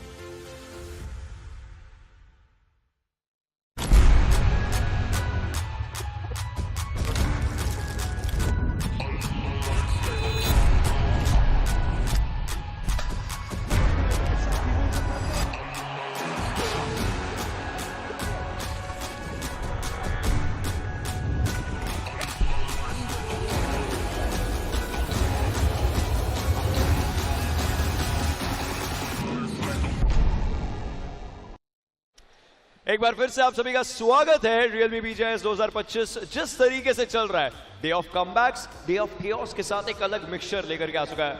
हम लोग वापस यहाँ पर हाजिर हो चुके हैं। रावण है, IC है, स्वागत है आप दोनों का। मेरा नाम ओशन शर्मा। अभी जस्ट व्लॉग की कहानी सुनी हमने। पिछला BGIS था जब वो सेकंड पोजीशन पर आने पर का जो दर्द था वो जरूर देखने को मिला था, लेकिन इस बार it looks like he is ready, he is determined. जी हाँ, काफ़ी कमाल की बात रही। वो अभी भी आगे थोड़े से रो पड़े थे डेस्क पे। मैं चाहूँगा इस बार हंसते हुए वो आगे बढ़ के जाए और आप भी हंसते हुए खेलिए, क्योंकि यहाँ पे आपको पता है कि क्या यहाँ में कमाल का एक डिवाइस हमें देखने को मिल रहा है, जो कि रहने वाला है realme GT7 सीरीज। सबसे अच्छी बात 120 FPS स्टेबल गेमिंग। इस तरीके के प्लेयर्स को या इस तरीके के प्लेयर्स को उस 1v1 में काफ़ी आसानी से आप हरा सकते हो। बाहर मिलियो। खैर, जब बात करते हो तो पूरे सिचुएशंस की, I see rivalry NRI, brilliant game. I do want to talk about that game, but I feel like you have some insights from the team, right? There are some codes that the team uses. I just want to, just give me, tell me. Okay, so long story short here, based on data, Rivalry NRI was a top contender coming in from the semifinals. Day one completely flopped, all the way dead last. And there were a lot of insider information, especially when I talked to insider teams. Not going to name who. The secret code is, this team, easy. But now my question here is, day 2, a comeback, 2 chicken dinners. Is it easy now? That's going to be my question. Is it easy? देखिए easy हो सकता है, वो तो depend करेगा कि आप कितने एनर्जी के साथ आए हो, क्योंकि आपको पता है यहाँ पे official energy drink partner monster में जब भी मौका मिल रहा है मैं तो एंजॉय कर रहा हूँ, आप भी एंजॉय करिए, क्योंकि इस तरीके के गेम प्ले को देखने के लिए आपको भी बहुत सारी एनर्जी की जरूरत पड़ेगी। एंजॉय मैं भी कर रहा हूँ और मैं एंजॉय कर रहा हूँ ये सारे मैचेस, अभी तक के 3 मैचेस हो चुके हैं and 50% of the games they are done. Next 50% what should be the mindset of the teams जो 9 to 16 में, व्हाट डू यू थिंक? थोड़ा एग्रेशन दिखाना पड़ेगा। अब अगर आप सोच रहे हो कि ठीक है अभी भी उसी बेसिक पे जाते हैं, वही लूप में अगर आप करना चाहोगे तो बहुत देर हो जाएगा आपके लिए। अब सिर्फ और सिर्फ आपको फाइट में फोकस करना, हाँ प्लेसमेंट को देखते हुए आपको वो स्टेज डिसाइड करना पड़ेगा, थोड़ा प्री प्लान करने की जरूरत पड़ेगी, लेकिन हम जानते हैं अनिश्चितताओं का खेल है, थोड़ा अनएक्सपेक्टेड भी होते हैं कुछ चीजें। You know, अभी थोड़ी देर में हम विजुअल्स देखेंगे। इनफैक्ट जो डिस्कशंस की बात है ना, for the teams that are in 9 to 16, team Soul भी वहां पर एक टीम है जो 9 to 16 में रह करके they are trying to bring out all the strategy सही तरीके से, कि क्या स्ट्रैटेजी सही चल सकती है क्या नहीं चल सकती है। They are having a very intense conversation right now as we speak. थोड़ी देर में जरूर जाएंगे वहां पर, but these intense conversations for the next 50% of the games, it's very important. See, I like that you actually brought it up 50% of the game, right? Halfway point. Yes. That it means there is, wait, my maths is kind of bad right now. Okay, 9 more games to go, right? So 9 more games, 3 today, 6 tomorrow. That means that there's no more time, no more space for you to make mistakes, right? So you cannot afford to make mistakes. So it's all about resetting your way through and then just hope to power through the way. And so this is a do or die situation for them now. ये सबसे important discussion है जो कि team soul के द्वारा करी जा रही है, एंड ये discussion yesterday we saw a discussion that was happening, और उस डिस्कशन में प्लेयर का स्वैप हुआ था, 100 में हंटर्स आना जाना ये सब चीज हुई थी। बट जहां पर एक डिस्कशन ऐसी है जिसमें थोड़े से तनाव वाले चेहरे दिख रहे हैं, दूसरी डिस्कशन ऐसी है जहां पर उन्हें ये पता है कि अपने तनाव को कैसे सही करना है। टीम सोल दे नो क्या सही है क्या गलत, and then there is hero extreme god like with all those discussions of what mistakes have happened, un mistakes ko, you know, there's one thing I like about Team Hero Extreme Godlike. They've always said this one thing: we'll make mistakes, but we'll make sure we'll never make the same mistake twice. Once a mistake is made, we'll rectify it, which is very important. Sing, I can actually add on to this as well. Before the start of the day as well, I talked to Robin here as well. Hey, can you give me some inside scoop for me from Hero Extreme Godlike? And he said like, you know what, I see you're my lucky charm. Okay, come, I'm okay to share with you. So for Hero Extreme Godlike here, the strategy that they are going to be playing today has been completely shifted. They are going to be prioritizing a little bit more on zone and then see how it goes. If let's say there's no space, we are going to go for finishes. But for the past 3 games, it didn't really work out. So their mentality has always been like, if there is no space, just do what we can do, maximize whatever points we can, and then go. And you must understand, they are the best of the best. People fear us. Just abuse that. That's the mentality that you have to go for. Pounce on them. You'll beat everyone. They definitely are doing that. लेकिन पिछले game की अगर बात करी जाए तो highlights के ऊपर once again टीम सोल जो गेम चाहिए था वो नहीं आ पाया। बहुत चीजें खराब जा रही हैं रावण, लेकिन इन खराबियों को सही किया जाए तो अब के अलावा कब और किया जाएगा? देखिए अगर यहाँ से चीजें सही भी होती है तो उस #1 के लिए बहुत मुश्किल होने वाला है, क्योंकि ऑलरेडी कुछ टीम्स 100 का आंकड़ा क्रॉस कर चुके होंगे इस मैच को बाद, या फिर उसके आसपास हमें देखने को मिल रहे होंगे। अब यहाँ से कमबैक करने के लिए आपको आने वाले हर मैचेस में अगर आप देखें तो चिकन डिनर के आसपास जाना पड़ेगा, या फिर उस फर्स्ट एयर एंगल को आप याद कीजिए जो उन्होंने डोमिनेट किया था, उसी तरीके के परफॉर्मेंस की जरूरत पड़ने वाली है। But reckoning, I mean come on, हम बात करते हैं उस बैलेंस की, उस बैलेंस को वर्ड को हटा के वहां पे रेकनिंग बोलना चाहूंगा, क्योंकि हर मैच में आ रहे हैं पॉइंट्स निकाले, और ये जो ब्यूटी आखिर में इनके तरफ से हमें देखने को मिला।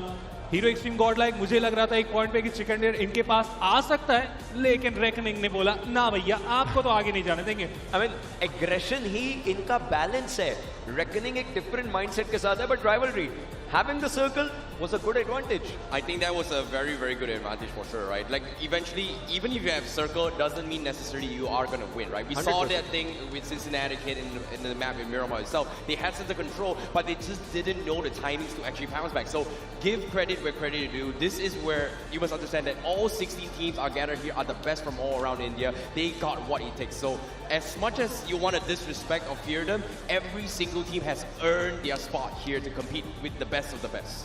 वो बेस्ट ऑफ द बेस्ट बनने की हमेशा बात आती है, बट यू नो जस्ट अभी हम उस राइवलरी से एक राइवलरी पे ही चलते हैं. सोल गॉड लाइक, इस राइवलरी की हम लोग बात करने वाले हैं. Team Soul and team Godlike, दोनों side we saw the discussions.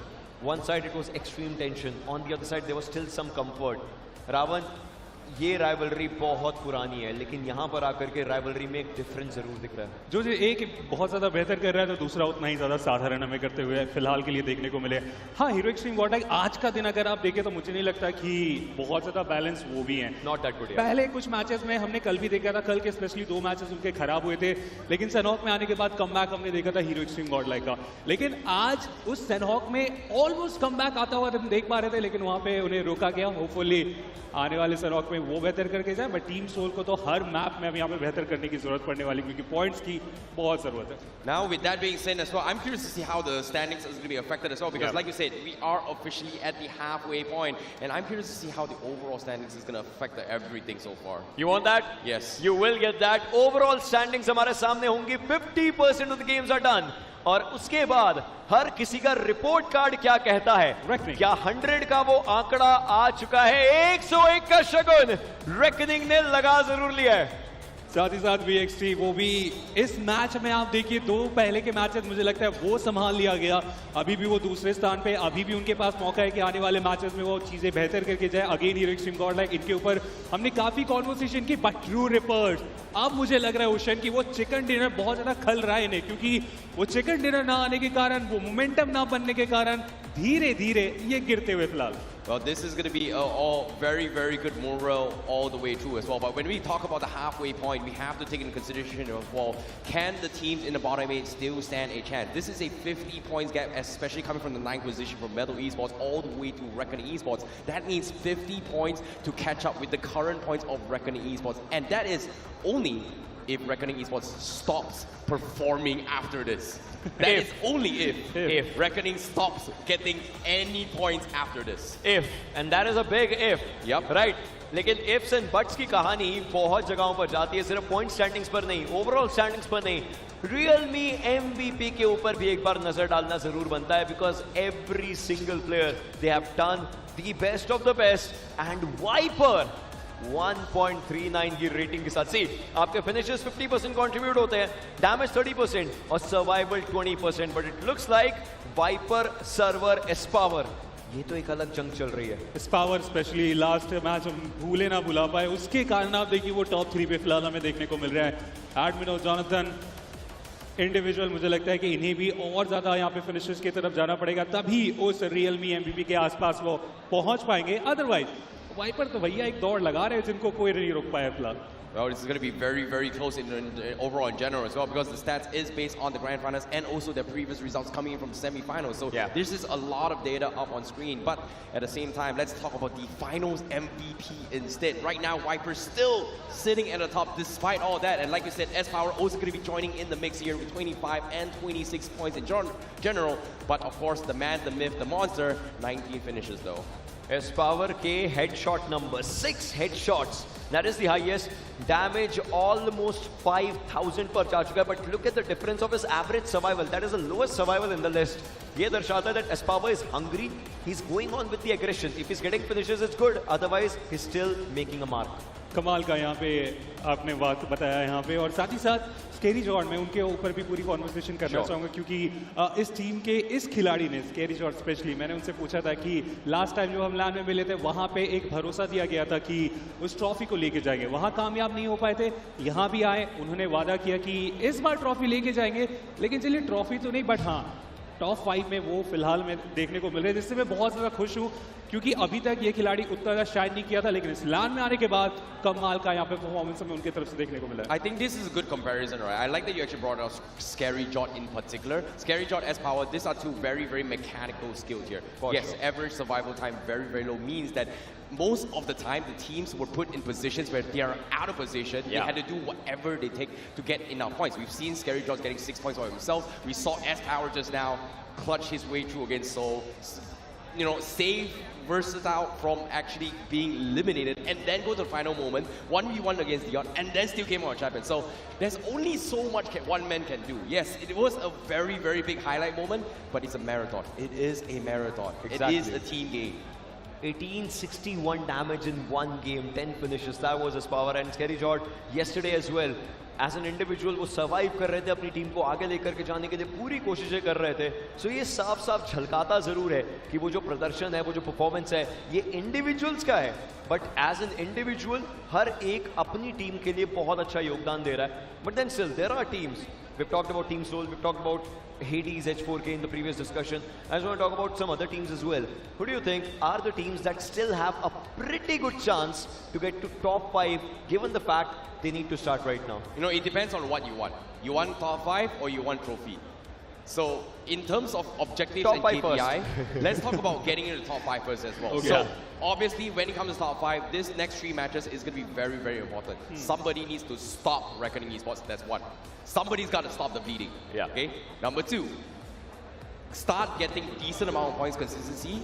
Yes, even if things don't really work out today, there is still 6 more matches tomorrow. But you need some passports or some license to actually qualify, right? Yeah, in order to qualify to get there, you need at least, what, 10, 20 points, somewhere around there. Maybe you get into the top 6, top 7. Then you're in the running for tomorrow. And let's talk about one more team, FS. Multiple times top 2, top 2, top 2. They could not get the chicken dinner. और वो chicken dinner ना मिलना रावण बहुत दिक्कत की बात रही है. Maybe they did not get finishes as well. पिछला game only 2 finishes. Maybe if they go aggressive, do you think that will be the way कि वो chicken मिले? मुझे था ग्राइंड के मैचेस ज़्यादा थे, जिस तरीके से आपने बताया एग्रेशन एफएस, वहाँ पे उन्होंने करके दिखाया था, डोमिनेट किए थे, टॉप पे बैठे हुए थे, कोई नहीं रोक पा रहा था इन्हें. एक स्टेज क्या बदला, घर से यहाँ क्या आए, चीज़ें भूल गए, संभाल नहीं पा रहे. कल के दिन के बाद भी वो टॉप 10 के आसपास हमें देखने को मिल रहे थे, 37 टोटल पॉइंट्स निकाले गए थे. लेकिन आज के दिन पे थोड़ा स्ट्रगल ज़्यादा हो गया है. हम हमेशा बात करते हैं कि आप 6 मैचेस खेलने के बाद जब एवरेज परफॉर्मेंस देते हो तो कल आते हो तो बेहतर करते हो, लेकिन चीज़ें अभी भी नहीं बदली है फेस के लिए. उनके बाकी प्लेयर जो पीछे बैकएंड में बैठे रहते हैं, मैं उनसे जाके पूछ रहा था एग्जैक्टली क्या चल रहा है, तो एक सिंपल सा रिप्लाई, बस उस पहले मैच को हम ढूंढ रहे जो फिलहाल अभी तक हमें नहीं मिल पाया. Before we just start the next 50%, I see, are there some stats, some nitbits that you actually want to tell us? Because I'm pretty sure you have a lot of homework just under you. Again, when it comes to tactical supports or skills and macro decisions here, it's all about Miramar and Eric. When it comes to Sandhawk here, do what you can. Sometimes you need a little bit of luck. Undeniable, because I've asked Dion specifically here, Reckoning, what happened, what happened, what happened. They say stick to basics, stick to fundamentals, just focus on that, and then we might need a little bit of luck. And so far, Reckoning, was it luck, was it skill? Only time will tell. Any prediction for this game? To be honest, I want to see a bounce back coming in for Genesis, at least. I mean, Sandhawk है, कल का Sandhawk मुझे याद आ रहा है. Hero Extreme Godlike. All right, everyone's ready for an important game. 50% of the games are done. अब will it be too soon to say? या कहानी कोई और दिखेगा? शुरुआत होने वाली है एक Sandhawk की.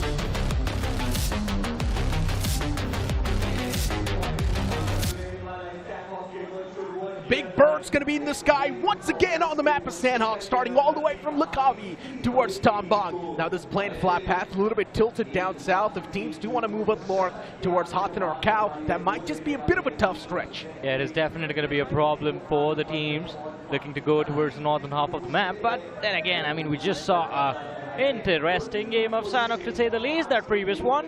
And I'm just hoping a lot of these lads are going to be looking for revenge. And by that, I mean Soul versus Genesis. Necro, because of the flight path. We're going to see that fight for the second time, maybe. Without a doubt, we will. Eddie's H4K moving towards Boot Camp. You've also got Forever Red Ross moving towards Paradise Resort. Even THW Non-X pretty much around that same vicinity. FS Esports towards the right side. They've got the control of Camp Bravo and even Long Night. That's going to be a lot of quick move right there for FS Esports, and they can focus on rotation early enough. Even Cincinnati Kids next to Bot Army Esports, that might just be potential fight brewing up there. Cincinnati Kids is one of those teams that would not like to have that early game clash, but Soul and Genesis once again right next to each other. This is one of those fights that will be weighted. Hopefully this time around we're not going to see that stalemate. Yeah, I think a lot of the teams that fought early in that previous Sandhawk have just decided to go their separate ways. I mean, in particular, look at how Soul and Genesis have just completely moved away from each other. But Necro, wow, we do see that split circle, split between the 3 islands. This can be the start to the comeback. If you remember that one game where Soul was all the way outside of the qualification bracket. They just had 3 games to go, and the comeback started with that game of Sandhawk. Let's see if they can make it happen again. Rivalry NRI, the winners of that previous Sandhawk. It did help them make a slight bounce back in the overall ranking, but not enough. They need a few more matches just like the previous one. This time around, though, they're barely inside the edge of the circle. Can be a big problem considering this boot camp that they have to cross, and Godlike is playing from boot camp. Yeah. Unlike Scott, immense control. It is H4K as well around that bridge. It all comes down to the stage 2 itself. If it's going to be shifting up north on the left side towards Seoul, a lot of these teams are going to try to make it up north as well towards the Camp Alpha Island, and that's where a lot of these teams will also start to get eliminated. Yeah. We'll see a lot of finishes funneled in. Reckoning Esports, they're doing just enough to keep themselves pinned on that first spot, and they've been doing it fantastically well. They're doing a wonderful job, but definitely there's going to be a chase, and Godlike is going to look to cover up the difference, but hey, Necro, things kick off again. An unfortunate start for Team Seoul, it seems like, as Genesis Mac, he moves in, finds the first knock. Still waiting to see if the confirmation is going to come through, as the players from Genesis are a little too far away to secure that pick, but they might have just opened the doors for Forever Red Ross to move in. And Forever Red Ross, by the way, an early crossing towards Camp Alpha. Genesis Esports, all the players are going to gather up. Let's not forget that previous mistake on the map of Sandhawk is something that costed them quite a bit. And speaking about mistakes, Cincinnati Kids as well, moving in the enemy turf. Metal Esports gifted a free point, and Legit's going to be the one to claim that. Finish into the hands of Metal, and they deal with the remainder of Cincinnati Kids. It's not going to be easy, but on the other side, Camp Alpha, we go back there, and this time Seoul, they retaliate. Manya lost a lot of HP, but the trades are in the favor of Seoul. They found the opening frag against Genesis, and Hunters has the line of fire as he goes for a spray along with his teammates, but no connections found. There might just be another knock. The man's taken down super low. Sam does not even have a lot of HP, but luckily enough, Genesis Esports, they instantly made it out alive. Now that Genesis Esports, they've only got 3 players standing. They've already started things off in quite a blunderous way. I'm pretty sure the coach, Matt Toy himself, is going to be quite disappointed with this start. I agree. I think, again, it's just beyond more than just the games of Sandhawk that he's going to be disappointed with. The way Genesis Esports is playing, it just feels like they're lost, just like Seoul. Yeah. Both of the teams in that proper 4v4 fight that we saw in the previous game of Sandhawk, it felt like that fight was all about who's able to make the biggest error. Yeah, who makes the most mistakes, and turns out it was at the start Seoul and then later on Genesis. But FS, they move in. Oh my god, you know what this reminds me of? What? Phoenix Esports. Oh yeah. The game of Sandhawk that they got the chicken dinner in, this is the same rotation that they used, but it was a late game scenario back then. This time FS moves in quite early to the foothills of that Temple Hill, but I would love to see if this actually works out, because sometimes moving in early can also be a big problem, and this time around, I mean, Seoul, if they heard those vehicles coming their way, they are going to be aware of FS being there, and they're going to try and flush the other players in that direction, put additional pressure on FS, but Godlike taking on the players of Rivalry, and Jonathan just sprays down 2 like it is nothing. He's going to go for those frags, and the finishes come through. Rivalry NRI, big mistake, thinking crossing that river is going to be easy. I'm not even sure what Rivalry NRI was thinking in that instance. They should have known that it's not going to be safe to cross on over like that. They did not have the shoreline control either, but still Rivalry NRI, they went with the gamble, and now things are not working out for them. Jonathan's going to make the bounce all by himself. I'm not sure if this is going to be a good push or not. There's still just 1 man in the front, and that dude, the MVP himself, Sarbar. He backs away though. Nate definitely does clip him a bit, but that's not going to be enough to find the knock as well. Rivalry NRI still breathing inside of this race. Punk as well closes on up, but that well-placed nade from Jonathan, it's going to find the second knock as well, and that's going to be all the 4 players devoured by Jonathan. 1 man against the entire team, and he takes all of them on and wipes the floor with their faces. 4 finishes in the bag for Jonathan, as Godlike, they're going to be quite ecstatic with this performance from their star player.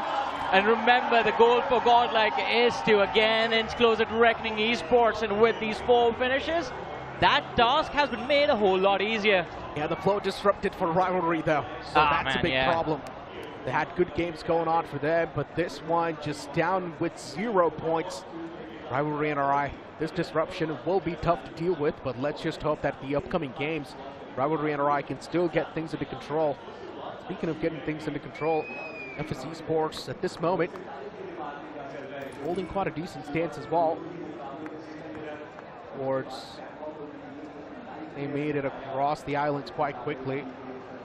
Now they hold a commanding spot. Hero Extreme Godlike still not being too eager though. Yeah. They're still towards that boot camp area, hoping that maybe if the circle does shrink towards the boot camp area, then they will at least have some sort of cover. Not willing to take any gambles, Godlike, it seems like. And again, the shift of the circle. I think this time, again, favors the side of Seoul. We're going to have a look at that in a few seconds, because Cincinnati Kids, ladies and gentlemen, it seems like a standstill against the players of SOA. But here's that monster replay of Jonathan, just living up to the title of legend that has been given to him. All 4 players of Rivalry NRI picked off just by him alone. He has had his teammates to back him up. Yeah. But maybe he didn't need them. He made it look so easy too. Yeah. Just spraying down the players without any efforts, without any problems. A smooth, hot knife through butter. That's the prime example of that saying. Cincinnati Kids at this point in time, it's not going to be too hot either. Cincinnati Kids, shots were taken to miss the opening, but eventually the opening still gets caught by Mighty, and that's going to be an important knock as well, as Mighty finds the second knock too. SOA dismantled perfectly, now just down to the last 2 remaining players, and Cincinnati Kids, they do not even have any utilities to try and stop that revive. But still, Smoker in the back is trying his best to get something done. Mighty closes on up, and probably the revivals as well. It's going to come through, but no, instead, he missed that revival. Mighty still gets caught though. Smoker, he's got to go huge. He still spots that Flock. He was spamming through, but Smoker is not able to get a lot done either. But Flock catches a big bullet. Gets taken down to barely any sort of HP. Now the man patches himself up. SOA, they somehow get things under control before Cincinnati Kids. It was such a big mess up. And OG, they join the fray and eliminate the last man of CK. And it's quite heartbreak looking at CK's performance throughout the entirety of today. They started inside of the top 5, but now are going to be kicked outside of the top 8. Johnny, some things never change. Oh yeah, it's Juicy and his curse of underperforming on LAN, I guess. Yeah, I don't know what happens to them. But they're just really good on online stages, and then on LAN, they just whiff. And it's not like they just completely whiff. It's always the middle pack. They always finish in the middle pack. Yeah. And it's quite heartbreaking because you know these players have the talent. They are quite skilled. They're good human beings as well, so you end up rooting for them. Technically, in 2023, they finished off in the bottom 3. 2 years ago, yeah, true. Yeah.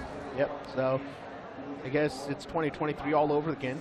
I mean, they're still not in the bottom 3. I just hope. I mean, I want them to see. I want to see them in the top 5. If they can make it happen, it's going to be good.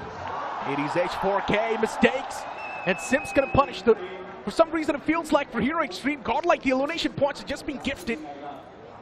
But while they try to make that rotation, Punk was the cost of it. It's crazy how Hero Extreme, Godlike is able to find these loose stragglers. Yeah. I mean, as you said, it seems like the points are being gifted, but, I mean, they are going for those long-distance engagements. I think that is how they are finding the knocks, but the problem is converting the knocks into the finish from over 150 meters. It gets not going to stolen. be easy. And, yeah, it gets stolen away. Oh, no. Necro. Versatile has closed in on the rear as well, so the shoreline from the perspective of Godlike is now going to be a cliff with death waiting for them on either sides. Team Versatile. One in time. 3 players. Let's keep this thing in mind. They've lost out on a man. Luckily enough, they've got the IGL still up and alive, including his power, so as long as Superpower's alive, the hope's still cooking.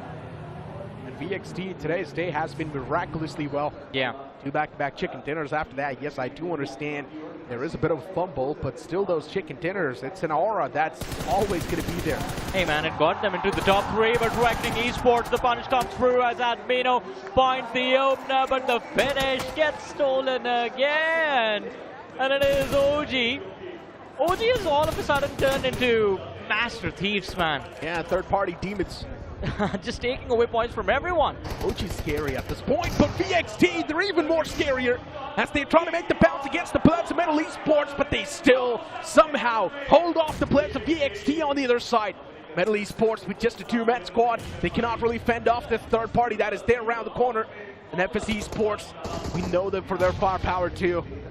It's a team that possesses some insane firepower. And FS Esports at this point in time, they do not have enough confidence to make it all the way across and push up close and personal against Metal Esports. Both the teams in the same position, and it's a 2v2 between these two sides. And if you look at the radar closely, there's Bodami Esports in the back lines waiting for an opportunity to strike, although it's not going to be easy. And FS, they were in the top 3 at the end of yesterday, but today not really going their way. Another team that has been in fact kicked out of the fight for the trophy. And that phrase, it's not going to change unless FS walks away with the chicken dinner in the remaining matches. But hey, Blue Zone moves in. And SOA, well, it is just going to be Godlike that ends up handing them the last blow. Admino finds the last player from the side of SOA. Extreme Godlike isn't doing extremely bad. 5 finishes so far, that's incredibly well. And Reckoning Esports as Dionysus 2 gets caught. If Hero Extreme Godlike somehow managed to wipe out Reckoning Esports, the position of Reckoning Esports can be compromised by Godlike. And my apologies, SOA is not completely done. The other 3 players are actually bleeding in the blue. We see them, they're still alive, but they're a little too far away from the circle and crossing the river. It's not going to be easy, but Reckoning Esports, where you said, Necro, I think Godlike taking out their direct competition, that's what they would want right now. 6 eliminations on the board, and they would want the team above them to go down. But Kyoya, he takes out Sim. This could be trouble. The finish gets confirmed as well. Finish indeed does get confirmed. Reckoning Esports. Oh no. Calling out here Extreme Godlike. Jonathan gets confirmed. Admino as well is getting ripped apart. And that's going to be it for Reckoning Esports. That's what they exactly needed to. A big threat, not in the game anymore. Here Extreme Godlike out with 6 finish points racked up and no placement points. Yeah, this is not what we wanted to see, especially with how Godlike started this day. Circle has messed up a lot of teams' rotation. Except Soul. Yeah. Reckoning Esports at this point in time as well, on the verge of falling apart. All down to just Viper, this one single man. As I mentioned, Reckoning Esports, all they need is 5 more points to maintain that average and the consistency. Bottom Esports from the top, just raining down hellfire on all the teams that are trying to make it inside of the circle. For Bottom Esports, it seems like a feast. Reckoning, as you mentioned, I think it's down to, it's almost this last play. Viper getting pressured from every single direction by the players of Bottom Esports, and he has nowhere left to go. Not the match that Reckoning Esports wanted, but considering that the teams that were chasing them have gone out as well, I think they are going to be okay with this performance. Probably will be. E peeked out towards Viper. One in time. Now the man's looking to make the rotation away from this spot. It's understandable too. Viper gets spotted. Oh, the spray down might just be deadly. We're quite far away. Did not really have enough glimmer to try and spot the man down, but completely fine. Army Esports still with this high ground, possesses an insane level of threat. A while ago, even Seoul had the high ground to play with, but they've already moved away from that. All the 4 players in one single house. Yeah, and it does not make sense. They could have actually gone for a frag fiesta from the top of that hill, but now that opportunity has been denied, and by themselves, to be honest. But nades go flying. Roman is taking a lot of damage. I think the next one is going to get the job done, but no, Roman evades. Runs back, and that knock is going to be denied to Soul. It's misplaced. It's costing them too much at this point. Another nade tossed in around the corner, and that's going to be more than enough as Roman gets knocked. Confirmation 2 can be done if the man is going to be exposed. For Seoul, luckily enough, all the 4 players are still live and cooking inside of the game, but I just don't like this group up. Yeah, I mean, I love group ups, man. They are going to stay patient. They are going to wait for someone to walk into the trap, and then they can strike. But the problem is, right now, they're just so focused on TSW NON that this commotion is just going to make sure that everyone around them is going to be aware about their presence. And that's not how traps are laid out. That's not how traps are going to work. Indeed. Soul. Actually, all it takes is one nade and Soul will be done for. Will be ended instantly. And OG still around the edge. And for OG to make it inside of the circle, they need to face FS Esports and Metal Esports. Technically, it's a one full squad since both teams, they've only got 2 players standing. And OG's now trying to make that rotation. FS Esports' players out in the open. He whipped every single shot. Crypto gets confirmed by his own teammate. Unfortunate nade placement coming through. Dreams will still be able to find the knockout though. This was quite an important knockout too. OG, they've stepped in a meat grinder. Bullets flying all across the board against OG. And they just can't do anything. The man cannot stay alive for too long, but Dreams, he was too busy packing himself up. He completely forgot that the man has already moved in. And he panic stopped that first aid from coming to fruition. And OG also are going to end up dying at the hands of Sarvit. He lobs in one nade and gets that finish for his team. The beast definitely getting unleashed with that one. Monstrous performance, without a doubt. Yeah. But for OG, man, that was quite the unplanned rotation. But it's one of those moments where they do not even have a second chance. Because for OG, the zone was closing in from the back. Did not really have a lot of time either. They needed to make the pounce, they needed to make the run, and they sprinted across the way towards the circle. BGMI Esports. Monty from the top is constantly raining down terror. Forever Red Ross, all the players in the compound, True Rippers as well, still trying to slip under the radar. They have been quite quiet so far. To play passive, defensive, call it whatever you want to call. They don't just want to bring in those flashy plays yet. But again, I mean, as mentioned, BGMI Esports top that hill. Have to make this game count. Rippers still stuck in the top 4. They have 3 eliminations to their name. If they can hit double digits with this match, maybe we see them break into the top 3. Not going to be easy though. They are forced outside the play zone, and Forever Red Ross is going to move in to block their way. But BGMI Esports, it is time, Necro, for them to make the bounce, move down from that Temple Hill, start taking those fights a little bit more aggressively. BGMI Esports on the hilltop, still taking a lot of damage upon themselves, and eventually the man can be knocked out as well. Monty, at the end of the day, still on the hilltop. The main question is, how can the man make it down? He does have the vehicle, but we all know he can be shot midair too. One single bad move and Monty can be done for. But speaking of the bad move, instead it's Hitler who makes it. Forever Red Ross, they wanted to step out in the open, maybe make it inside of the upcoming zone as well, but they have messed up big time. It's the firing squad off DXW Non-X. That's going to stop the plans of Forever Red Ross. And that is going to be a heartbreak for Forever Red Ross, because they are sandwiched now. True Rippers as well is going to have the line of fire as we see them moving in formation. It's a linear strat.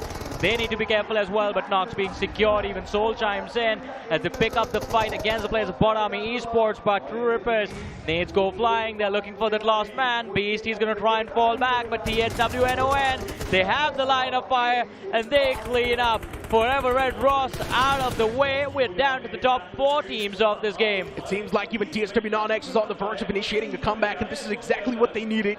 But let's keep this thing in mind as well, that even Soul is still cooking inside of the game. And the last circle is going to form right on top of Soul. We doubted that move made by Soul, but luckily enough for them, now they're in the smack center. And imagine all the elimination points can be funneled in by Soul. That's what they need to do now. They have 6 finishes on the board already. If they can get 4 more, it's going to be a 20 bomber by Soul, and that is what they need to recover, but they need those consistently. In the meanwhile, here's the destruction of BGMI Esports, and it's just Somi mowing the entire team down. A monster replay for sure. Metal Esports now, they want to make the mad dash as well, but even they get mowed down. It's going to be tough to surpass a team like Soul and True Rippers, as True Rippers, they rip things apart as they take away the plans of DXW.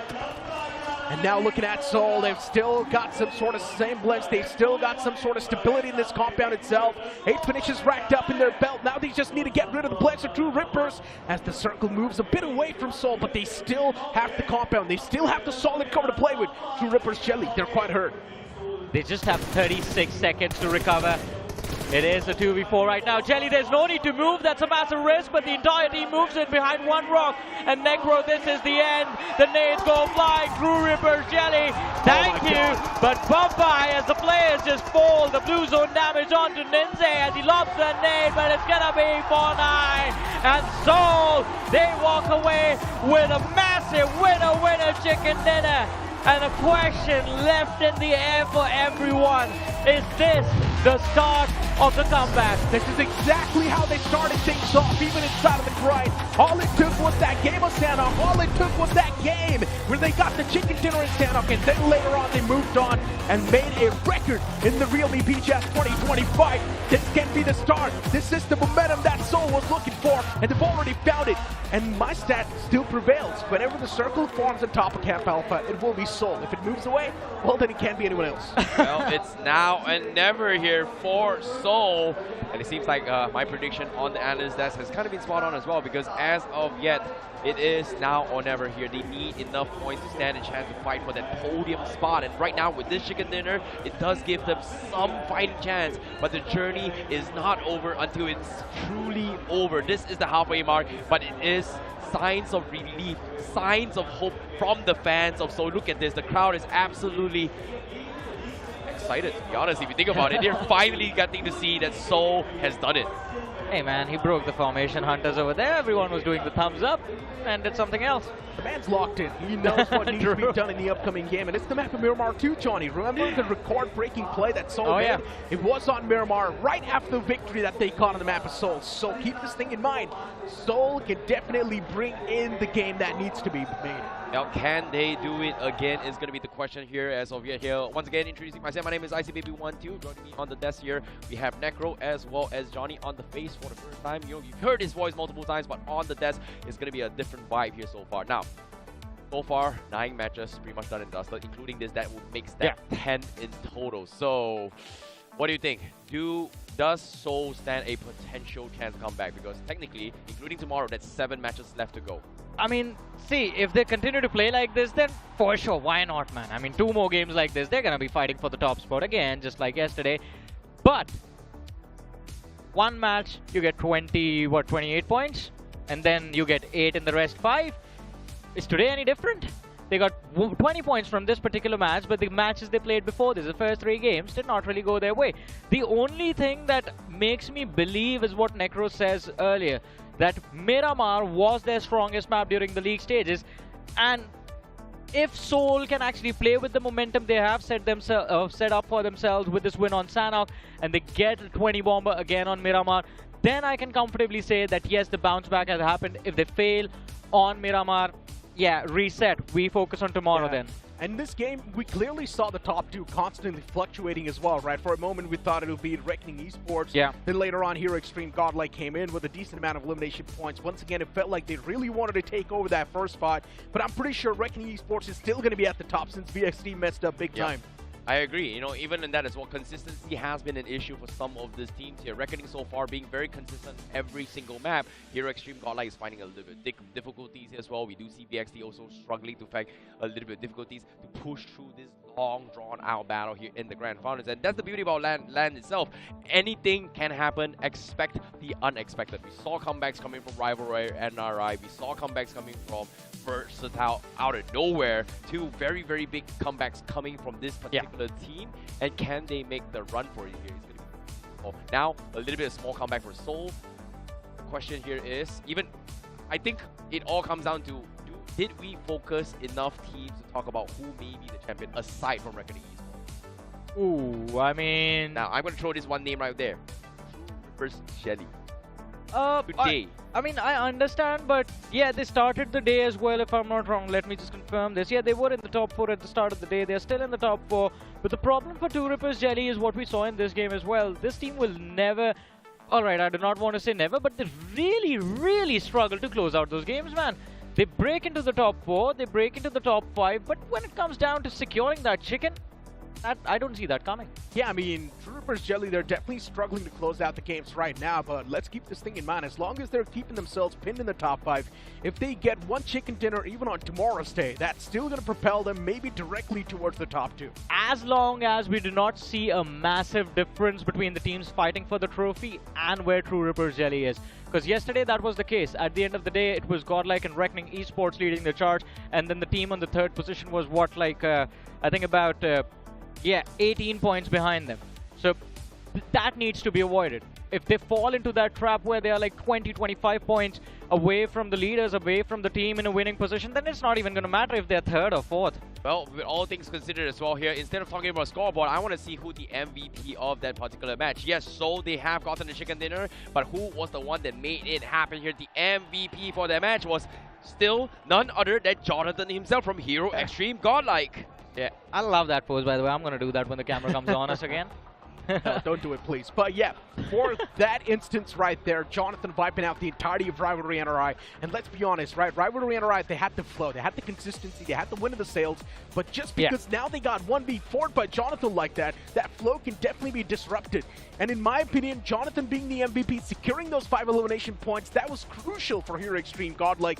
You've also got Keel out right there from True Rippers, even Knuckle from Seoul. It was crucial, but you know what, Necro? Just like my ex, I'm going to demand for more. They're going to need more points from rather than just getting those, however, they got 6 points, right? Just the finishes, no placements. They need those double digits, man. Because Reckoning Esports, they walk away with something or the other every single match. Well, this is the one game they kind of flopped as well because they've only gotten themselves 2 points here. Because at the start of Analyst Dash here, I did make a prediction here. In order to catch up, somebody's got to stop the bleeding. And as of now, RGE, they're feeling the heat. People are starting to make sure that RGE slows down the push and maybe snatch away the trophy as of yet. But the question here is who is willing to take that risk to take them out right from the get-go? Because the gap is closing in. 50 points is the mark from the halfway point. So what I mean by the halfway point is that any team that is currently in 9th position have a 50-point difference between them against RGE. So in order to bridge the gap, they need to stop them and also get 50 points to match them. Exactly. Seoul getting 21 points out of that game is definitely humongous. I really just want to move on and have a look at the overall standings to see where exactly Seoul's found themselves. But we spoke about a lot of these teams, but we completely forgot about THW Non-X. This was also a major comeback for THW Non-X since they got 11 points. I do understand it's not going to be making a lot of difference in the overall standings, but at least something that the players can be happy about. I was just about to say come back to where? The top 16? Because they were dead last, man. And now at this point, yeah, they do have some points. It was a decent performance, but they're still going to be outside the top 10. Yeah. So the strategy here, especially for the Grand Finals, is going to be a little bit different as well here. Because if you were talking about the formats and play styles for the round stages as well as the semifinals, round stages, semifinals is all about surviving, making the top 8, surviving, making the top 8, surviving, getting to the top 8, and then going to the semifinals. It was all about like the most amount of points out of every single team, most amount of points around every single team, and you're always constantly shuffling. But now it's going to be a question of how do you play against the same teams over and over again in repetition, where everybody is always refining their craft against each other, the best of the best. Whereas instead of unpredictable variable, luck factors, maybe unexpected spoilers here and there. Make sense?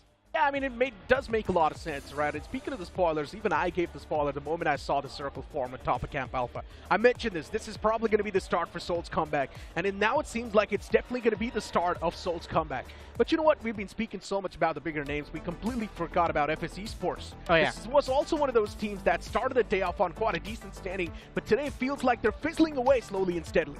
Yeah, I agree. FS Esports is also the team that's kind of under the radar as well here. Insidious is from Kolkata in general as well. He does have his home ground advantage, but he's been trying to push into it. Pressure seems to be getting him a little bit. Oh, here he's got his entire family on support for day number 1 until now in the crowd. And obviously there is a lot of expectations for him. But yeah, I feel like it might be a little bit too overwhelming here, especially when this is kind of their situation where it is their first time making towards a big event. Again, understand this. This is not just a game.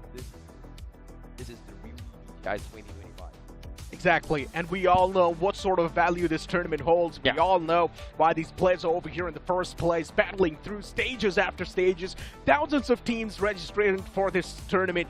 And in general, you guys have probably heard my motivational speech that I gave on the Instagram, right? Yeah, I mean, that was amazing. I hope you are preparing something for tomorrow as well. It's the grand finale tomorrow. I feel like you should not give a motivational speech over and over again. It's the last because day, it really bro. does lose Nah, its you value. can't do that. Last day, you gotta Hey man, write guys, something up all for things us. considered here, you know, I'm pretty sure Reckoning Esports is going to be at the top of the top here, but all things considered, it's not over until it's over, because they are the team that is currently with the 3-digit marker, holding the benchmark, holding the trophy spot in this case here, and of course, is there a cutoff? Absolutely not, because there can only be one champion at the end of all 18 matches here, including tomorrow. But now, going towards this halfway point here, we are going to be going into two very, very tactical maps. So Miramar as well as Erangel. So far, I think I had a little bit of very, very interesting chat as well, especially for teams starting off the day number one itself. And sorry, not day number one, game number one of the day itself. It's always about getting warm up, you know, executing whatever homework that you need to do from yesterday. You're all well rested. But now, after 4 games, fatigue kicks in. Stress kicks in. Expectations kicks in. Blame game kicks in. Did you have your food kicks in. And that's going to be something that will affect them morally. And during all this hunger and all this fatigue, there's all this stress on your body, can you still talk about strategy, execute at the best of the best? Exactly, that's one of the major concerns even I'm having. That's one of the major concerns probably even Rohit is going to be having. So you know what, let's move on towards the stage for a nice little interview with the players of Seoul. शुरुआत तो इस team की एकदम dream की तरह हुई थी, फिर हल्की सी रुकावट देखने को मिली, लेकिन फिर एक बार रफ्तार पकड़ते हुए दिख रही है team Soul. First of all congratulations for that comeback win, क्योंकि पहली जो जीत थी उसके बाद ये थोड़ी सी आपको इंतजार करनी पड़ी थी यहाँ पर, लेकिन हाउ डज इट फील, क्योंकि अब 50% से ज़्यादा जो टूर्नामेंट है ग्रैंड फाइनल्स का वो ख़त्म हो चुका है, अब आपने मोमेंटम वापस पकड़ा है। एंड वाले जो 4v4 की बात करें, बहुत आतिशबाजियां हमने देखी नेड्स की। Tell us at what moment Manya आपको लगा कि ये हमारा चिकन डिनर है? जब जोन एंड में सेंटर बन गया था तो इजी चिकन ही था, क्योंकि सबको ओपन आना था, तो हमें पता था चिकन आ जाएगा। एंड अगर किस्मत की बात करें, बहुत ज़्यादा किस्मत की भी एक परसेंटेज रहता है यहाँ पर किस्मत का खेल भी। जोन्स आपके आसपास ही चल रही थी, तो उस दौरान टीम के बीच में क्या बातें होती हैं when the zone is going in your favour? Capitalise करने की बातें थी, हम पे तो हार्ड कवर था, सबको ओपन आना था, हम चिकन पे फोकस था, इजी निकाल गए।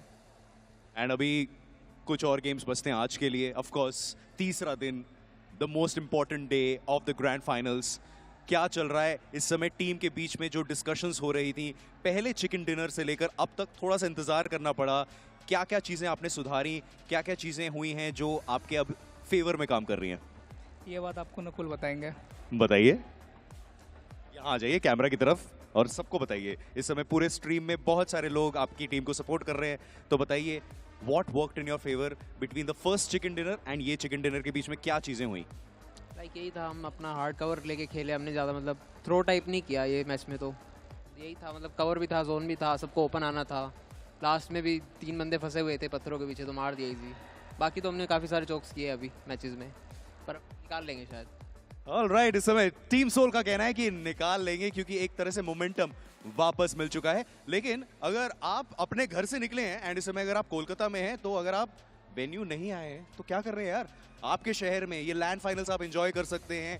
इलेक्ट्रीफाइंग माहौल है, इलेक्ट्रीफाइंग क्राउड है, यहाँ पर आपको एक मॉन्स्टर जोन भी मिल जाएगा जहाँ पर आप जाकर अपने आप को एंटरटेन कर सकते हैं, मज़े ले सकते हैं। साथ ही साथ अगर आप एक्सपीरियंस करना चाहते हैं ये जो डिवाइस जहाँ पर हमारे प्लेयर्स अपना ग्रैंड फाइनल्स खेल रहे हैं, तो यहाँ पर realme जोन भी है, वहाँ पर जाकर भी सेम डिवाइस में आप एक्सपीरियंस कर सकते हैं अपना favourite game, that is BGMI, and you can actually get the same experience our players are getting.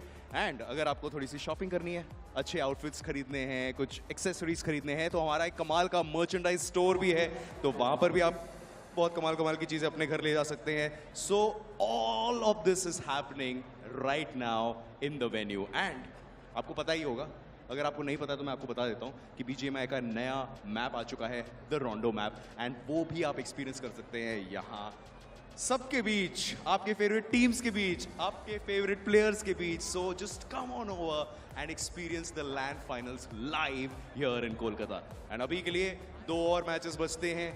And कल का जो ग्रैंड फाइनल्स है तो तीसरा दिन है, उसके भी मैचेस बचते हैं. लेकिन ये जो 2 मैचेस बचते हैं वो आपको इस छोटे से ब्रेक के बाद एक्सपीरियंस करने को मिल जाएगा. तो अभी लेते हैं एक छोटा सा break and we will be right back.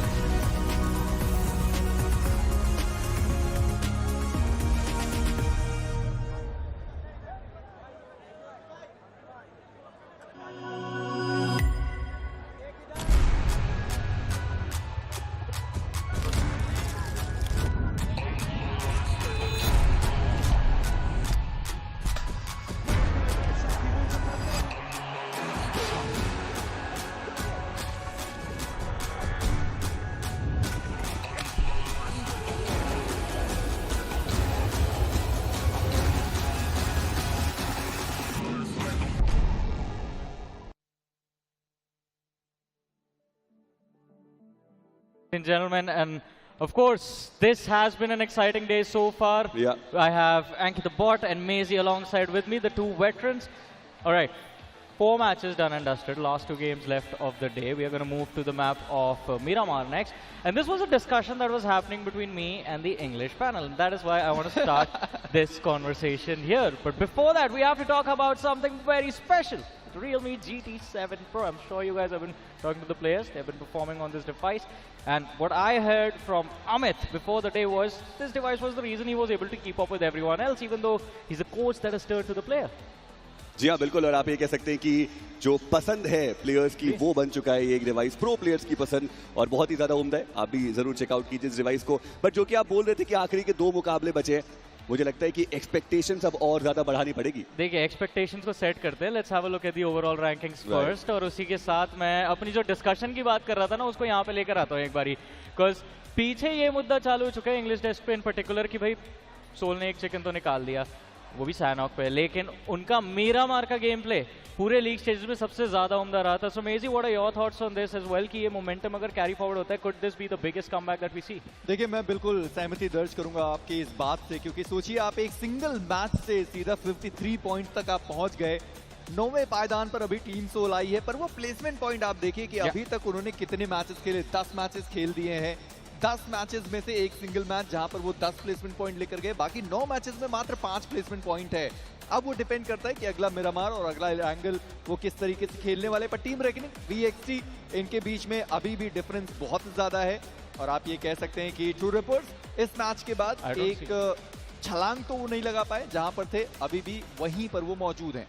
Well I mean छलांग एक बहुत ज़्यादा लंबी दोबारा से लगाने की ज़रूरत पड़ेगी. लेकिन अब अगर टॉप 4 की बात करें, एक और इंटरेस्टिंग नाम था जो मेरे को-कास्टर जो हैं IC उन्होंने उठाया था, वो था ट्रू रिपर्स का. और तभी मेरा भी इस बात पे ध्यान गया कि भाई this team has been in the top 4 since the end of yesterday till now. And एंकी ये भी कंसिस्टेंसी तो अच्छी चल रही है इन टीम की, बट कहीं ना कहीं एक बड़ा game we need from true rippers like the 20 bomber is gonna be needed और 25 points in a single match. अगर हम चाहते हैं कि ट्रू रिपर्स या फिर ट्रू रिपर्स खुद चाहती है कि वो ट्रॉफी की लड़ाई का हिस्सा बने. जी और अभी आप देखिए सिर्फ 6 पॉइंट्स का डिफरेंस है. जो पिछला मुकाबला बेहतर गया ट्रू रिपर्स का, उससे यही डिफरेंस आया है कि अब वो जो 3rd और 4th पोजीशन के बीच में पॉइंट डिफरेंस था वो और कम हो चुका है. यानी कि अब आपको मल्टीपल टीम्स देखने को मिल रही हैं जो दूसरे पायदान के करीब जा रही हैं और उस पहले पायदान के भी करीब जा रही हैं. टीम रेकनिंग का आप सोचिए खराब मुकाबला था, पर उसके बावजूद कुछ भी फर्क नहीं पड़ा. वो अभी भी पहले पायदान पे मौजूद है और 19 पॉइंट का डिफरेंस है उनके और दूसरे पायदान की टीम के बीच में. उनके दूसरे और तीसरे पायदान के बीच में, बिकॉज वो जो टाई ब्रेकर चल रहा है, मतलब अभी तो टाई ब्रेकर ही है, versatile and Godlike. But I think in the upcoming match वो भी हमें सॉर्ट होता हुआ नजर आ सकता है. We might see a difference between these two teams. लेकिन रेकनिंग की यार दाद देनी पड़ेगी. सिंस येस्टरडे कंसिस्टेंसी दिखाई, पहले 4 मैचेस के अंदर आखिरी 2 गेम्स थे जहां पे वो थोड़ा सा फंबल करे, उसके बाद भी टॉप 2 के अंदर मौजूद। आज के दिन सेम लेवल ऑफ कंसिस्टेंसी हमको शुरुआती दौर में देखने को मिली है, लेकिन प्रॉब्लम वही है ना, अभी गेम 5 और गेम 6 है। क्या ये वो मौका है जहां पे गॉड लाइक और वर्सेटाइल कैच अप कर सकते हैं? देखिए पॉसिबिलिटी उसकी ज़्यादा है, क्योंकि वर्सेटाइल का जो मिरामार का मुकाबला है वो बहुत ज़्यादा अच्छा होता है, गॉडलाइक का जो मिरामार का मैच है वो बहुत ज़्यादा बढ़िया होता है। तो मैं मानकर चलता हूँ कि ये वो मैच है, अगर रेकनिंग थोड़ा सा भी लड़खड़ाई तो ये दोनों टीम हो सकती हैं जो पहले पायदान की जो दावेदारी है उसको वो पेश करें। देखिए शाम में अभी काफ़ी मैचेस हम देख चुके हैं, I am sure everyone is waiting for the next game to start. लेकिन एंकी यार एनर्जी की बात आती है ना, I think you have this unique power of getting everyone to the peak, so can you work on this audience a little bit? यार लोग बैठ चुके हैं थोड़ा। देखिए मेरे को लगता है एनर्जी जो है ना वो मेरे अंदर नहीं, वो इस गेम के अंदर है, वो इन टीम्स के अंदर है, और कोलकाता की पब्लिक को पता है कि वो एनर्जी दिखानी कैसे है। अभी जॉनी मेरे को बैक स्टेज बोल रहा था भाई कि 4 मैचेस हो गए, कोलकाता की पब्लिक थोड़ी थकी तो होगी, तो कोलकाता की पब्लिक एनर्जी है कि नहीं? ऐसे नहीं, एक बार दोबारा करते, जॉनी को गलत भी तो साबित करना है दोस्तों। कोलकाता की public in 3, 2, 1 make some freaking noise. Alright, I have never been more happy to be proven wrong, I mean never been more happy. और आई लाइक कि आपने भी स्पेसिफाई किया कि आप कौन से जॉनी की बात कर रहे हैं, यूजुअली लोग कंफ्यूज हो जाते हैं 2 जॉनीज के बीच में। लेकिन चलिए अभी एक चीज मैं और चाहूंगा, मेजी कुछ ऐसी टीम्स जो आपको लग रहा है कि भाई अभी भी मौका है, थोड़े मैच बचे, 6 कल के बचे, 2 आज के बचे, टोटल 8, अगर यहाँ से परफॉर्म करना स्टार्ट किया, maybe we can see the compete for the trophy. देखिए मैं इतना कहूंगा कि अगर 15वें स्थान की टीम राइवलरी वो इतना अच्छा खेलकर सीधा टॉप 8 के अंदर आ सकते हैं, तो मैं मानता हूं कि हेडीज जो इस वक्त 16वें पायदान पर है, अगर अगले ही मैच से वो खेलना शुरू करें, उनके पास भी वो चिकन डिनर जाए, उनके पास भी वो फिनिशेस जाए, तो हेडीज भी आपको टॉप 8 के अंदर दिखाई दे सकती है। एक टीम का करना दूसरी टीम को मोटिवेट जरूर करता है, और मैं उम्मीद करता हूं कि हेडीज के साथ वही हो। मैं कह रहा था थोड़ा रियलिस्टिकली बात कर लेते, like what you said is like talking कि एंकी can clear all his 8 match इन one go, but that might be a problem right? 8 एक साथ तो नहीं होंगे एंकी, है ना? देखिए मुश्किलें हैं ऑब्वियसली। देखिए जब ये टूर्नामेंट शुरू ही हुआ था ना डे 1, तभी ये डिसाइडेड था कि कोई एक ही टीम ट्रॉफी लेकर के जाने वाली है, बट उम्मीदें इतनी ज्यादा है, और मेजी की उम्मीदें भी, हमारी उम्मीदें भी इसीलिए है क्योंकि इन टीम्स ने वो बेहतर प्रदर्शन दिखाया है। आप किसी भी टीम की बात कर लीजिए, हर एक टीम की एक कहानी है, they deserve to be here, और वो उन्होंने हर एक स्टेज के साथ करके दिखाया है। उनके इस पूरी जर्नी में अप्स भी आए हैं, डाउन्स भी आए हैं, उन्होंने हार नहीं मानी है। और जब एक बार आप देखते हो ना कि कोई टीम हार नहीं मान रही है और बिल्कुल रॉक बॉटम हिट करके भी ऊपर आती है, तो आप एक्सपेक्टेशंस लगाते हो कि यहाँ से भी संभव है। जी बिल्कुल, लेकिन कई फैंस की एक्सपेक्टेशन हमारे पिछले गेम में पूरी होती हुई नजर आई थी, तो चलिए नजर डालते हैं हमारी realme हाइलाइट्स के ऊपर of the previous game of सैनॉक। And of course ये शुरुआत जो हमने देखी सिंसिनाटी किड्स और एसओए के बीच में,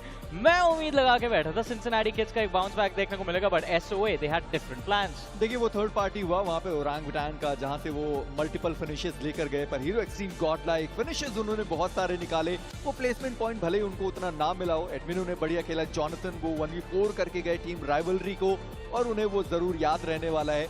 गॉट आर्मी आज के दिन पर जॉनी वो बदलाव के साथ आए थे, लाइन को खेलने का मौका दिया गया, पर मैं मानता हूं कि अभी भी उस मुकाम तक वो नहीं पहुंचे जहां हम उस चौथे खिलाड़ी को पहले कल के दिन पर देख रहे थे। 100% एग्री विद दैट। लेकिन एंकी इस गेम के अंदर जोन जो था, इनफैक्ट हर मैच की तरह प्रबल साबित हुआ, काफी ज्यादा जोन ने साथ दिया टीम सोल का, और उस मौके पे उन्होंने चौका भी काफी कस के मारा, क्योंकि फिनिशेस की बात करें, पोजीशन होल्ड करने की बात करें, मैं और नेक्रो ये मैच कास्ट कर रहे थे और हम लोग थोड़ा कंसर्न थे कि भाई आपने हाई ग्राउंड इतना जल्दी अबैंडन कर दिया, what is going through your heads, but that is why team Soul is considered the best, right? Their understanding is on a whole different level. पता था कि अगर शिफ्ट होता है and if it's on the lower ground तो ऊपर से नीचे आने में दिक्कत होगी, जो कि बॉट आर्मी स्पोर्ट्स को हुई थी, and Soul secured an incredible win.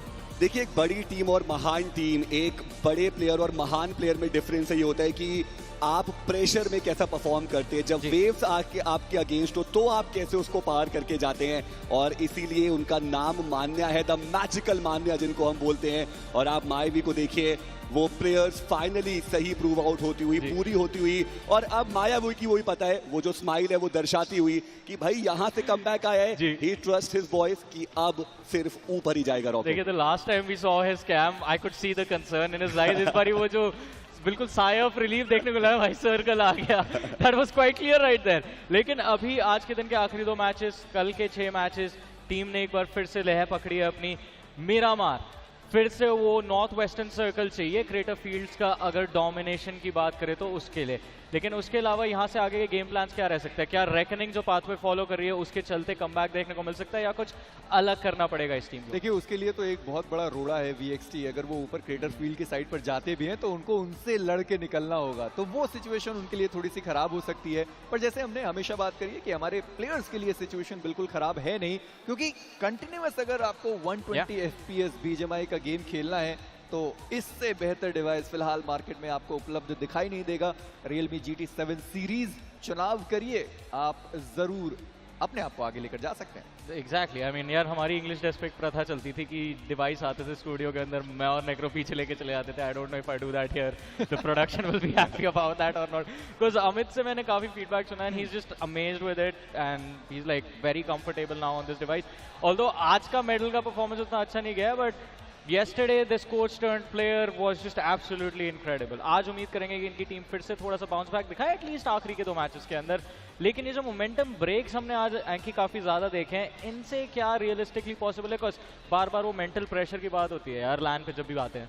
देखिए यहाँ पे बेस्ट वर्सेस बेस्ट की फाइट है और उसमें आप ये नहीं एक्सपेक्ट कर सकते कि कोई 1 या 2 ही टीम है जो डोमिनेट करके जाए और बाकी टीम उतना बेहतर ना खेले। अभी के लिए आप कह सकते हैं टीम रेकनिंग जरूर वैसा प्रूव आउट हो रही है, बट रियलिस्टिकली और प्रैक्टिकली मैथमेटिकली बात करें तो वो पॉइंट डिफरेंस बहुत बड़ा है नहीं। एक बड़ा मुकाबला अगर दूसरे तीसरे चौथे पायदान की टीम लेके जाती है वो कवर अप किया जा सकता है। और इस टूर्नामेंट के अंदर हमने 30 बॉम्बर्स भी देखे हैं, मल्टीपल 30 बॉम्बर्स भी देखे हैं, और यही वो टीम थी जिनमें से कोई एक होगी जो वो लेकर के गई थी। तो पॉसिबिलिटीज बहुत ज्यादा है रियलिस्टिकली भी कि यहां से भी बड़े कमबैक्स आ सकते हैं। और टीम रेकनिंग उनको बस ये करना है कि वो हल्के में ना ले, रिलैक्स ना करें, यहां से भी कंसिस्टेंट खेलें। देखिए आपकी बात बिल्कुल सही है, लेकिन प्रॉब्लम ये है ना कि इस मैथमेटिक्स में थोड़े से वेरिएबल ज्यादा आ जाते हैं, अलजेब्रा आ जाती है, क्योंकि एक एक्स फैक्टर है जो कि है रेकनिंग का परफॉर्मेंस भी डिपेंड करता है कि बाकी टीम्स कैचअप कर सकते हैं कि नहीं। 19 पॉइंट्स का गैप है फर्स्ट, सेकंड और थर्ड के बीच में, और अगर वर्सेटाइल और गॉडलाइक के लिए रियलिस्टिकली बात कर रहे हैं कि उनको रेकनिंग के अगेंस्ट क्लोज अप करना है, तो उस पर्टिकुलर मैच में रेकनिंग के कम ज्यादा से ज्यादा 4 पॉइंट आने चाहिए। 4 से ऊपर अगर रेकनिंग पॉइंट्स निकालते चली गई, they will be able to maintain that top spot. जी हाँ, और आप सोचिए कि कल के दिन पे उन्होंने 6 मैचेस में 66 पॉइंट्स निकाले थे और अभी वो 105 के पार जा चुके हैं, यानी कि 120 ज्यादा दूर नहीं है और डबल पॉइंट्स भी वो बहुत आसानी से निकाल सकते हैं। पर जब मेरी बात हो रही थी ग्रेविटी और केवल से, तो उनका कहना था कि आज के दिन पर हम सेकंड और थर्ड आने की कोशिश करेंगे, पहला पायदान हमारे पास नहीं रहेगा। उन्होंने मुझे बताया जरूर था, पर ये बात भी तय है कि उन्होंने उतना अच्छा नहीं खेला है, पर बाकी जिन टीम को अच्छा खेलना था वो उतना अच्छा नहीं खेल पाए। वो सबसे बड़ी बात रही कि टीम रेकनिंग अभी भी पहले पायदान पर है। I mean for sure, but one more thing I want to know from you guys is, like, you were there at the start of this year, we did a different tournament, you have been following the teams very closely. Reckoning, they lost their star player at the start of this year, very start, January was when it all happened. After that, in fact not January, December last year was when it happened, and after that हम लोग आते हैं इस tournament के अंदर, the start to BGIS for the side of Reckoning, shaky start था grind के अंदर, उसके बाद फाइनल्स आते आते You were the one who kind of expected Reckoning to do well. आपने भी expect किया था कि top 5 के अंदर रहेंगे, but did any of us think that they would be leading the charge और वो भी 19 पॉइंट के एडवांटेज के साथ? देखिए, being very honest, it's very difficult to predict as well, क्योंकि इतना ज़्यादा बढ़िया competition है और हर एक टीम ने, जैसे हमने बात की कि वो इतना बेहतर खेल करके जा सकते हैं, but being honest, even we had this conversation कि Reckoning इतना consistently dominate करके जाएगी और इतना consistently खेलेगी, ये तो expected था नहीं। बट अगेन मुझे लगता है कि ये जो पूरा टूर्नामेंट है ना, ये टीम रेकनिंग के लिए एक जर्नी है जहां पर वो बहुत ज़्यादा लड़खड़ा है। कितने ज़्यादा डाउनफॉल्स टीम रेकनिंग ने देखे, कहां पर वो बिल्कुल बॉर्डर लाइन पे भी क्वालिफाई होकर के आए, बट वो ग्रो करते हुए आए इस टूर्नामेंट में। और जहां आपने पहले ही गलतियां कर दी है ना, तो फिर आप फाइनल्स में कम गलतियां करोगे, वो बात तय होती है, और अभी कुछ वैसा ही किया है उन्होंने। A quick question to you would be the fact that Viper, in particular about him, because he has been doing very well. He lost his supporting player. Hunters उनका हमेशा साथ देते थे, but he's not there anymore. Viper के ऊपर पूरी responsibility I, but he did quite well for himself. देखिए, मैं कहूंगा कि ठीक है, हंटर्स गए, पर उनके साथ साथ किया वो वापस आए और एक बार फिर से वो डुओ बहुत बढ़िया तरीके से बन चुका है। और जब ग्रेविटी आईजीएल होकर वो खुद इतना ज्यादा सपोर्ट कर रहे हैं, मैं मानता हूं कि वाइपर के लिए ज्यादा परेशानी नहीं है। रियलमी एमवीपी में भी बहुत ज्यादा ऊपर है, फाइनल्स के एमवीपी में भी वो प्लेयर बहुत ऊपर है। Exactly, he's been doing quite well for himself. But talk about doing well, we thought Genesis was going to do quite well. कल उनके कोच यहाँ पे नहीं थे. Today he is here, so we had an opportunity to speak with Matt Toy himself and ask what's going up with Genesis. Ladies and gentlemen, let's hear what he has to say. My name is ICBaby12, and I have a very, very special guest here. A friend of mine who I've not seen for, 2019 all the way to 2025. A man, a myth, and also a legend himself. And this is a little bit of a history of him as well here. I haven't seen him since 2019, and he's now currently 2025. That's almost 6 years now. And he's the OG from all Battle Royales genre in general here. Before your Scouts, before your Mortal, before your Jonathan, this was the man, the myth himself, Mr. Matt Toy. How are you feeling here? What are you doing here? I'm great. I'm doing here as a coach for Team Genesis. And yeah, I'm here. I'm actually great. Feel great to be here. Okay, so now, since you have joined in the mix here, I have a little bit of question and a fun thing here as well here. Because I made a little bit of prediction for Genesis Esports, right? If I heard a rumor that you missed your flight. Correct. I missed my first flight. Supposedly it should be here the first day. But I'm missing my flight, so I'm here on the second day, which is actually great as well. Okay, so day 1 didn't do well. Day 2, they improved a little bit here, but now things are not looking too good here. What's going on here? I would say actually we missed out like 4 chicken dinner that we could actually made it, but it's the minor mistakes that make it major. So we're trying to fix on that, but you know we're trying our best to keep it in the path. Okay, all things considered here, since you're all the way from Thailand, how is Kolkata treating you here so far in the realme BGIS? Excellent. Everything here is actually excellent. I love the driving, actually, the way they drive, you know, quite aggressive, but really safe. So it was really nice, fast travel and everything. And also the people here is actually really kind. The food, of course, I love the food, Indian food. I had it a lot in Thailand, actually. And especially from the local here, much better. Now, it's day 2 now here, and obviously Genesis Esports is having a little bit of rough in here. Can you tell me a little bit more on what's going on behind the scenes as a pro player or for mentality, or maybe what do you think of your opinions of the other teams that's actually competing right now? I would say for ourselves, at the moment we're trying to keep up the momentum and trying ourselves to be consistent of our plans and our strategies. I know that it doesn't seem like that well at the moment because they have errors here and there, but we're trying our best. For our team, I would say they're doing their best also, and other team actually are quite a good rival for them to actually play. And it's great experience, even though we turn out might not be great in the overall in this event, but the experience will actually teach them a lot. Okay, it is a learning experience coming from them as well here. Last but not least here, anything you want to say to the fans, or even a special shout out to a rival team here or a team you watch out for? I would say thank you for the fans and everybody that warm welcoming, and a lot of, even the players itself, you know, having a really warm greeting and etc. For the team itself, I have watched VXT. They are playing really aggressive, and I have heard also the IGL is like one of the top 4 IGL here in India regions. So it's really good to watch how they play on live. I mean, here on stage. Thank you so much, Matt Toy here. It's been a very, very pleasure as well, and this is going to be our short little interview here with ICBaby. Pass it over to you guys on the stage. Well, ICBaby ने तो हमको काफी सारी insights लाके दे दी यार कि मतलब flight भी मिस हो गई थी, खाना भी बढ़िया लग रहा है, टीम के बारे में भी बता दिया. तो Genesis की इन insights के बारे में Maisie, I would love to hear from you because Genesis desperately needs big matches from here on out straight in a row. देखिए आज सुबह ही शैडो से बात भी हो रही थी, सैम भी वहाँ पर मौजूद थे और उनका यही कहना था कि भाई कोच आए तो बढ़िया खेलेंगे.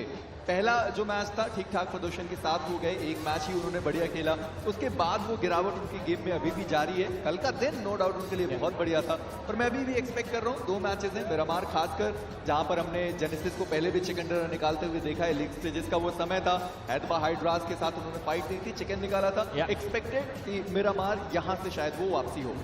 वेल एंकी, आपके क्या थॉट्स है अगले आने वाले मिरामार के ऊपर?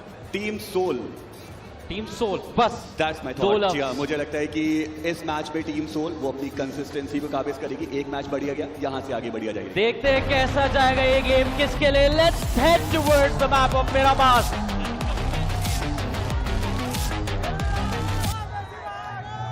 As the big bird's going to be in the sky on the map of Miramar, starting all the way from Minastil Valley towards the opposite side, which will be truck stop. Now this planned flat path heavily tilted towards one side of the map, which is going to be down south. If the teams do want to move in towards El Pozo, Cradle Fields, it's going to be a tough stretch. Well, the pressure is on, and every single team has to fight for their lives to try and stand a chance of lift the trophy here, because halfway point. It is way past it, and now the flying path, like you said, it is gonna go all the way towards the east side of this map. And this circle is gonna be a little bit awkward as well because we don't see the circle, obviously. You know, just making a little bit of a chill joke. But all things considered, the flying path pretty awkward in the southeast corner. That means teams rotating to the north side, teams rotating to the northwest side is gonna have a lot of trouble. And I'm actually generally concerned, will Seoul switch up the rotation? Because they have been playing around the northern side when it comes to Miramar. And here in the realme BGIS, it is very unusual compared to their usual drop spots. Yeah, I mean, because of the planned flat path, a lot of teams have came up with a new drop spot on the fly itself. Speaking of VXT as well, dropping down south towards the prison island itself, because usually VST, they like to move in towards El Pozo. But since the planned flat path isn't really favoring that spot, VXT has made some tweaks on the fly. For Seoul, they're still going to try to move up north. Well, seems like that might be the case as well, but I do see Seoul actually going for a very, very late drop here, and hopefully if the circle hits up to the north, it is going to be good, but seems like it's not going to be helping Seoul heading towards north here. It is going to be smack in the middle of everyone. A pretty decent flight path for teams heading towards Picado, heading towards Los Leonas, also towards San Martin as well, but I'm a little bit concerned on the teams heading to the east side here, because True Ripper Jelly and also I believe Seoul is actually awkwardly kind of close towards the highway itself, so we might see a little bit of a clash on those vehicles. I'm not exactly sure what's going on with the players of Seoul, but it definitely does feel like all the four players are quite grouped up. They're right next to True Rippers. The True Rippers too, you can see he's around that fray. He's the only man around the players of Seoul. This might just be quite a risky move the man's trying to make. And it feels like Seoul is facing some sort of problems because all the four players aren't even moving.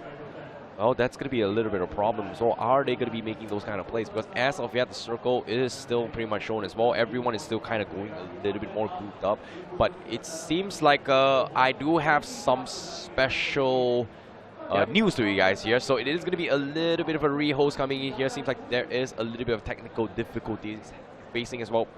A lot of teams are having a little bit of connection issues, so we will be remaking this map here going in towards day number 2 here. Wow. And I'm sorry to disappoint you guys here, but we do have a little bit of a camp time with the fans, and you can see they're extremely, extremely excited to watch this game here, Necro. Without a doubt, they're going to be excited. And now that even Seoul has started to initiate that comeback, that's exactly what a lot of the fans were waiting for as well. Even the online chat, it's going to be super pumped up after that previous game of Sanhok, because that's how the past as well has helped the players of Seoul. It all started with that game of Sanhok where Seoul got the chicken dinner, then later on moved on and just got a record-breaking play on the map of Miramar. Yeah, it is going to be a thing that they need to kind of replicate now right here, especially when the map of Sanhok just now, they gave them a little bit of a hope and safety net as well. You can see the fans, they're absolutely supporting on the Seoul. They want to see them thrive and maybe try to fight for the crown by the end of day number 3, because Hero Extreme Godline is slowly fumbling as well. Same can be said for Seoul, but what I do know is that Reckoning Esports is going to be at the tippity top here, and I do know that a lot of these fans are saying something right now, and that is, can someone stop the bleeding? Can someone stop Reckoning Esports? Because that is the chance, because if not, we might see a new champion crown here, a team that no one expected, but surprised the world here, especially in India. Hey, but look at the positive side of the spectrum of that previous rehost. For Seoul, the planned flat path wasn't really favoring La Cabrera, and now that the rehost is over there, maybe in the upcoming game, the planned flat path is directly going to fly over La Cabrera, or at least favor it. Hey, sometimes the stars align, you know, you got to take what you got to take. Luck is also a very, very huge factor in life. And in this case, Seoul, they got to be counting their lucky stars a little bit here, considering how difficult the flight path has been going in as well. You can see the fans absolutely came from all the way to watch it as well. And did I see something right? There was a guy in the audience there that said that he traveled 500 km just to watch Jonathan. That is insane. That is some dedicated fans from Jonathan, man. Exactly. A while ago, even I saw a guy who traveled all the way for 600 kilometers just to be here, just to watch Jonathan. So yeah, the fans are definitely quite dedicated. I don't think anybody can beat me. I traveled more than 3,000 kilometers to be here to watch the entire realme BGIS. Yeah, I mean, you flew all the way over here. Okay, for fine. you, things were easier. Well, right? isn't that still traveling? Yeah, but here's the different part. You were not spending your own money to be here. Sorry? You did not spend your own money to be here. Okay, right? fair enough. Yeah. I plead the fifth. No comments. Hey, but you know what? since the match 11 has been rehosted, it does give us a lot of time to talk about what the potential things might just happen in the upcoming game, right? VXT is one of those teams that was supposed to be quite good and quite solid on the map of Miramar, but specifically inside of the realme BGIS 2025, it feels like VXT has slowly and steadily faded away on the map of Miramar, and this is not going to be great news since today's momentum at the start was great, but then later on it fizzled out. It did fizzle out, but it seems like VXT keeps making trades, right? Earlier, Somraj used to be the dominator, the king of Miramar, then he became the king of Erangels, and hopefully becomes the king of Miramar again and Erangel both at the same time. That's what I'm going to be hoping for. But VXT is still in a fighting position. I'm going to bring the discussion that I was having with the boys, Anki and Maisie on the main desk to here, the English desk as well. They believe that kind of a comeback is possible from the teams at the bottom. Do you guys agree? It's now or never, right? Like, just before this segment as well, I said you need some sort of passport and license, right? You may not do it now, you can still do it tomorrow. Get as many points as you can today in order to kind of close the gap as much as you can to stand a fighting chance tomorrow. But I see as many points as you can sometimes also mean only 2 points. Because it's as many as you can, right? Look, Shawnee, at the end of the day, anything is possible, not wrong, right? You have seen teams get over 98 points in just 6 games as well. It's happened in the past. It's happened in the official tournament itself. Matt, so okay, you know what? Let's play this, right? Very, very simple. The most amount of points being able to gain in a single match, mathematically, is 70 points in a single game. 64 players, 60 finishes, and chicken dinner. That is total of 70 points. I'm going to help you understand why that is not possible. In the meanwhile, you guys have a look at this. Something special we have cooked up for you. So guys, आपको पता ही है, like मैं bot army में खेलता हूँ and मेरा नाम scary जॉर्ड है. Like BGMI में था कि लाइक सबको देखते आ रहा था कि खेलते थे, कुछ है गेम. फिर स्टार्टिंग से मैंने भी स्टार्ट करा और अभी तक मैं खेल ही रहा हूँ. 2023 का कुछ फॉर्मेशन ऐसा था कि एक टीम थी, टीम फायर करके, तो हम उसमें खेलते थे. तो हम राउंड 4 तक गए थे, राउंड 4 या राउंड 3 तक. एंड देन हमें क्या हुआ कि अचानक से एक प्लेयर आना बंद कर दिया. उससे लाइक बोला कि मुझे नहीं खेलना है, एंड उसके चक्कर में फिर हम बस वहाँ से बाहर हो गए. फिर 2024 का आया, उसमें हम इन गेम क्वालिफायर्स में हमें पता नहीं सिलेक्शन नहीं हुआ, कट ऑफ जितना था उसके ऊपर थे, बट एंड वहाँ भी बाहर हो गए. एंड फाइनली 2025 में एक लैंड तक का सफ़र पहुँच पाया है. उस मोमेंट पे ऐसा था ना कि बहुत ब्रेक डाउन सा हो गया था कि एटलीस्ट थोड़ा और आगे जाते तो एक हमें एक अच्छा एक्सपीरियंस मिलता. तो उसको हमने बोला कि मत छोड़, एक स्टेज तक जाके समझ जा कि सब समझ जाएंगे कि कुछ कर रहा है. देन बोला नहीं होगा नहीं होगा, देन ब्लॉक वॉक ही कर दिया, डायरेक्ट कोई बात ही नहीं करनी. बोला जी 2024 में मैंने अपने लाइक कजन्स के साथ खेलने का, क्योंकि 2024 में मेरे पास टीम नहीं थी, तो मैंने अपने कजन्स के साथ स्टार्ट करा और उसमें भी बाहर हो गए क्वालिफायर्स से. तो ऐसा था कि कज़न्स को मनाने के लिए मैंने सोचा कि उनके साथ कंटिन्यू करता, वो गेम खेलते ही थे. तो वो देख था कि उन्हें अपना एक्सपीरियंस नहीं था इन चीज़ों का, एंड था कि मुझे भी बहुत लेस था. बट मैंने बोला कि ट्राई करते हैं, रजिस्टर करके खेलते हैं कि हाँ, क्योंकि मुझे वो बहुत कम थी, क्योंकि अनएक्सपीरियंस टीम जाती है तो बहुत सारी चीज़ों का डिफ़िकल्टीज आती हैं. तो मैंने बोला कि हाँ ट्राई करते हैं. मेरे को प्रेशर था कि भाई मेरे को करना पड़ेगा साथ में इनके, तो उन लोग का था कि हाँ ट्राई कर लेते हैं. और फिर हमने करा रजिस्टर वगैरह एंड ऑल, फिर वो सब हो गया. फिर घर में भी बहुत था कि क्या कर रहा है, इतना सब टाइम वेस्ट है, क्यों कर रहा है, खेले जा रहा है. एंड उनके घर में भी था कि ये सबको बिगाड़ रहे, खिला रहे हैं. एंड देन मैंने बोला कि एक मौका दो, एटलीस्ट हम करने दो कुछ. तो फिर उससे भी ऐसा हुआ कि 2024 वाला जो क्वालिफायर से जब बाहर हुए, तब भी उस टाइम था कि क्यों ही हुआ ये, आखिर में बाहर होने वाला सिचुएशन. एंड फिर थोड़ा सा था कि शायद आगे चले जाते तो कुछ कर लेते. और आर्मी का सफ़र ऐसा था कि 2024 का सितंबर मंथ था, मेरे ट्रायल्स हुए. लाइक उनने मुझे लाइक ऐसा अप्रोच करा कि लाइक तुम ट्राई करना चाहोगे. उस टाइम मेरे पास कोई टीम नहीं थी, मैं ऐसी लाइक नॉर्मल फ्रेंड्स के साथ खेल रहा था. तो उन्होंने मुझे अप्रोच करा कि आप आओगे, ट्राई करोगे. उन्होंने लाइक बोला कि हम न्यू टीम बनाना चाहते हैं. तो हमने बोला ठीक है. मैं अकेले गया था और मेरे साथ एक दोस्त था मेरा, तो हम दोनों ट्राई आउट दिया. एंड देन ऐसा था कि ट्राई आउट देते वक्त मेरे पे डिवाइस नहीं था, तो उन्होंने बोला कि ठीक है आप ट्राई आउट दो, देन आपको एक हम डिवाइस प्रोवाइड करा देंगे. तो मैंने 2 दिन का ट्राई आउट दिया एंड परफॉर्मेंस उन्हें अच्छी लगी, तो उन्हें डिवाइस प्रोवाइड करा दिया कि हाँ अभी तू खेल, बहुत अच्छा है.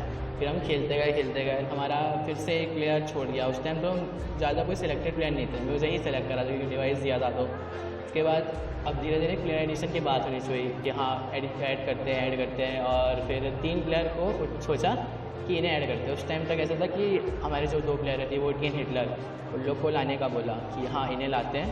तो फिर मुझे ठीक है ओके उन्हें ला दूँ, पर हमारे पास आईजल नहीं था उस वक्त तक। फिर एक एडिशन हुआ कि मॉन्टी को एक था वो लाइक उन्हें ढूंढना था, तो लेकिन इसे ऐसा आईजल लेते हैं। तो हम लोग सब रेडी थे।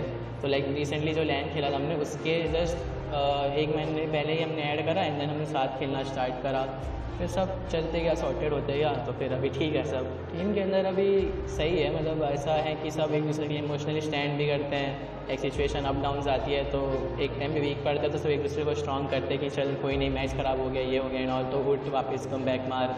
तो ऐसा ही है। एंड बाकी अभी कुछ ऐसा है कि नहीं, और बहुत डिफ़िकल्टीज़ भी हुई है कुछ चीज़ों को लेकर, तो उस पर भी हम साथ में ही खड़े हैं अभी फ़िलहाल। तो लाइक बहुत अच्छा लगता है। आई मीन दूसरों का सुनते हुए आता था मैं कि ये प्लेयर है ना, अब अपना देखता हूँ एंड घर में भी दिखाता हूँ तो बहुत प्राउड फील होता है कि एटलीस्ट हाँ कहीं तो कुछ करा है मैंने अब पूरी टीम के लिए फ़िलहाल। क्योंकि MVP तो अगर जीतेंगे तो MVP तो आ ही जाएगा। मतलब मेन फोकस है कि जीतना है। MVP तो ठीक है आए बन ही जाएंगे कभी ना कभी, पर जीतेंगे तो ज़्यादा फ़ायदा है। हाँ, स्ट्रगल से उठने के लिए तो ऐसा है कि प्रूफ तो करना पड़ेगा एंड बस डेडिकेशन है, बहुत हार्ड वर्क करो, टाइम आने पे तो सब हो ही जाता है। तो ऐसा था कि हमने सोचा था कि BGIS ग्राइंड का इनवाइट आएगा 2025 का, लाइक हम लोग था कि आएगा तो हम लोग करेंगे उससे, बट हमें इनवाइट नहीं आया। तो हमें क्वालिफायर से खेलना पड़ा, खेलते खेलते खेलते एंड अब आ गए हैं इस स्टेज पे कि बस अभी हमारा इंडिया देखेगा। तो ऐसा था कि जब हम स्टेजेस में थे तो हमें था कि एक राउंड और बस करते जाने एंड एक लास्ट स्टेज पे आ गए तो बहुत अंदर से वो था कि ये करना है क्वालिफाई, क्योंकि ऑफिशियल एंड तो सुना है कि भाई ऑफिशियल है, ऑफिशियल में नाम बना तो बस बन गया सब। तो ऐसा था माइंडसेट कि करना है ऑफिशियल, तो ऑफिशियल से बाहर नहीं है बस।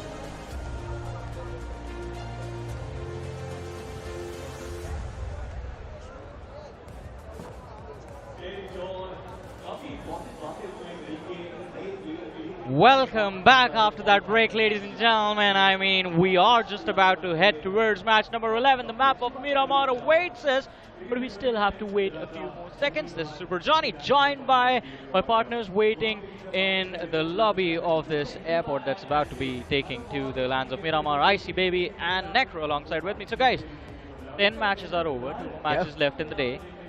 And of course, going into this map of Miramar, Icy, you said before the break, now do we have a better understanding of the mathematics of how things work? You can't realistically secure 70 points in a game, man. Mathematically possible, realistically impossible. I get it. I'm fine. You know, sometimes you gotta dream, bro. And but that's the thing, right? If we were to repeat history itself, let me ask you this: was there a mobile device 20 years ago? Yes, there was, right? But was there a touchscreen on it 20 years ago? No. People said it was impossible. Guess what? Was mobile esports a thing 10,000 years ago? I don't well, think. they were probably carving How stuff about out of stone. 30 Yeah, years man. ago? Right? Was esports a thing 50 years ago? No, I don't think so. Exactly. Esports is here to make dreams come true. So believe in the impossible. Hey man, if you are gonna go that route, am I gonna be 7 feet tall if I'm reincarnated for the 100th time? Yeah, maybe. can I respawn then? Yeah. Okay, fair enough. Fair enough. Who knows? Maybe. You know, some people, they are reincarnated in a god. In this case, godlike. Are they all gods indeed? Ooh, I mean, they are gonna have to turn to gods if they hope to catch up to Reckoning Esports. The fight for the top, it's getting quite intense, and of course the crowd, look at how they have sort of calmed down. It's the calm before the storm. Of course, the storm brewing up. It is going to be Desert Storm, in fact, on Miramar. See, that's the difference between LAN as well as online, right? Like online, you are in the safety net of your own comforts, your own safety bubble, in the sense where there's not a lot of outside factors. But when it comes to LAN here, there is the fans, there is the heat, there is a lot of things that may be taken into consideration. And obviously, we don't really want to talk about technical difficulties too much here, but these things do affect a toll. You must understand, even if you're working in a 9-to-5 job or a corporate job or anything, you go to work, you had a very, very long day, and you go home, what do you want to do? Can you perform at your best? Obviously not. I just really feel bad for Seoul. They just had the momentum in the previous game, and now, because of this technical rehost, there's a big chance the momentum can't just fade away because there's so much off time over here. Well, I do agree with that, what you said just now, Necro. I mean, time spent between games can sometimes affect the mentality of the players. And of course, though, for the ones that are going to be answering the nature's call, this is the opening they were looking for. Exactly, and in this case here, I feel like Seoul, it's a little bit unfortunate for Seoul that they cannot carry out the momentum here. The biggest factor that Seoul needs to take into consideration right now is that, you know what, I'm going to focus on keeping the vibes here, feeling good. But it is an opportunity for every single other team, aside from Seoul from that match as well, to have time to discuss, plan, and then maybe figure out what should we do. Because do we stick to the basics? Do we keep focusing our mental capacity inside the zone, or do we try and fix strategies as well? So instead of focusing on the blame games or anything, let's only focus on one thing. What is the pathway to win? And I'm not exactly sure if you guys noticed, Seoul put Ronnie aside. They brought in Hunters back inside of the main playing four, and that was one of the main reasons why they secured that chicken dinner as well. Now, let's be honest, for Seoul, Hunters was the man who was swapped in even the previous time on the map in Miramar, where they broke the record, and Hunters was fragging out of his mind.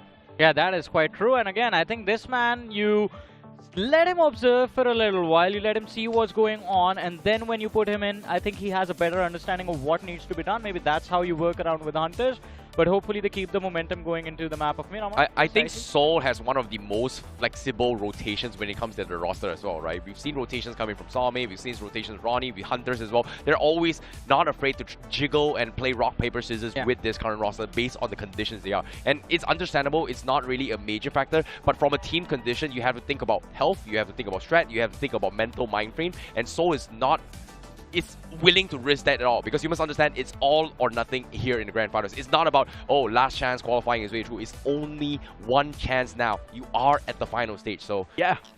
Now, bringing back to the point here, why I bring this up, what about Versatile? When will we see the first ever female player play on stage that made it all the way here? Honest answer? No.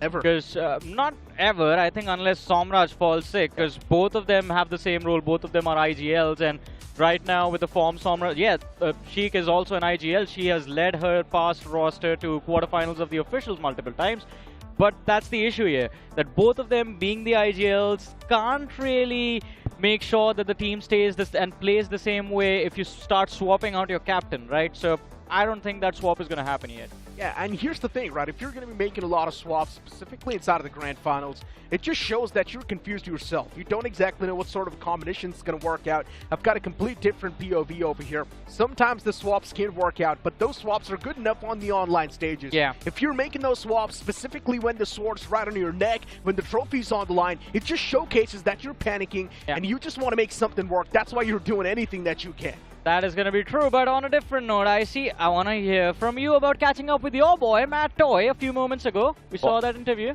You know, I wanted to hug him so badly, but at the same time, I had to control myself here.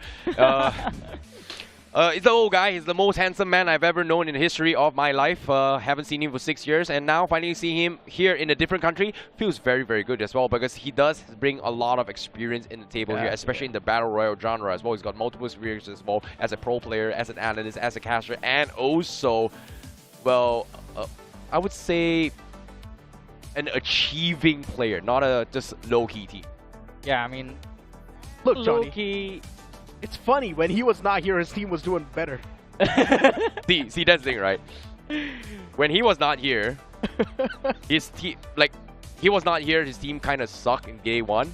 When he was here in game one, they did good, but after that, well, he shifted his tone a little bit. That's why in the interview you could see, right? It's like, you know, it's all about learning experience, you know, sometimes it's about the lessons, right? And I don't really want to, to be honest, aside from that actual thing as well, off the topic as well, I don't really want to blame my team, but based on the conditions and my mess up, which I missed the flight, I think the best realistic thing right now is learn the experience, aim for top 5, that's it, we focus for next one, because, hey man, sometimes in life, things happen, right? Can I suggest one thing? You know, back in the days, Matt Toy used to be a legend as an athlete himself, right? So, with coaches in particular doing so well for themselves and their teams in this entire tournament, would it be okay for Matt Toy to suggest, buddy, can you play a few games with your team, please? I am pretty sure it's not possible. Actually, I'm pretty sure it's not possible. So How if did he they was register him registered as in the roster, then yes. Did they not do that? Did they just put him as a coach? Yeah, he's just over there as a coach. Man. But honestly, as I mentioned, right, when he was not there on day one, his team was doing much better. They were there in the top 5 as well, doing pretty good in the overall standings. Even in the game one itself, Matt Toy wasn't present over here, and his team got decent amount of points. But the moment he arrived, his team started missing those proper games, and that's been the main concern for Genesis Esports. Now, all they need to do is just play free of all the pressure that they're currently having. Just let go of that tension, just play like they've got nothing to lose, move on, and at least try and be there in the top 3. That's the minimum thing that you can do. You know, it is going to be very, very important as well. You can see the fans are just anticipating here. They're waiting very, very patiently here to watch the best of the best as well. And we also see, you know, some celebrities in the crowd as well, taking pictures with the fans as well. My goodness, we've got a lot of people actually watching realme BGIS. Again, this is the best of the best all gathered here. And obviously, everybody are fans of BGMI in general. And obviously, Anki. Anki, bye. Why are you doing there? I don't think he can hear us. Why is he doing there? Because he's a pretty boy as well. It's not just you, I see. No, I'm not a pretty boy. I know I'm a big fan of him, but I'm jealous. I want his autograph. You want his autograph? Yeah, never got his autograph. You can ask him for a little bit more if you want. Like what? I don't know, new sneakers, maybe a car. I would like a new sneaker. I don't think Anki can actually gift a car. There's no way, right? I don't know, man. Maybe he can. Ocean can, well, though. maybe if he sells his house, then probably he can gift a car. He might consider buying a car for Ocean, considering that it is Ocean Sharma's birthday today. Yeah, so everyone who's watching us right now, go to Mr. Sharma, wish him a happy birthday. Turns 29 today. Yeah. I don't know how old he is. Yeah, he's a year older than me. Hey, but you know what? All the puns, all the jokes aside, we need to try and focus on the more important thing. And that's going to be on the screen within a few seconds, right? Because this face-off, it really does clears up a lot of things, right? VXT, they got those 2 big games in their hands. That's one of the main reasons why they're tied up with Hero Extreme Godlike currently in the overall standings. Oh boy, I mean, this is definitely a tight fight between these 2 titans. 50 finishes for Versatile, 62 for Godlike. Damage numbers also in the favor of Godlike. Average survival time as well in the favor of Godlike, and the total points are all tied up. With all the stats in the favor of Godlike, it makes you wonder, when did things go wrong, or when was Versatile actually allowed to stand up? And the answer to that question, ladies and gentlemen, is Versatile was struggling until the start of today. It was the first 2 games where the stats were pumped, where Versatile was pumped, and where they were able to catch up to the top 3. No, I think it all comes down to just fear, right? Like, I think at the start of the day as well, I spoke to Robin as well. He called me his lucky charm, and I feel bad, like, yes, I was your lucky charm yesterday, but the moment you call it, you might have jinxed it, and I feel kind of bad for Robin, because he gave me some very, very valuable insights from Hero Extreme Godlike in general, right? So right from the get-go, their mentality is very, very simple. Focus on zone and then focus on finishes. If worst case scenario, if nothing happens, do what you can, just get whatever finishes and move on. Yeah. But the problem with Hero Extreme Godlike is that they strive on their own personal emotions. And what makes them happy is that they get finishes. And right now, Hero Extreme Godlike hasn't been able to do that. And because of that, their morale is at an all-time low. Hey man, you gotta feed that ego sometimes, right? Yeah. Getting finishes is the easiest way to do that. And I think Godlike is a team that, when that ego satisfaction is to the best, to its peak, that is when they perform. Look, at this point, more than about your team's performance, you need to try and stop Reckoning Esports. Oh yeah, that's simple. true. Because even if Reckoning Esports run away with 5 points per game, they're still going to be the champions of the tournament, no matter what. They've got such a humongous lead. The only way you can break that lead is by either getting 25 points or keep on eliminating Reckoning Esports over and over again, and you yourself be consistent. And not just over and over again at the very start, where Reckoning is not able to secure points. Because even if Reckoning finishes in the top 3 and Godlike wins the game,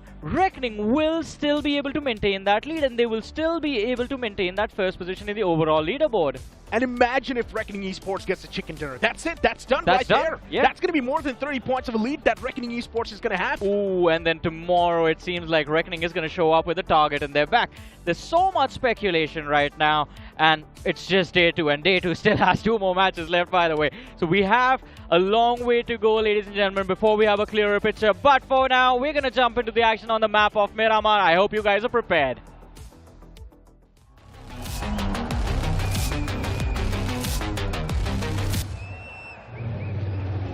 Going to be in the sky, starting all the way from Minas Del Valley towards the opposite side, which is going to be truck stop. And once again, this plane flat path is pretty much the similar one that we saw a while ago. This plane flat path not really favoring Team VXT and even Seoul, so it's going to be a tough stretch for the boys. Well, this is going to be a very, very important one as well here, but seeing the flight path, it is going to be identical from the previous one that we did show on screen here. So it is no resets for Seoul, but hopefully the morale is going to be an all-time high. The pressure is on and the fight continues. We do see comebacks today itself. We did mention about Versatile, we did talk about Hero Stream Godlike, but the team that we didn't really talk too much here is Rivalry NRI. They are somewhat consistent because they came from all the way in the bottom, and now they do have a fighting chance to be part of the top 8 at least. I mean, Rivalry NRI, it's quite an interesting story, but it still feels like Rivalry NRI do need another big game to bring themselves in that race of top 5, and that's when Rivalry NRI, if we can sort of speak about them a little bit more. Still, for Rivalry NRI, the Herculean task is there in the front. They need to be consistent even more and secure more points. We do have Seoul as well around that similar fray. OG2 dropping towards Chumacera, SOA as well down south of Los Leones. We do have Seoul moving towards Impala, realizing the fact that Impala was completely vacant last time around, but Team H4K Hades, they've got some different plans. Well, this is going to be a little bit different one here. Let's see how things go out, but the circle is going to be surrounding on towards Graveyard in the center. We've seen this exact same circle from yesterday as well. We saw how teams like Genesis was able to maneuver it. We also saw teams like OG taking a little bit of an advantage. Same can be said for Reckoning Esports, but the question here is, will they be able to replicate is going to be the question. But Seoul, guess what? They switched their usual place out there, going back to the east side. No more north rotations. Yeah, Seoul is going to drop towards Impala, get their hands on the loot right there, and just stay around that same area. Probably loot up, scoot up, and then move in towards the centric part of the circle, which makes a lot of sense too, and that's going to be helping for Team Seoul. Since the circle as well, it's not too in an awkward spot for them. I see the sign. I see the signs here. I smell it. I feel it. But can I witness it is going to be the question here. But on screen, we have Forever Red Ross going up against Reckoning Esports and SF Yet Gravity looking for the hunt. The sprays comes through, but he's got it tagged up. He's dropped down pretty low. But you see the melee comes through. He's going to get shot as well. He's juking his way through. He doesn't get melee. He misses the timing. He's juking his way through, but now he's got no ammunition. Gravity is running. He's running. He's got no ammo. He's going to be hunted down. Gravity, he's going to get shut down. It's Forever Red Ross stops him, cuts him off, and takes him out of the game. Exactly the start the other teams wanted to have. Reckoning Esports, they need to be stopped from bringing the lead all the way up top in the overall standings. And Reckoning Esports already starting things off with a major handicap. This is going to be a tough one to recover from for Reckoning Esports, but since they've got an immaculate lead in the overall standings for now, they can still afford to lose out in this game, but they've still got 3 more players to go, so anything can happen. Ooh, the pressure is on here coming from Reckoning Esports, but can't really blame them as well. But Forever Red Ross, ooh, boy, seems like they might be on the hunt here for Reckoning Esports. They've lost Gravity, and now Dion pretty much stranded out in open. He's got some decent guns. He's trying to provide a little bit of support fire, but just doesn't have those mobility to get to his friend here. Meanwhile, on screen, we do see Versatile driving along the bridges on top of the west side here, above NRI. Shots being made, but no connection so far. So Versatile is going to be rotating far west outside the zone here, Necro. I mean, for VXT, it's going to be quite a long rotation. And since they're making the rotation quite early inside of the game as well, you can see the toll on their loot. They don't exactly have a lot of loot backing themselves up. Not a lot of meds. They do not even have proper ammunition. Even the utilities lacking. So for Versatile, it's going to be a tough one to find a good ground. This is going to be a very, very tough one indeed here. Metal Esports also going to be having a little bit of a run-in coming in Lava Data. Draxi from the side of HOK might be looking to interrupt them while they try and rotate their way through. Thunder playing a little bit of a interesting approach here because Metal Esports, they've been doing good in day number 1, but day number 2 here, they're taking a lot of risky plays here. H4K Hades next to Metal Esports. Thunder is the only man in that nearby vicinity, but since Metal Esports, they've got the man advantage in this scenario. It's all by himself from the man of H4K Hades. Rexy at this point in time, the man's too exposed as well. He does not know that there's someone from Metal Esports around the fray. Oh, I don't think Draxi actually knows as well here, but he is going to be spotting on Legit, but Legit was actually focusing fire on a different target. That's going to be Suzhou, and now Draxi is going to be hunted down as well, because that pick coming from Metal means that there is a crack in the defense, and the hunt continues. Metal Esports, do they want to push this, or do they want to back up? Because as of yet, Suzhou knocked, they need to reset this fight. And you can see the players taking the shots as well. Esports all the way in the back lines, and somewhere down line, just these suppressive bullets from the side of Devil are actually causing a lot of problem. Metal Esports eventually, though, they look to make that bounce since they know exactly what sort of a spread the players of Hades H4K have. Devil, opponents approaching the man. There's his teammates knocked out. He needs to get the revival as well on that fallen comrade. So much pressure on the man's plate. Can he really handle it? Well, can they handle it is going to be the question here. Metal Esports, they're looking to jump on them, but ammunition, like you said, is going to be very, very lacking here. Two choices left. Hard push, take some loot, or just run. And it seems like the call here is going to be run here. They're going to rely on Amit, going for the flank. Sarvit trying to sneak up on them here. As you see, he does have those shotties, so he needs to get close and personal in order to find those connections. But unfortunately to say, Legit has been taken out, so that's going to be a big problem for them. But as of yet, let's take a look at the monster replay on how things were happening on the other side as well. I think, oh sorry, it's not a monster replay. It's actually a monster moment for FS Esports. Yeah, it indeed is. And hopefully they're going to be unleashing that beast too. But Metal Esports messing things up by a mile. Cincinnati Kids from the back lines closing on up, and Metal Esports, they mess up. The stalemate for us for too long, and Metal Esports too hesitant to make that bounce. The third party from CK might just be perfect. And since CK has been struggling throughout the entire day, these points are really going to help them in the overall board. Knight closes on up from H4K Hades, but he gets mowed down. The knockout's there, the confirmation too follows up.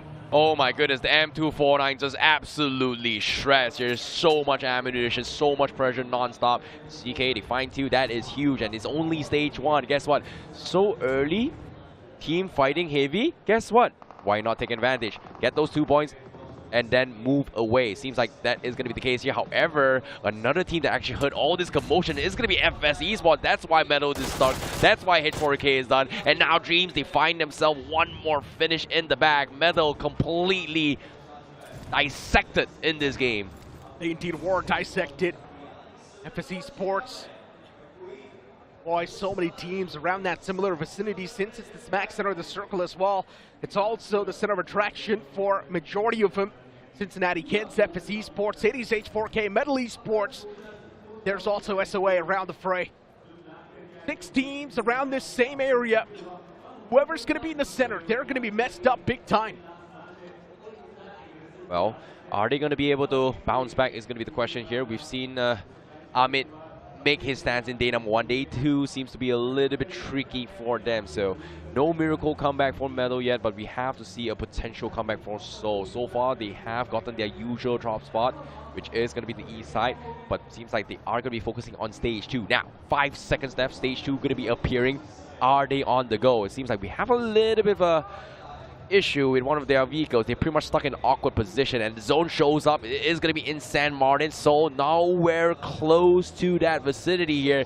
No one has center yet, and there is a huge cluster of teams on the southeast corner. Why is everybody on the southeast side? What happened? The circle just plays a major prank. Everyone thought that the zone's going to be shifting all the way down south on the right side, but instead it's going to be top left shift. Everyone did not see this coming, including Seoul too, but now Seoul, they just need to be quick on their feet, make it inside of the circle in a decent spot. Well, Cincinnati Kids, they are going to be the gatekeeping here. Hero Extreme Godlike making the rotation. Cincinnati Kids not taking those fights yet. It seems like they just don't want to risk those ammunition. Sprays comes through, finally comes through, but no connection on Admino. The buggy gonna keep his tires on him. He's going to be able to narrowly escape this. Cincinnati Kids now taking advantage to try and reposition, but it seems like they do want to hold down the fort. They're playing late here. They're not even rotating this. Interesting here, Necro.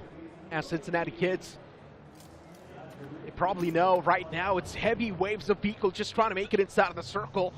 And if they want to be a part of the party as well, it's going to be a tough approach for CK at this point in time. So CK's going to try to play for that late rotation, but let's hope it works out. The only way Seeky can find a breaching point is by either eliminating a team or joining a third party. Well, in this case, hopefully it pays off. The only other team that has ever had success in late rotations in terms of percentage here is Hero Extreme Godlike, but not from the grand finals. So it is from the round stages and also the semifinals in total. So hopefully Cincinnati Kids pulling a tactic or a switch like this in terms of rotation style, hopefully it's going to pay off for them. Meanwhile, here's a little bit of update here on the current scoreboard for everyone on the team here so far. Reckoning Esports currently 103 points, VXT with 84 points, also Hero Extreme Godlike with 84 points. The three heavy hitters in this lobby, and also Team True Rippers Jelly with 78 points. Without a doubt, True Rippers Jelly slipping under that radar, but still the first spot is way too far away. True Rippers, they need a major game in their hands. Getting the bare minimum, just getting the average points is not going to cut it. Reckoning Esports, they did lose out on one man. That's going to be a ray of hope for the players of Hero Extreme Godlike and VXT. But is it enough? That's the real question. Oh, mistakes were made. Genesis Esports, they made gunshot as well. Accidental gunshot might have alerted the enemy here. Metal Esports going to be expecting company coming in from the north side, but they do want to go in on for the hunt here. Apollo with the flank, but on the finishing feed, we do see Hero Extreme Godlike taking fight against True Ripper Jelly, and they do find Kyo Lamau, and also found another player, and that's going to be 2 players down. Lindsay, Kyo Lamau, confirmation comes through, and that's going to be 2 points in the hands of Hero Extreme Godlike. The quick and flawless conversions from True Rippers, and this is where Hero Extreme Godlike, they find themselves at a big advantage. Now that Hero Extreme Godlike, they've managed to get those 2 players knocked out and confirmed, I'm pretty sure they're not going to let go of the tracks of True Rippers. But for True Rippers Jelly, they just need to make sure they somehow evade the tracks of Hero Extreme Godlike. But getting back towards this fight, Metal Esports, they've got too many teams still around them in the vicinity. You've got FS Esports, SOA, even Genesis around that similar area. How can you make it away from this spot? That's the real question. Oh, it's but tough. even Genesis Esports is wasting too much time here. They're holding. They don't really have option as well. They've got 2 players. They're trying to, but seems like they're giving away control. They're letting them slide, and they're going to back out. And because of this, the desperate attempt, they could have been patient, but looks like they are going to make a run for it instead of fighting. And it might be the smart call here. Mac is trying to survive, but no, he gets taken out instead. Mistakes were made, and the shots from SOA will find those connections, as SOA will take them out. Yeah, SOA easily taking out that man who tried to make the rotation out of it. Driving in a straight line really does make you quite a sitting duck. It's an easy target to be traced down. Right here in this instance, Metal Esports, they've managed to secure 3 elimination points next to Genesis. So many teams surrounding this compound. While you try and have a look at the center of the circle right now, Forever Red Ross, they found themselves in a major advantage. OG2 not doing extremely bad. They've got the right side of the circle covered. Oh, it's going to be very, very tough here for some of these teams. But at the same time, Orangutan also being low-key here. They were to start here in top 3 on day number 1, but now day number 2, they have to drop significantly down the ladder bar here in 7th place with 61 points. OG in this position, will they be able to rise up? Because right now they are in the center. They are in contention with Board Army Esports, also in those compounds on the western side of this inner circle down towards Hacienda del Patron. So that means on top of those rooftops is going to be having a lot of off angles. But meanwhile, on screen here, what is this? Yeah, some trouble's brewing up, and VXT, a team that's currently sitting on the 2nd spot, it's taken away the team that's sitting on the 1st spot. But luckily enough for Reckoning Esports, they've got heavy cushioning in the overall standings. 1 game left out is not going to be compromising that cushioning, but still it will be a dent in the overall standings for Reckoning Esports. The remaining 2 players, now they're going to have a Herculean task on their plate. At least try and get the bare minimum. Oh boy, they're coming. They are all hunting Reckoning Esports right now. They want to make sure that they stop the bleeding. They want to give an equal chance to every single one. And it's got to be close. But for now, Sam99, the last player from the side of Genesis, is being held by Metal Esports. Sarvi goes to the push, but he gets the first knock. The playmaker, he needs to get his health back up.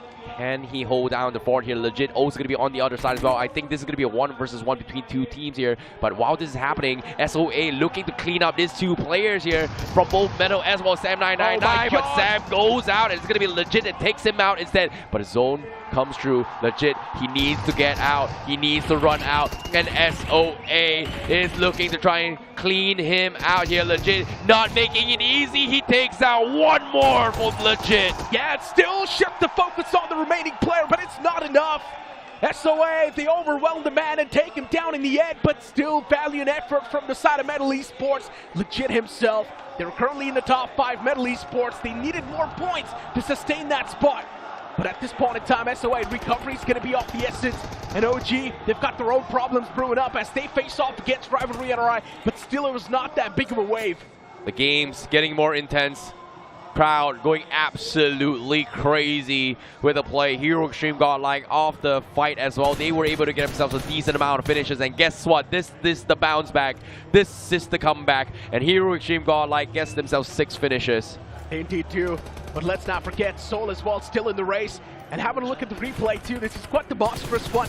Cincinnati Kids, they were out in the open, unfortunately could not really do a lot. And Hero Extreme Godlike, within a blink of an eye, just eliminating the existence of Cincinnati Kids. Well, they got their revenge. Cincinnati Kids was able to get an opportunity to shoot at them, but eventually Godlike out-rotated them, cut them off, and then took them out. And now another major fight about to brew as well. The next obstacle to overcome is going to be Soul in front of them here. This is a very, very important fight for them as well. If they can sneak past Soul, they might be able to find an entry point. But the question here is there even a place to hold? Because as of yet, Soul has got a very, very decent cover inside those compounds to actually punish people out in the open. Yeah, they've got a great split going on. A 2-2 split for Soul, and all they're waiting is for Hero Extreme Godlike to step out in the open and make some sort of mistake. But I'm pretty sure Hero Extreme Godlike as well. They're quite cautious with their approach in the zone. Rivalry NRI, they've got some problems brewing up as well. DHW Non-X right next to him. Rivalry NRI Chundan looking to toss that nade. And it's probably going to be around that player as well. Just clips him a bit. That's going to be more than enough to find the knock as well. Shifts his focus towards the remaining players, but he's not able to find those connections. Oh boy, Rivalry NRI down towards the 2 players. Going to be playing from the west side. Doesn't have a lot of options to work with. They're trying their best to actually push their way through, but they're hearing gunshots from the north, gunshots from the east. There's just so many teams here. And just like that, there are a lot of couple of stragglers, and oh my goodness, THW, they've got their car stuck in between the ditches. That is not good. Now they need to group up and drive in that same vehicle. They're also catching a lot of shots upon themselves. The vehicle's on the verge of being blown up. A man gets knocked out. DSW Non-X. Not a lot of possible ways they can make it out alive from that entire vicinity. But still, one man is breathing. Barely inside of the circle. He's not going to be able to survive for too long. Well, surviving is going to be the key. They're holding down the fort here. FS has got a very decent compound as well. They can gatekeep teams from the south side. And that's going to be THW. Like you said, a small Lavish pretty much stuck in here. Fortunately for them, it is still part and parcel inside the zone, but at stage 4, the moment he closes completely and reviews stage 5, this is where things are going to be extremely dicey, but never mind. We do have confirmation on Rush Boy. Lavish, you're all by yourself, THW. You are all by yourself. Fine, but look at Godlike and Soul right next to each other. Soul's got a nice 2-2 split going on, but it all comes down to where the circle's going to be moving. Forever Red Cross, they find themselves in the most advantageous spot, but even SOA, they can close on up towards the compound they've got. Starboy, beautiful stuff that was. Can they do it is going to be the question here. Starboy, obviously going to be one of the moments here, but I've got to put that a little bit of a stalemate right now. Hacienda going to be having a little bit of a contention. Bought Army Esports laying low for here for day number 2, and OG looking to try and crash onto them to get themselves some finishes here. We've seen OG in the past play themselves in towards a land, and this is a land that they need to start farming points, and will Bought Army Esports give it to them or take them out? This is going to be the competition of the best right now. And the problem is OG's getting third party by Rivalry NRI. So OG right now is in a really difficult terrain. Plus, they need to take a fight against Bought Army Esports, and also need to make sure that this fight's going to be quick enough. The moment the fight extends, there's probably going to be a third party too, but a well-placed nade from Wiscott's also going to find the knockout. Bought Army Esports. Still, there's another man in the back line, so Wiscott is going to try to make that bounce and make sure that the revival never comes through. Wow, great game stance coming from Wiscott as well. He saw the rotation. They knew for the fact that Molotov was going to be used to use the deny entry here. Tried to go for the off flank, but did not happen. But as the push continues here, we do see on the finish feed, Hero Extreme Godlike taking fights against Soul, and they finally found an opportunity. They take them all out. It's going to be Jonathan and just completely holding down the fort, takes them all out. Soul is done for this game. Yeah, well, it seems like they're done for, but they're not just yet. They've still got 2 players standing in a different compound. So Seoul's still inside of the race, and anything can happen. But speaking of OG versus Metal Esports, or BotArm Esports, my bad. BotArm Esports, still things can be brought back to life for OG. It's just one man standing as well, and Ataki. He's the only glimmer of hope that's alive for OG. BotArm Esports, they've got the man advantage in this instance. And now finally the push is going to be made against Ataki, but a well-placed nade can actually find the advantage as well. Back in the hands of Ataki. He's looking to find that equalizer. There's so many teams. There's so many people in Hacienda. There's 4 teams around. And Ataki, you're all by yourself. What can you do? And Reckoning, how are they still alive? They've lost 2 right from the get-go. Dion and Kyoya, they're still alive. This is a battle of the stragglers in the Patron Valley. Hacienda del Patron.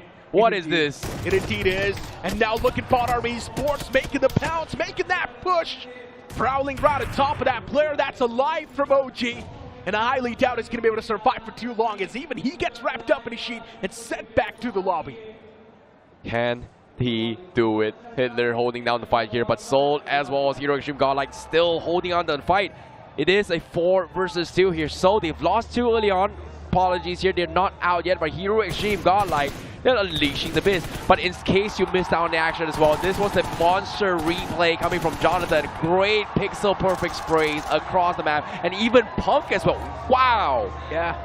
What a shot. Was hardly able to spot that player, but still, the connections directly to the dome really just changed the entire course of that fight. Hero Extreme Godlike, no other option left than to make the pounce against the players of Seoul, and that's what they're exactly going to do. Crash on towards the compound of Seoul. The remaining 2 players now are going to be in a major panic. Utilities, they can definitely disrupt the flow of Hero Extreme Godlike and maybe stop this push as well. But Manya is the only man inside of this house. Jonathan, he's got his hands on the shotgun, but what a flick that was! Manya gets put to sleep. 1 more man alive from Seoul. And for how long can he keep himself alive and keep himself shrouded in that smoke? Salme, the only glimmer of hope left alive for Seoul, and he's going to try to secure as many points as possible. Hero Extreme Godlike, what a flawless conversions this has been so far, and even the last man gets snuffed out. With that, Seoul has been sent back to the lobby. Hero Extreme Godlike finds another 2 finish, and interesting enough, it looked like Jonathan that actually got the confirmation, but it was actually Sim that stole the finish away from him and then proceeded to pan Seoul. This is what we know of Hero Extreme Godlike. Can you feel the pan? In this case, Seoul definitely felt it. Yeah, they probably did as well. We spoke about the momentum. Well, it's taken away from Seoul once again. BotArm Esports, unfortunately for them, Hitler's knocked out. Not a lot of possible ways, not a lot of possible outcomes out of this fight, but still BotArm Esports need to make something out of nothing. Reckoning Esports, these 2 remaining players, they've got a big task as well. So far, they've only managed to secure 1 point. But Reckoning Esports, they at least need an average of 7 points per game at this time. They don't have a lot of mats as well. Kyoya is down towards the very, very low, but he's slowly inching away to find some sort of pixels. But as soon as they try to go in for the push, and guess what? BotArm Esports decides to pick with the one-way smoke there. Immediately catches them.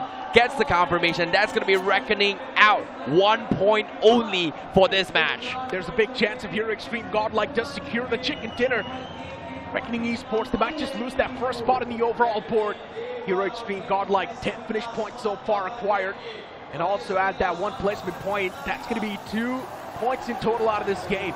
And Team Versatile just preparing their vehicles, getting ready for a quick rotation.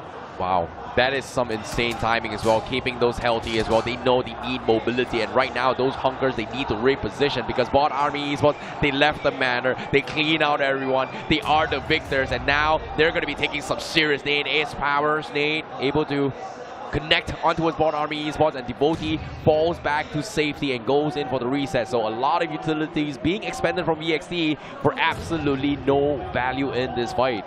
It's another massive game for Hero Extreme Godlike, but VXT still alive in the game, so anything can happen. And we've seen it in the past. VXT is quite good with closing things out. So anything might happen in this game of Miramar. BotArm Esports with just a 2-man squad looking to challenge the Goliaths. this might just be an impossible fight to be converted in the hands of Bot Army Esports, but they still need to give it a shot. Oh boy, at the far edge as well, they do have FS Esports as well, but guess what? S-Power, again, he snuck through, he saw a pixel on Hitler, he's gonna go for the nade, but no connection so far. Great sidestep coming from him, and the flashes come through, Molotovs as well. Hitler exposes himself, he gets a knock on Toy, S-Power goes for the repick, but he misses his opportunity, and he gets taken down as well.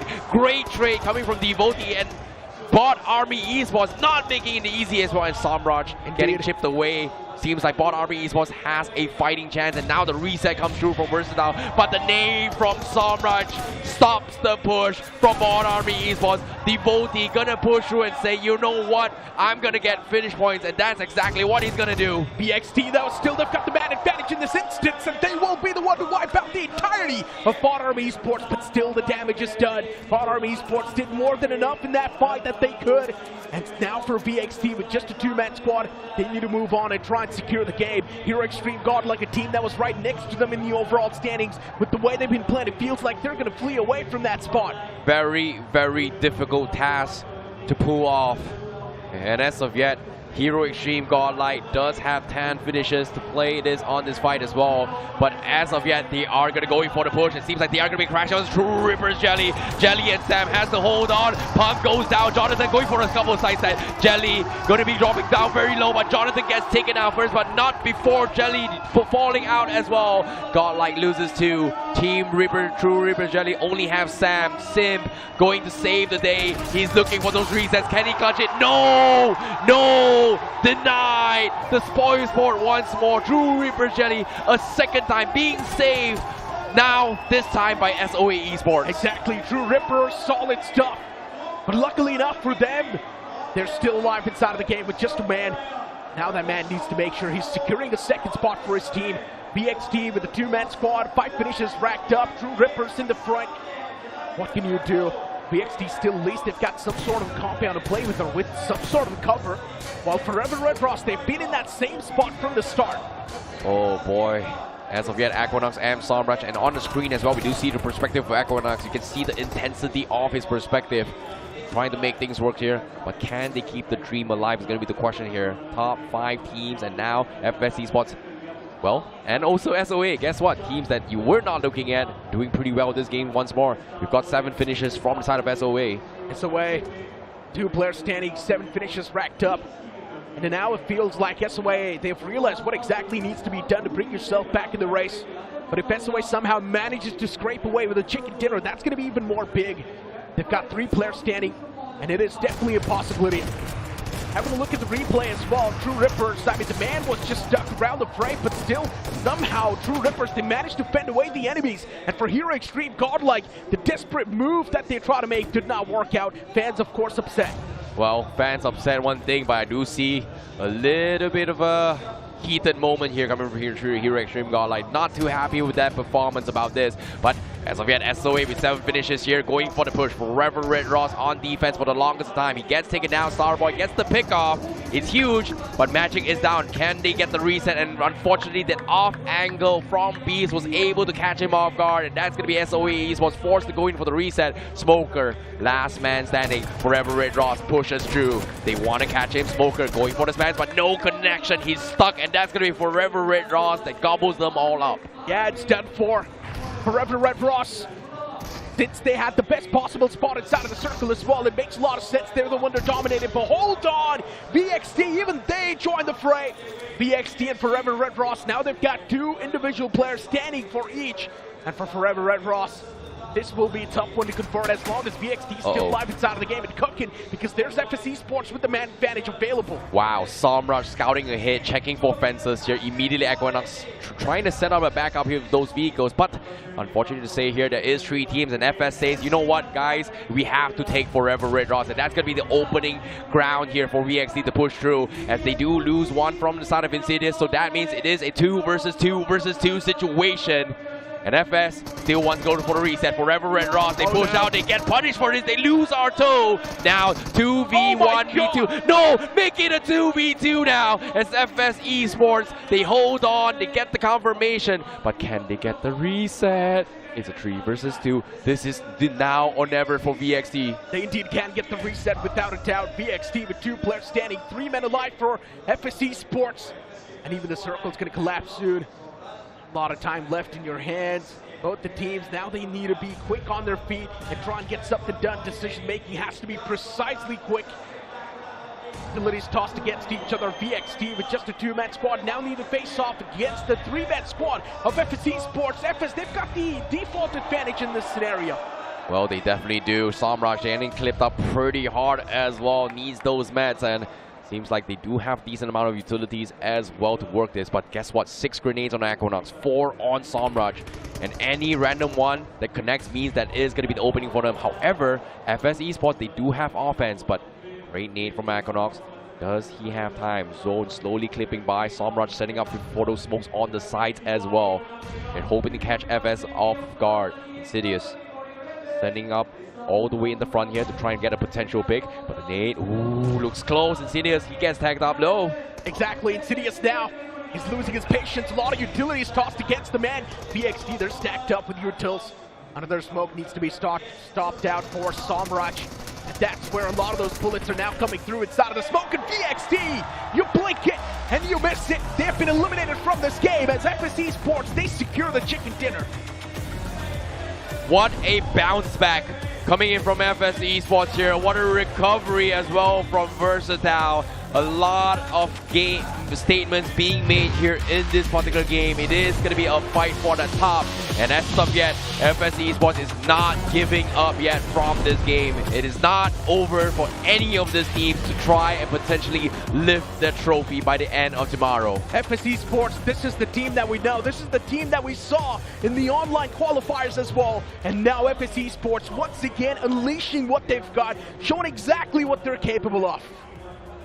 Was it luck? Was it skill? That's going to be my question here, because this is something that I am extremely concerned as well, because this is by far in the history of the official LAN where we see a lot of close contenders for the top spot, because if we recall BMPS last year, it was very one-sided between a couple of teams. Last year's BGIS, pretty one-sided, but now it's still anyone's game here. It definitely is, and of course, I mean, a lot of attention attracted by Godlike in this game with the way they were able to get those finishes and then close in on that 100-point marker. But Versatile proving that they might have slowed down, but they're still in the fight. Although, I doubt that they will be able to take the first place, because I think Reckoning Esports are still going to hold on to that throne until that last game. Well, it might be down towards the wire as well, right? We've seen Reckoning Esports. Okay, let's recall how day one happened as well. Reckoning Esports was top. And guess what? At the final match, Hero Extreme Godlike made the swoop back, because the comebacks from day number 1 for Hero Extreme Godlike was game 3, 4, 5, 6. Day 2, Hero Extreme Godlike's comeback was 4, 5, 6. So save. Sometimes in life, you gotta save the best for the last, and Hero Extreme Godlike is putting on a very insane performance here today itself. I mean, that is true. And again, I mean, we just have one more match left. And I think Godlike is going to be like, what, 6 points shy of that first position. Same can be said for Versatile. They were able to walk away with 6 placement points and I believe 6 eliminations. So that's a grand total of 12 points that Versatile has after this match. They had 84, so they're going to be at 96. So yeah, both the teams, Godlike and Versatile are tied up again. Yeah, once again, they're pretty much tied up, but here's the main concern now. Reckoning Esports just getting 1 point out of that game. And Johnny, that also means that the lead that Reckoning Esports had, it's already being compromised. Now the lead is not way too big. The cushioning that Reckoning Esports had, it's already faded away. There's not a lot of room for error anymore. And it's such a pleasant surprise, to be honest, that usually when a team has a 19-point advantage against anyone, you call that a safety cushion. I don't think Reckoning is safe right now. No, they're getting hunted down. They're getting gutted, because every single time Reckoning Esports goes down here, you can hear the crowds absolutely cheering. We want to see we want to see Hero Extreme Godlike. We do want to see a new contender, because this is going to be putting an unnecessary pressure here. And would I say it's biased crowd? Yeah, sure, whatever. You know, it's your right? You have we can't stop people from supporting your favorite team. It's fine. But at the same time, this is just pressure onto us Reckoning Esports. If you want to be a champion, you have to hold true, because again, the journey to being a champion is not just easy feathers and roses. You know, it's going to be thorns, blades, and cuts all the way through. Yeah, and this one involves a lot of lead as well. Yeah, but here's the thing. Reckoning Esports can afford such a setback too. Yeah. Because that's not really compromising their lead that they had in the overall standings, right? They're still going to be on the first spot. Yes, I do understand the cushioning they had is now faded away. So the upcoming game, they still need to consistently have that average, just the way they were having throughout the entire day today. Yeah, I'm just trying to calculate mentally. Yeah, 8 points. My apologies. I said 6 points earlier, but they're going to have an 8-point safety cushion after this match. So, as you said, Necro, there is an opportunity for Reckoning to just take a breath, calm themselves down, and then make sure that they do not end day 1 on the same note as day 2 on the same note as day number 1 itself. But then again, I mean, with how Godlike was able to put up that momentum and with how Versatile has achieved consistency in the matches that they played today, ooh, I think calming themselves down and holding on to that mental pressure, that's going to be the biggest challenge for Reckoning. Yeah, it is going to be very, very important for them as well here. They've already set their goals for today as well. Just do their best here, because people are coming. And guess what? It took a couple of matches, but eventually somebody's realized that somebody's got to stop Reckoning Esports. They have been laying low, they have been consistent, but eventually, does this affect them morally, or was this a calculated plan? Because you must understand, day 1, 2, 3, it's all different kind of mindsets for each and every single team in competing right now. Yeah, but let's talk about the individuals for a change, and in fact, the individuals that were able to perform in this game, ladies and gentlemen. Let's start off by knowing who is going to be the MVP of the previous game of Miramar, and this time around, it is going to be Devotee from Bot Army Esports.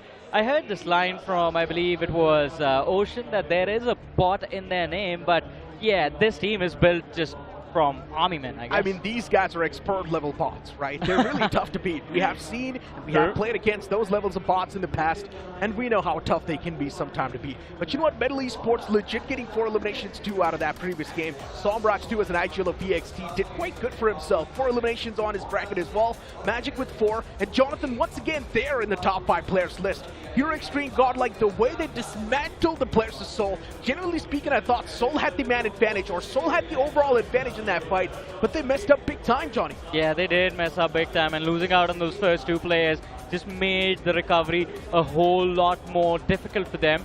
But let's have a look at the standings of that previous game, and it is FS finishing the game with 16 points. You have VXT with 12, Godlike with 12, SOA. Ouch. I mean, they just ruined the day for Godlike in that one, didn't they? Yeah, it's a little bit unfortunate as well, but all things considered here, it was still a little bit of safety net as well. But you have to, you know, thank SOA, because True Reaper's Jelly was able to have a little bit of a clutch moment there all by himself, with Sam being the last remaining player here. But despite getting some decent placement points, they are on 7th position with only 7 points. So that means they are in a very, very awkward situation where the gap between the top 3 is slowly widening here between the middle of the pack. So again, this few matches is pretty much a do or die situation. We saw a do or die situation from Seoul, but with that performance here, it puts them in another do or die situation for those licenses, chances, and passport, which is going to be one final game after this. Passport to where though? Yeah, look, Johnny, once again, True Ripper's getting 7 points out of that previous game. They're so consistent, right? We've been speaking about Reckoning Esports' consistency, but True Rippers has always been slipping under that radar. Once again, getting those 7 points on the board, that might just keep them around the top 3 once again. I mean, they're going to be at 85, so they're going to be 11 points shy of the 2nd and the 3rd position, and they are going to be 21 points shy of the leaders of the leaderboard. So yeah, I mean, they are consistent. They've kept themselves in a fighting position, but the question is, they still need to cover up that difference. Unless they are going to be in like a single-digit difference against the leaders, I think it is going to be a big challenge for them to catch up. And generally speaking, looking at Forever Red Ross as well in that previous game, right? In my opinion, they could have done much better. But with the way they played, expectations from my side were a lot more. But let's see what the players' expectations are going to be. And for that, ladies and gentlemen, we're going to head to Rohit on the stage. वैसे तो 16 की 16 teams के लिए ये था सैंडहॉक से मिरामार तक की जर्नी, लेकिन इनके लिए था जो अभी हमारे साथ हैं FS, उनके लिए था ये नंबर 6 से नंबर 5 की जर्नी। Congratulations, आप लोग टॉप 5 में आ चुके हैं with this amazing chicken dinner. तो पहले तो इस ड्रीम विन के बारे में, ड्रीम से ही बात कर लेते हैं, the IGL of the team. Tell us about that last जो हो रहा था, लास्ट क्लैश हो रहा था आपके बीच में, काफी ज्यादा हमने देखा कि काफी इंटेंस हो चुका था। आपकी टीम में as an IGL, what was running in your head? तो लास्ट में ऐसा था कि मतलब हम पे तो पूरा एडवांटेज आ गया था। लास्ट में 2 बंदे जो बचे थे उन पे तो जोन कुछ था ही नहीं, तो हमको पता था हमारे चिकन है वो, और हम पूरा गेम मतलब आधा गेम हमने एक गाड़ी के साथ ही खेला है। हमारे पास गाड़ी भी नहीं थी, गाड़ी फूट गया था हमारा सब। पहला चिकन डिनर है of the grand finals and इंतजार करना पड़ा almost towards the end of day 2। तो ये चल रहा था आपके जहन में, क्योंकि बहुत से ऐसे गेम्स थे जहां पर इट वाज ऑलमोस्ट देयर लेकिन वो चिकन डिनर छूट जाता था। तो ऐसे में कितना डिफिकल्ट होता है टू बाउंस बैक, अपने आप को फिर से रिवाइव करके अगले गेम के लिए तैयार करना? तो हमारा ऐसा था कि मतलब हम हर गेम क्लोज जा रहे थे लेकिन कन्वर्ट नहीं हो पा रहा था, तो हमको एक ऐसा चाहिए था गेम जो कन्वर्ट कर सके हम लोग। तो मतलब वही था यार, कन्वर्ट तो करना ही था। बाकी ऐसा कोई वो नहीं है, सब हम गेम कंसिस्टेंट खेल रहे थे ऑलमोस्ट, तो पता ही था कि एक चिकन तो आएगा ही आएगा ऐसा। एंड इस समय ऑफ कोर्स हम लोग INCD से बात करेंगे। First of all congratulations for the amazing win. And मैंने सुना है कि आपके बहुत सारे परिवार से लोग आए हैं, बहुत सारे आपके रिश्तेदार आए हैं, दोस्त लोग आए हैं। एक बार उनसे कुछ बोलना चाहोगे या उनसे कुछ सुनना चाहोगे? मैं जानना चाहता हूँ यहाँ पर INCDs के कौन कौन से दोस्त हैं? Come on, make some noise. यहाँ पर कुछ दिखाई नहीं देता, you have to make some noise. ये कम से कम मुझे 100 लोग लग रहे हैं यार। हाँ इतना ही है। बस उनको से यही करूँगा कि सपोर्ट करते रहो हमें, बस बाकी तो हम कर ही रहे कन्वर्ट, जो मैचेस हाथ में आ रहे, बस यही है। लेकिन अभी मैच अगर हाथ की बात करें तो अभी आपके हाथ में 7 और गेम्स हैं, 1 for day 2 and 6 more games for day 6। तो अब ये चिकन डिनर की जो मुहूर्त है वो हो चुकी है ना? ये एक जहन में रहता है कि यार ये चिकन डिनर क्यों नहीं मिल रहा when you come so close. अब डे 3 में क्या अलग होगा फ्रॉम FS? क्या सोचा जाएगा, क्या किया जाएगा? इसके बारे में थोड़ा सा हमें हिंट दे दो। कुछ ऐसा सच कुछ एक्स्ट्रा नहीं करेंगे, जो हमारा बेसिक गेम है वही खेलेंगे, ज़्यादा कुछ नहीं। बस वही है कि एक बेसिक गेम एंड व्हाट्स, वही हम जो करते बस। ऑलराइट, तो इस समय basics, sticking to the basics की बात हो रही है। कितना इंपॉर्टेंट होता है ये स्टिकिंग टू द बेसिक्स? क्योंकि कभी कभार चीज़ें ऑटोमेटिकली हम लोग कॉम्प्लिकेट कर देते हैं।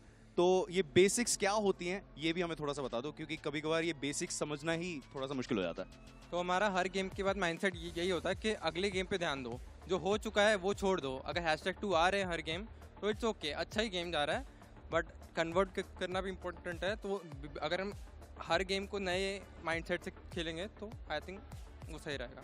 नंबर 2 से फाइनली नंबर 1 हुए हैं।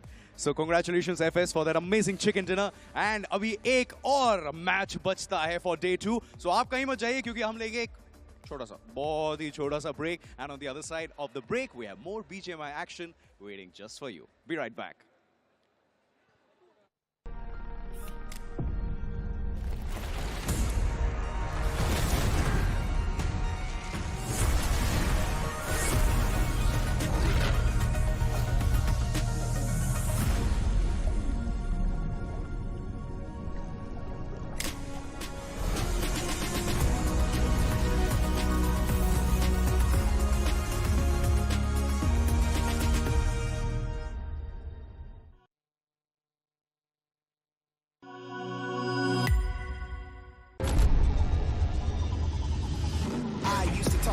In the waterfalls, in the wishing well.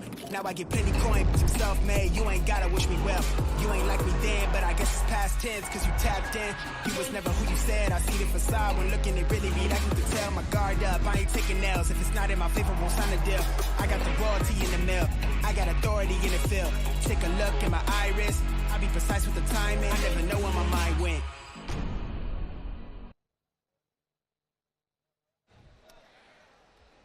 Man, oh man, what an exciting finale we have on our hands, right? And it's not even the last day yet. Ladies and gentlemen, welcome back to the realme BGIS 2025. This is Super Johnny, joined by ENG the Bot and Maisie alongside with me. Or guys, हम लोग बार बार बात करते हैं कि यार reckoning they take the lead again, and it seems like वो जो story है हमारी keeps going in circles, because just like yesterday, today as well, before we head to the last game, people are catching up to them. 6 point का difference रह गया मेरे ख्याल से.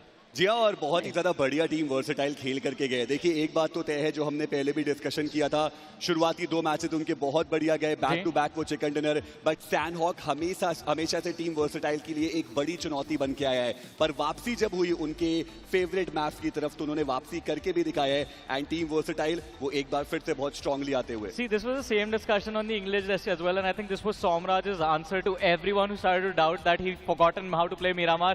He still knows how to play this map. But it's time for us to have a look at how Versatile made it happen, और FS ने जो chicken dinner था वो अपने नाम कैसे किया. Ladies and gentlemen, we're going to have a look at the realme highlights of that previous game. लेकिन मेजी, highlights तो इस match के अंदर, there was only one team that made those clips, right? जी हाँ बिल्कुल, हीरो एक्सट्रीम गॉड लाइक, और आप हाईलाइट में वो पैन भी ऐड कर सकते हैं जो सिम्प ने जरूर किया है, और वो भी खुश होंगे, और जो उनके फैंस हैं वो भी खुश हैं, उनके जो एनालिस्ट हैं वो तो ऑब्वियसली खुश हैं। बस मैं देखना चाहता हूं कि जेली किस तरीके से ये 1v2 उन्होंने संभाला है। पहले पंक को उन्होंने डाउन किया, उसके बाद जॉनथन थे, वेपन को स्विच किया गया, उसके बाद वहां से उन्होंने नॉक्स निकाले, सिम्प आखिरी प्लेयर बचे हुए थे, सैम का वो शिकार हो गए, पर still hero extreme god like फिर भी इस मैच से वो 12 पॉइंट्स लेकर गए, आंकड़ा 96 तक पहुंच चुका है। ये ट्रू रिपर्स और गॉड लाइक की लड़ाई में बाजी मारी थी एसओए ने वहां पे, क्योंकि जेली का फिनिश भी एसओए के पास गया था, जो लास्ट फिनिश था गॉड लाइक की तरफ से वो भी एसओए लेकर गई। And SOA, I think this is that one underdog team that has done very well for themselves, considering they are very fresh into the circuit, kind of playing their first LAN finals as a roster, and an incredible performance coming through. But now we see the reactions of the teams and their staff during the match itself. And of course, Noob analyst, his name says Noob, but he's an absolute legend in itself. And I could see the support and the excitement, the energy in the godlike team as well when they were just going after those finishes. और अच्छी बात है कि finishes निकाले, क्योंकि जो 12 point आए हैं ना, they keep them, not just them in the fight, they keep Versatile in check and they keep the pressure on the players of Reckoning Esports. जी, और जो नूब का रिएक्शन था वो कहीं ना कहीं शायद इसी चीज को दर्शाता है कि वो फाइट जीती जा सकती थी, वहां पे एडवांटेजेस पोजीशन में थे, बट साइडलाइन से जो शॉट्स आए वहां पर दिक्कतें बढ़ती हुई नजर आई। बट ऑल इन ऑल आप कह सकते हैं कि कंपटीशन बहुत ही ज्यादा बढ़िया हो रहा है, क्योंकि जिनके अगेंस्ट वो फाइट थी वो ट्रू रिपर्स और वो 4th पोजीशन पे आपको देखने को मिल रहे थे, यानी कि अब पहले, दूसरे, तीसरे, चौथे, चारों ही पायदान के बीच में जो गैप है वो बहुत कम हो चुका है। देखिए, आई मीन ये टीम्स तो अपने गैप्स कम कर रहे हैं, लेकिन जब टीम्स अपने लिए चिकन डिनर निकालती हैं, आप लोग यहाँ बैठ के एक्शन एंजॉय कर रहे हैं, I think there's some giveaway happening as well. जी हाँ बिल्कुल, मर्चेंडाइज गिवअवेज चल रहे हैं, और देख सकते हैं कि जो हमारी ऑडियंस है बड़ी खुश है, जैसे उनको मर्चेंडाइज मिल रहा है बहुत ज़्यादा वो खुश हैं। अभी ऑन स्क्रीन भी आपको वो चीज़ देखने को मिलेगा, और पीछे भी आप देख ही सकते हैं जो ऑडियंस है वो खुश है और लक अपना आजमा रहे हैं कि भाई साहब शायद हमें मिल सकता है, शायद वो हमें मिल सकता है। जी हाँ बिल्कुल, हीरो एक्सट्रीम गॉड लाइक के जो मर्चेंडाइज है वो इस वक्त मौजूद हैं, और आप अगर इलीट, जैसे हमने कहा था ना, अगर आपके पास एलीट पास है तो ज्यादा फायदे आपको मिलते हैं। जी हाँ, पर मेरी मैं सोच रहा हूँ कि अगर आप ऑडियंस के बीच में होते तो वो मर्चेंडाइज पकड़ना थोड़ा मुश्किल होता, चेयर पे खड़ा होता, काठी थोड़ी दिक्कत डालती आपके लिए। मैं तो यहीं से बोलूंगा भाई साहब मेरे लिए भी एक बचा के रखना, मैं आ रहा हूँ थोड़ी देर में लेने, hopefully they heard me. But anyways, production हमारी बात सुनती है, क्योंकि मेरी मैच उतनी अच्छी नहीं है, तो वो हिसाब किताब हमसे पहले लगा लेते हैं और दोबारा भी लगाते हैं, ताकि हम सही स्टैट्स के बारे में बात करें। तो चलिए नजर डालेंगे हमारी ओवरऑल लीडर बोर्ड के ऊपर after 11 matches are done in this grand finals itself. लेकिन उससे पहले अब देखते हैं कि कितने पॉइंट्स रखने के हुए। 104, 96 पर वर्सेटाइल, 96 पे Godlike, true reapers 85, FS 77, OG 65, Medal 65, CK 58, Forever Red Ross 58 as well, SOA 57, Rivalry 54, Aiku Soul 53, Bot Army 50, Genesis 42, TSW 27 and Hades 20. कुछ टीमें हैं जो बहुत पीछे रह चुकी हैं। 58 आई थिंक ये हाफ वे मार्कर के पीछे जो टीम्स हैं, इनको अब सिर्फ बड़े गेम्स चाहिए। Versatile in the fight, Godlike in the fight, true reapers in the fight, FS kind of OG, I think angle पे सब बात आएगी OG और मेडल के लिए। देखिए वो सारी कहानी तो अलग चली रही है, पर मैं अभी भी कहूंगा कि हीरो एक्सट्रीम गॉडलाइक, उनको अपने प्लेसमेंट पॉइंट पर ध्यान देने की जरूरत है, क्योंकि अगर इसी तरीके से वो टाई होता रहा तो आप सोचिए उनके पास मात्र 24 प्लेसमेंट पॉइंट है। या तो आप दूसरे दिशा में जा सकते हैं, यानी कि आप चिकन डिनर का जो नंबर है वो बढ़ा सकते हैं। अगर उनके पास चिकन डिनर, मानिए कि आज के दिन पे जो आखिरी मुकाबला है वहां वो चिकन डिनर निकालते हैं, कल के दिन पर एक निकालते हैं, VXT अभी 2 के साथ है, ट्रू रिपर्स धीरे धीरे वो ऊपर चढ़ जरूर रहे हैं, पर अगर आपके पास चिकन डिनर ज्यादा है, प्लेसमेंट पॉइंट कम है, उससे कुछ खास फर्क पड़ेगा नहीं, क्योंकि सबसे पहले काउंट किया जाता है वो number of chicken dinners. Exactly, वो टाई ब्रेकर की सिचुएशन में काफी ज्यादा हेल्प आपको मिल जाती है। लेकिन अभी लास्ट गेम बचा है, एंकी द बॉट सिचुएशन टॉप 5 के अंदर कुछ अलग ही चल रही है। 5th पोजीशन पे जो टीम है, अगर उन्होंने एक बड़ा मैच निकाल दे 25-30 पॉइंट से एक मैच के अंदर निकाले, तो वो भी कहीं ना कहीं ऊपर जो टॉप 3 की जंग है उसको और इंटेंस बना देंगे। जी हाँ, और इंटेंसिटी देखिए वो सबसे ज़्यादा इंपॉर्टेंट है, और हम एक्सपेक्ट कर ही रहे थे कि अगर ग्रैंड फाइनल्स है तो वो इंटेंसिटी तो ऑन टॉप हमें देखने को मिलने वाली है। बट ऑन टॉप की बात करें तो जिस डिवाइस पे ये पूरा जो लैन इवेंट है वो खेला जा रहा है वो भी ऑन टॉप है। Exactly, the realme GT7 series, ladies and gentlemen, the real MVP behind every move. और ये सिर्फ मैं नहीं, है हमारे प्लेयर्स भी बोल रहे हैं। अभी जैसे कुछ प्लेयर्स से मैं बात कर रहा था पीछे, everyone is just amazed with the performance, no lag. Touch sampling rate इतना ज़्यादा है इस डिवाइस का कि you can feel every input go through, and of course the performance of these individuals is speaking for themselves. हर कोई अपना best deliver कर पा रहा है। आई मीन कितने 1v4 देख लिया? देखिए बहुत सारे। आप खासकर वो जॉनसन का जो राइवलरी के अगेंस्ट था वो तो बहुत ही लाजवाब था, क्योंकि ऐसा नहीं था कि पीछे से उनके प्लेयर सपोर्ट भी दे रहे हो, वो प्लेयर अकेला आगे निकल गया और वहां पर उन्होंने वो सारे फिनिशेस निकाले थे। ग्रेनेड्स बाकमाल देखने को मिले, पर जो वो आखिरी का मूवमेंट अभी हमने मिरामार में देखा है जहां पर ग्रेनेड्स इतने ज्यादा VXT ने यूज किए, FS ने बहुत ज्यादा यूज किया है, सो आप ओवरऑल कह सकते हैं कि मैच बहुत बढ़िया था। ड्रीम्स वो भी खुश होंगे। BGIS 2023 का वो दौर था जब एक्सपाक को वो तीसरे पायदान तक लेकर आए थे, इस बार वो सपना जरूर पूरा करना चाहते हैं। एग्जैक्टली, और अब बस देखना ये है कि और कितना आगे खुद को पुश कर पाएंगे। लेकिन फिलहाल अगर आपको अपना बीस्ट अनलीच करना है, well we have our official energy drink partner Monster, ladies and gentleman, unleash the beast. I mean मैं तो सुबह से एंजॉय कर रहा हूँ काफ़ी ज़्यादा, and this has what has kept me going, because यहाँ पे जितनी एक्साइटमेंट रहती है लैन इवेंट्स के अंदर, और खासतौर से जितना क्लोज ये फाइनल चल रहा है, it is difficult to predict कि चल क्या रहा है। कॉन्स्टेंटली हर एक मैच में हम टॉप टीम्स को फाइट करते हुए देखते हैं, और heart just like beats out of control. लेकिन अगेन इरैंगल एंकी, मैं चाहूंगा हम लोग तो सपने देख रहे हैं, मैं और मेजी बहुत ज्यादा, आप थोड़ी रियलिस्टिक एक्सपेक्टेशन सेट कर दो लास्ट गेम से पहले।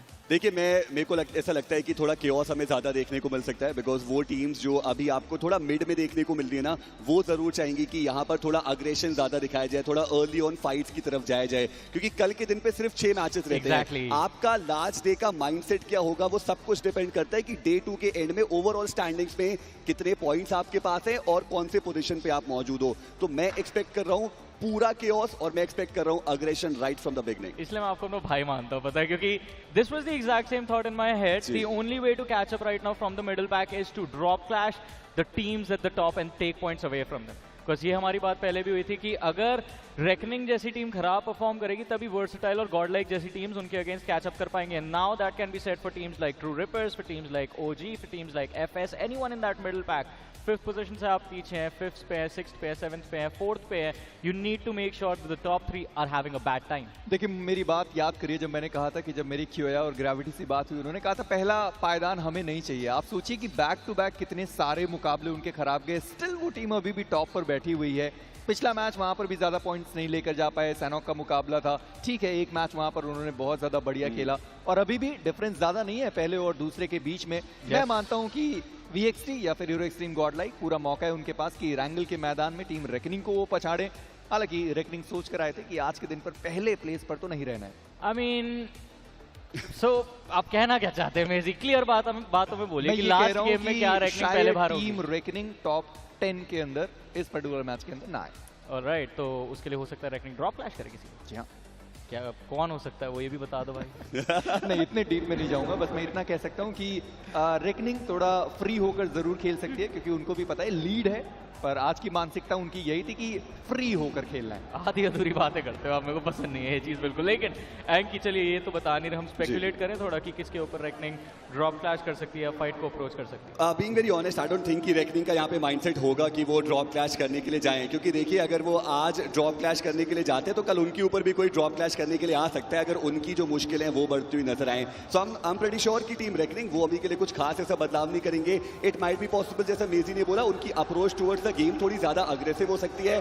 उसके अलावा कुछ खास ऐसा ड्रॉप क्लैश की संभावनाएं एटलीस्ट जो टॉप 4 टॉप 5 टीम्स हैं, मुझे नहीं लगता कि वो फोर्स करने वाली है ड्रॉप क्लैशेस। आई मीन करने की जरूरत नहीं है, लेकिन I guess if you put the pressure on the people that are already under pressure, it makes the last day of the tournament very easy for you.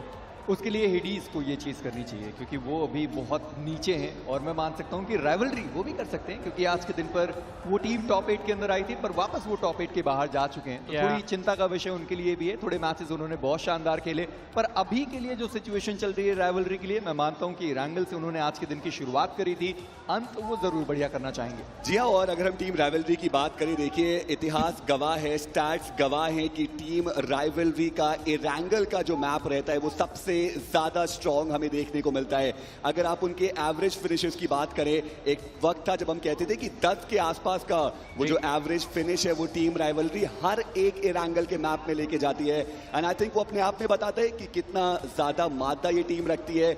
Server उन्होंने आज के दिन पे बेहतर खेला है, चंदन उन्होंने आज के दिन पे बेहतर खेला है, तो मैं मान के चल रहा हूं कि एरैंगल के किंग्स एक बार फिर से राइवलरी एनआरआई बन जरूर सकती है। होपफुली राइवलरी के फैंस भी यही उम्मीद लगा के बैठे होंगे। मैं ये फैन कैम्प्स मेरे को बहुत पसंद आ रहा है। I've seen constantly people जिनकी टीम परफॉर्म नहीं कर रही है, दो महाशय बैठे थे, एक भाई अपने दूसरे भाई का सर चला रहे थे कि कोई बात नहीं अगले मैच में हो जाएगा।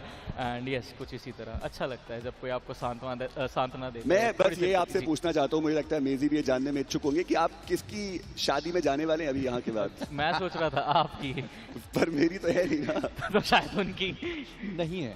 परेशान हुआ आप इस बात से काफी। बट नहीं, मैं यहाँ पे एक्शन एंजॉय करने आया था ना, थॉट कि like you know just stand out just like the other teams, just like Reckoning ESPORTS, but अभी फिलहाल ये तीन टीम्स तो stand out कर रही है, Reckoning, Godlike, Versatile, बाकी सारी टीम्स की भी हमने डिस्कशन कर ली। एक बारी फिर से again just that last match of Erangel is left today and I think that sort of sets up the entirety of tomorrow, because if you have a difference of more than 30 points, more than 40 points, you are not worried about those teams, you're worried about the teams that are chasing you. How do you set yourself up for tomorrow? Like Maisie ने अभी mention किया कि if he actually he spoke to Reckoning and they don't want to be on the first position, but if they get left too far behind, Maisie, do you not think this is Reckoning digging their own ditch basically?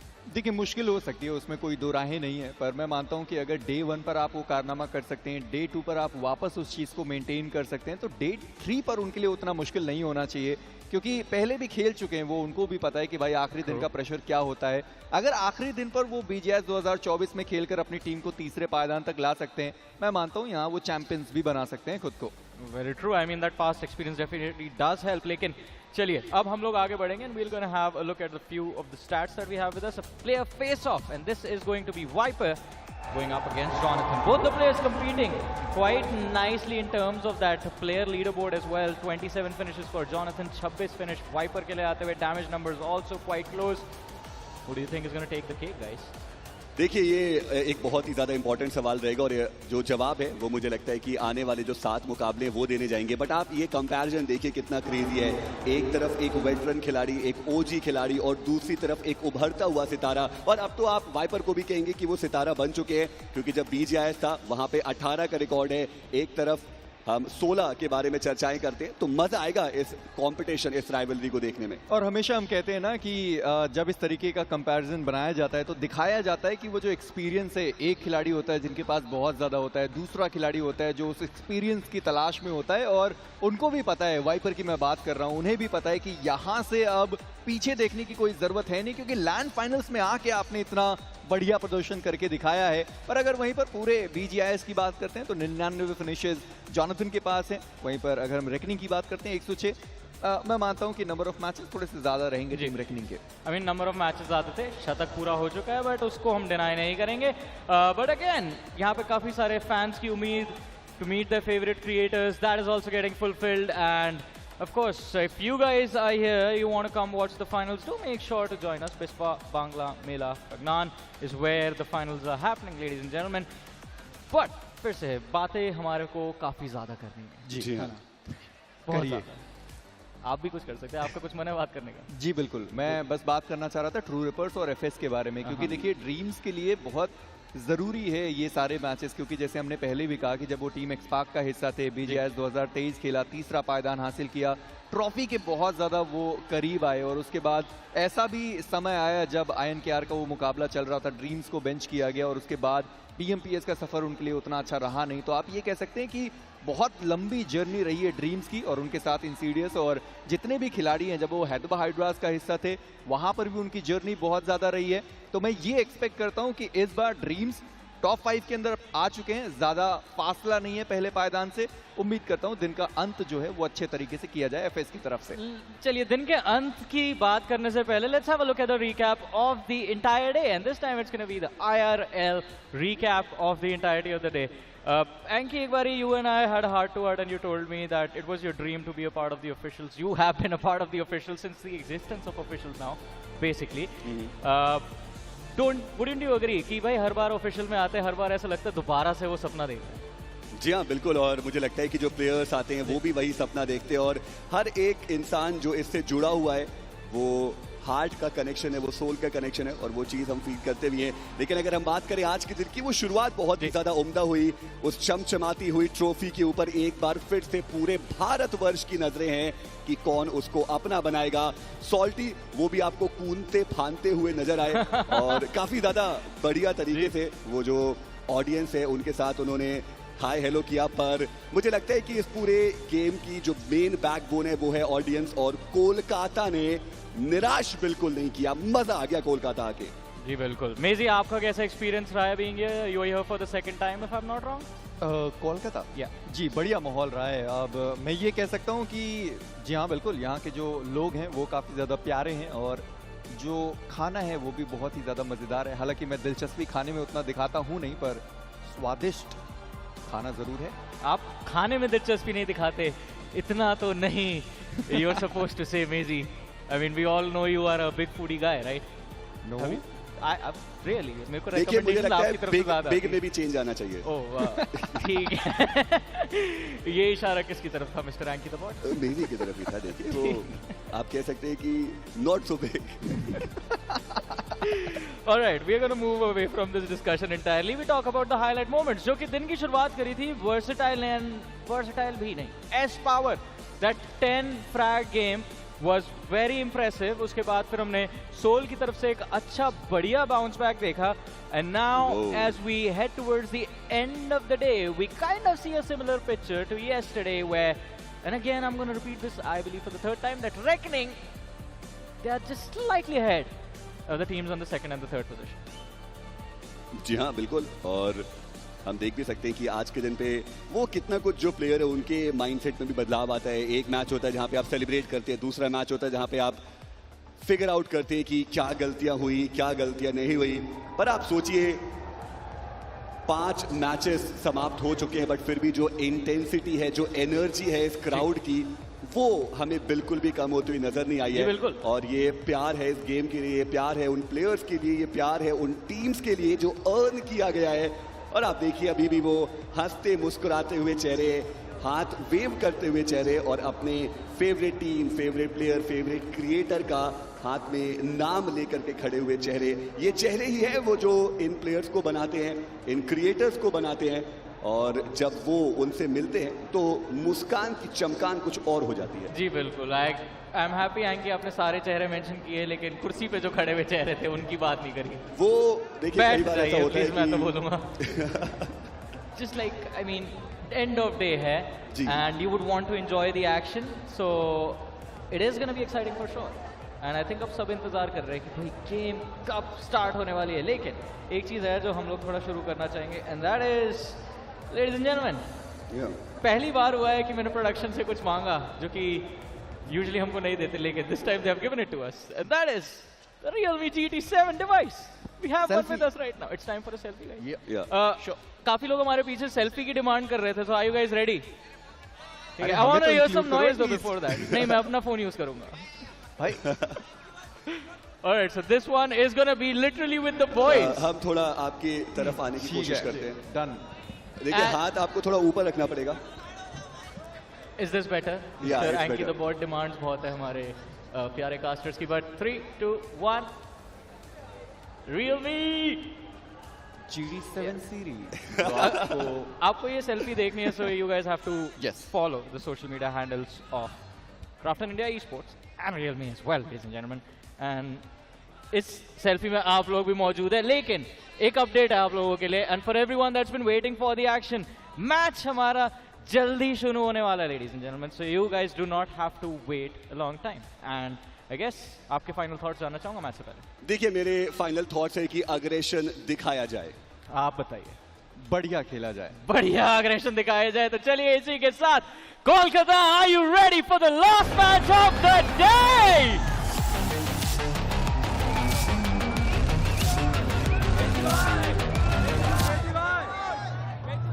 Final game of the day, and the plane's gonna hit the skies once again for one last time today on the day 2 of the realme BGIS 2025, as the plane flight path's gonna be beginning all the way from Yasna Poliana towards down south of Ferry Pier.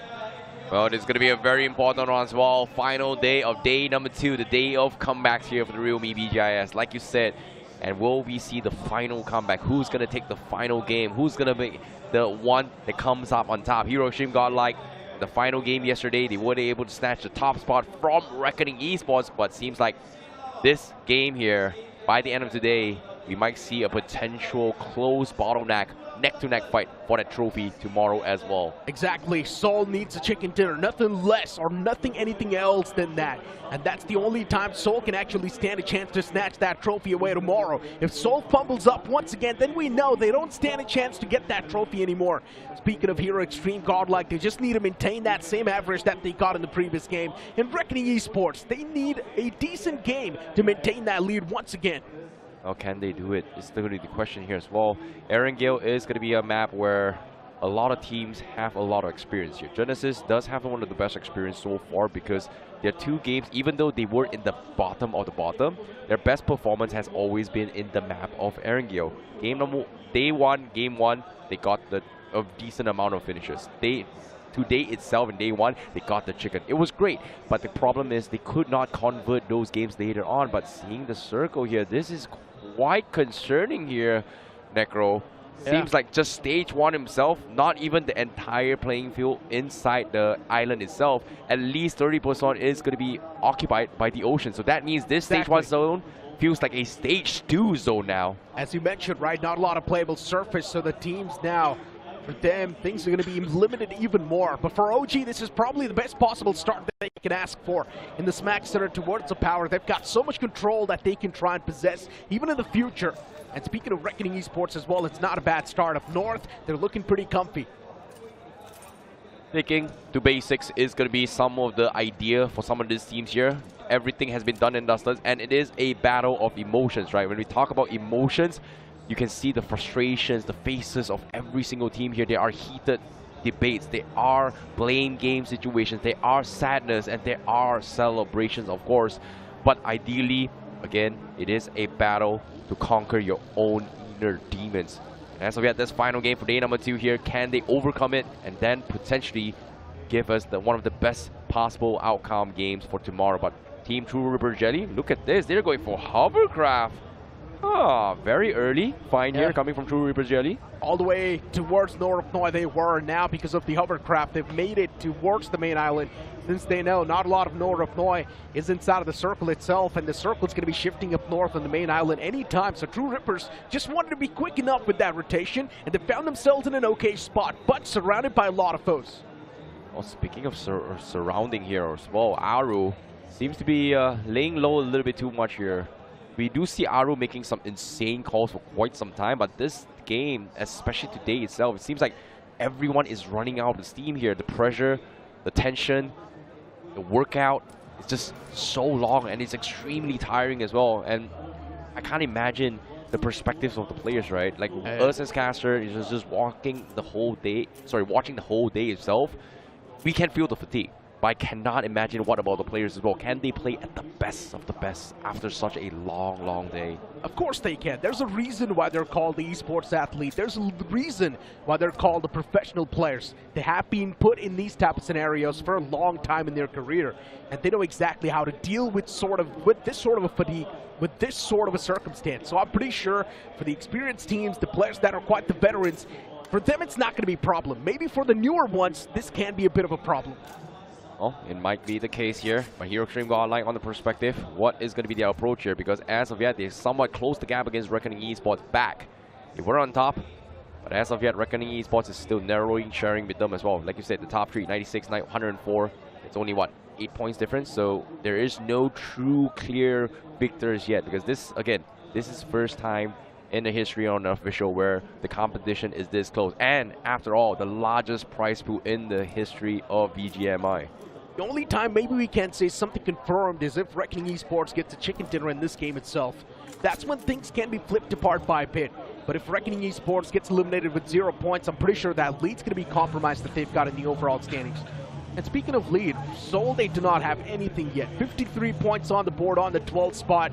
Seoul is way too down to the slumbers. They need a major game in their hands right here, right now. Yeah, they definitely do as well, especially if we compare it to the round stages, right? Anything can happen. One amazing game will set them in track to actually compete for this. So mathematically, it is still very possible for everyone all the way down to the bottom.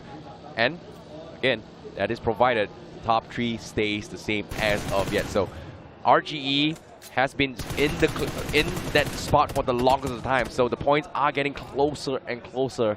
A lot of hidden strategies have been made, but all things considered, I feel like there are 2 teams that is pretty much out and out running out. That's going to be THW, X Non X, and also Hades H4K. Too far to actually catch up. Yeah, Metal Esports, man, just had a red dot and he was still going for the shots. He's quite ambitious.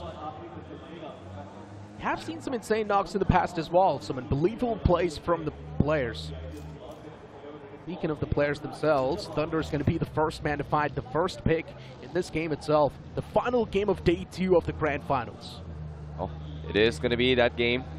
And in this case, let's talk a little bit more on Forever Red Ross's position right now, right? Like, they started off in a journey where nobody expected them to qualify to semifinals. And no one expected them to do well towards the grand finals as well. But they made it here. So that is a huge statement itself.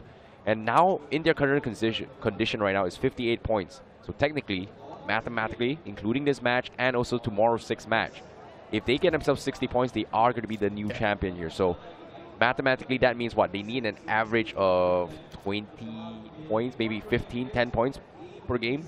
Yeah, somewhere around that. And generally speaking, that's impossible. So for Forever Red Ross, they just need to get a nuclear performance. 10 points per game, I see. That's too much to ask for.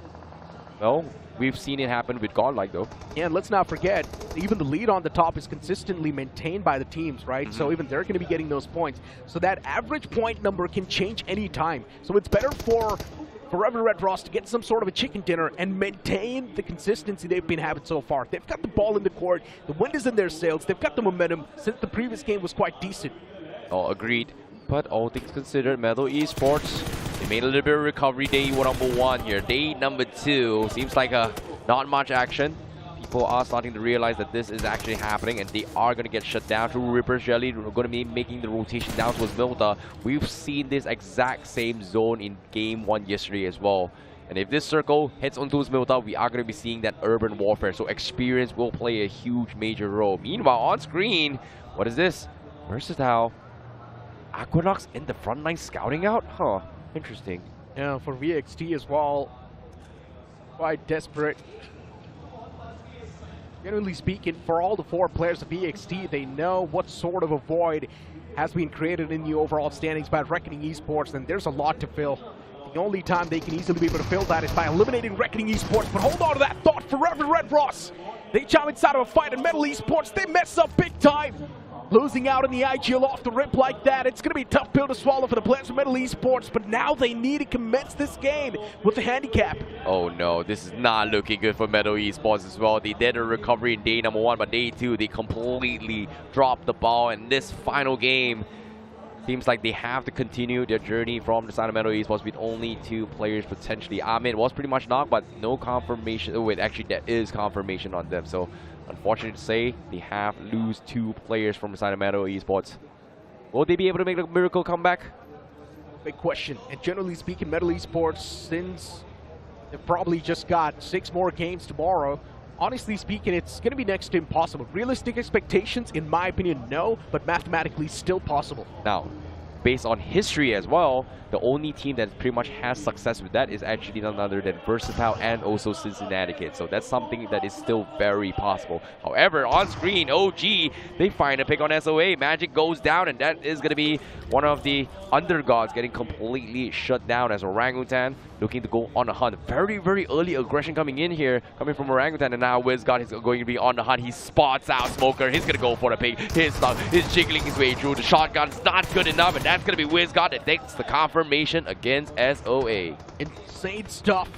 But OG is ball. WizGod's taken down way too low, so the man's going to patch himself up. Pops out that first aid within the nick of time. Luckily enough for OG, they were able to deal with the foe that was there around the corner. But now for OG, the problems are not done yet. Another team that's there around the fray, and that's going to be FS Esports. And since FS Esports has got the man advantage and also the high ground to play with, they can punish both the teams that were there in front of them. Yeah, indeed. Dreams. This is interesting here. They are going to be playing on the forest terrain near towards the Lumberjack region of the circle. So I'm guessing the circle is going to be playing around the prison area. We don't see a lot of circles that in vicinity here, but Hero Extreme Godlike, they're actually stalking that way. Indeed are. And Hero Extreme Godlike, they've always been someone that likes to make their presence known, that likes to make their presence felt to the opponent teams. They're not someone who's going to shy away from a fight since they know they're an absolute powerhouse. But we have seen them as well mess things up by quite a mile sometimes. They usually do have a tendency to get caught in third parties, and that's been the main kryptonite for Hero Extreme Godlike. Somehow they just need to avoid the third parties.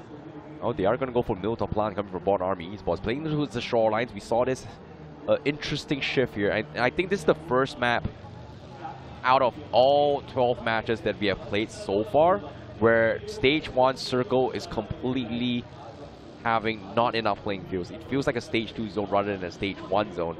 And seeing this rotation coming in, a lot of these teams here have taken a lot of precautious measures, just playing safe early rotations and so far. And nobody's getting a little bit angsty, but we do hear a lot of poking coming from a lot of these teams. No, indeed we do. BXD, Green, and honestly, even they need to unleash their beast. Just like our Monster Energy Drink, official energy drink partner. Hey, man. Everybody is saving for the right moment to strike, right? This is a battle of the beasts. Hungry sharks in the making. Everybody's just lurking around in the waters, waiting for that one drop of blood. And when that happens, they strike. Speak of striking, BXD is in the smack center of a lot of teams. There's also another team right next to them. Actually, not just one. There's too many teams around the fray. They just need to be cautious. They just need to be careful. It's going to be the players of Hero Extreme Godlike, and Mina was out in the open. Can he be caught? That's my question. BXD still driving around. Maybe trying to catch a few loose stragglers of Hero Extreme Godlike. Now Genesis in the front as well. Boy. What's going on? It's just chaos. It's vehicles driving all across the board. See, this is exactly what I mean, right? One small drop means the sharks are coming. Everyone is just circling around, waiting to pounce for those third parties. Everybody understands that this is no longer a game of strat. This is going to be a game of who is hungrier and who is going to be the bigger, badder, meanest shark out there. And speak of the shark, right now Hero Extreme Godlike, hold on to that thought, Punk. What a way to get things off. Somraj shut down from BXD. Man's knocked out. Hero Extreme Godlike's going to try to press on the Boon even more and rub some salt. Oh my goodness, that's going to be the first drop here. Samraj down. Hero Extreme Godlike, they want to gobble up. Is there any third parties? VXD, they are going to be committing to this fight. And Hero Extreme Godlike looking to try and make a pounce here. And the moment Versatile gets out of position, they are going to pounce. Samraj slowly bleeding out. They might lose their IGL, and that's going to be the confirmation coming through. And that's going to be one finish point in the hands of Hero Extreme Godlike. As VSD says, you know what? It's just not worth it. Hero Extreme Godlike in close contention to that first spot. No matter what sort of fight they take, they just need to make sure that the accuracy is going to be 100%. They need to win that fight no matter what. And as I mentioned, avoid third parties. That's been the main kryptonite for the boys. Looking at the circle, Soul still outside of it on the left side of the map, which is not a great thing at all. Soul does not hold a great spot. Yeah, seeing how the zone is shifting as well. Everybody is on the move to try and take center control. And Team Versatile, that hesitation may have cost them a little bit, but you can't really blame them considering there's a lot of people coming in through. But VXT, again, mistakes were made. They got picked off. Another player goes down. Yeah, and specifically for Versatile, the terrain that they're driving in as well. There's just a lot of teams. I mentioned this too a while ago. The moment a fight sparks in, there's definitely going to be a lot of third parties around the fray. So VXT themselves, they know that. That's why they're being so mobile. And Seoul, even now they finally realize the blue is on the back. They need to be on the move. And speak of being on the move, VXT, unfortunately, Equinox gets knocked out. S-Power needs to come out with a rescue mission, but can he really save the day for Equinox? That's my question. Utility is on the go. S-Power tosses the nade in front of Dreams, but that's not going to be enough to shut the man down. And Versatile's last game of the day too was an absolute bummer. Absolute denial coming from Versatile. That puts a stop to the leaderboard. That means no more points for Versatile for day number 2 here. They have to go back to the drawing board for day number 3 because the championship trophy is going to be as close as it gets. Anyone is going to be looking to take it as well. You can see the pressure is on. Reckoning looking to defend. Godlike looking to defend. And the Sharks in the bottom, including FS Esports, is looking to try and make a statement in this final match. The circle moves on the right side towards Mills Power. The only team that's genuinely having a great spot inside of the circle is OG. And we have seen OG secure a chicken dinner just in a circle like this on the online stages. So we know OG is quite strong in this zone. There's Genesis Esports around the fray for OG, so even that's going to be a tough team to deal with. But speaking of what's happening on the screen, Hero Extreme Godlike, there's Admino just moving back and forth. And Roman hears all the gunshots. He knows Admino. He's off guard. And Roman can easily find the knock as well without any problems, but he did not know where Admino was. Way! And what a big mess up that was. Admino capitalizes instantly. THW non-X, a major mess up, and Admino with quick reflexes, saving the day for his team, and just like that, systematically dismantling THW. Godmino is back. Godmino is kicking. What movement was that? What the heck was that? That is a godlike performance from him. As Godmino showing some movements, but it's not over yet. There's still 14 teams. They're back towards the intense focus here. They are going to continue to picture what is the most ideal situation here. Find a pick, get off. Find a pick, move on. Stage 4 comes in play. Do they have zone control? But as of yet, we're gonna put a full stop onto his there as well because Reckoning Esports looking to defend, Soul crashing in. I'm not a big fan of what's happening on the screen. Both the teams are quite desperate. Reckoning Esports needs to hold on to that first spot, and unfortunately, Reckoning, they're getting dismantled. First man confirmed and eliminated from this game as Reckoning Esports, they look to disengage from this fight, but Soul, they're not gonna let go of this. Reckoning Esports, his last man is inside the vehicle, but what am I watching? This is gonna be in a big mess up. But Soul, they still eliminate the likes of Reckoning Esports. Now they need a reset, but Hero Extreme Godlike, they're gonna come in with the third party. This is it. This is the moment. The top is down and Hero Extreme Godlike, will they rise up to the top by the end of the day? This is that opportunity. Rematch, Soul versus Godlike once more, and Hero Extreme Godlike, do they want to commit? 12 teams left alive. It seems like, you know what? They'll let them go. It's not worth it. They need placement points. They need to pull the gap here. This is the chance for them. Reckoning is down and out for this game. That's 4 huge. points away. And Soul seems like they will get the resets themselves as well. That's huge for Soul. If Godlike would have went in with the third party, Soul would have been eliminated from this game because they were quite hurt. But luckily enough, Godlike backed away. But Soul, they still walked in the open arms of Godlike. I'm not sure what they were thinking. And Hero Extreme Godlike just mowing down the lawn, just washing the players in the front away. And Soul, they're getting dismantled. They're getting disrupted. They're getting taken away. The Soul's being ripped apart. This is it. This is their moment to shine, but it's not over yet. Godmino down, Jonathan really low. They're on the edge of the zone. A lot of teams are looking at this. FS Esports, they want to deny this. They want to shut down the bleeding. They want to stop the bleeding. They're trying to make the clutch. Jonathan trying to make a play. The crowd goes absolutely crazy. Dreams try to go for drive-by. No connection so far, but Hero Extreme Godlike, they get the reset. They get the pull through, but they're not over yet. FS continues with the push, continues with the attack. The nade comes through, no connection. Godmino taken out. Sim really low. He goes down, and Jonathan is gonna run for his life. He's gonna go for the drive-by. No play so far, and Jonathan, the man, the monster, down so low, so weak. He also goes down. The denial is there. Punk, last man standing from the side of Hero Extreme Godlike, is pushing through. Dreams remaining. Punk is hunting, is going. Can he get it? Yes, he will. God, the savior here for Hero Extreme Godlike. Pump, but the zone will claim him. But he's done the job. The job is done for Hero Extreme Godlike. Hero Extreme Godlike at the end of the day too, still on the first spot in the overall standings. The Kings are back on the throne they deserve. Once again crowned at the top. And now Genesis Esports, they're on the move. But what a fight that was, such a scrappy one. FS Esports, they messed up big time. It was a major throw from FS Esports. This should have been never this close. The comeback. Cincinnati Kids though, hold on to that thought from the hilltop, now just raining down hellfire across the board. The comebacks are real. This is their chance, guys. Middle of the pack, bottom of the pack, everybody. Guys, top 3 is out. This is your moment to snatch it away for tomorrow. Set it up for tomorrow, guys. And Cincinnati Kids now with Flock dropping down pretty low. We've got OG taking heated fires against Genesis. Shots fired everywhere on this western approach. Yeah, look at the smokes as well. Just scattered all across the board. Trying to smoke their position off. Rivalry NRI still inside of the game. We completely lost out about this team. But Genesis Esports is trying to make their life a living hell. Apollo taking a lot of shots against Rivalry NRI. The only cover Apollo has is that smoke. Genesis Esports, if they manage to name this last game, still their dreams can be alive.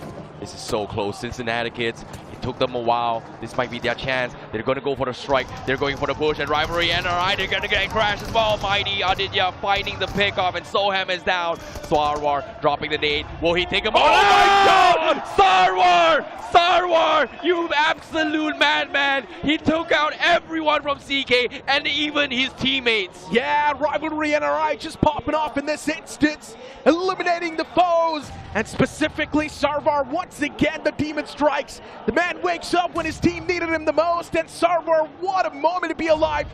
But now he still needs to face off against the Apes and even Genesis from the top that's constantly tossing the utils. He sacrificed everything and denied everything away.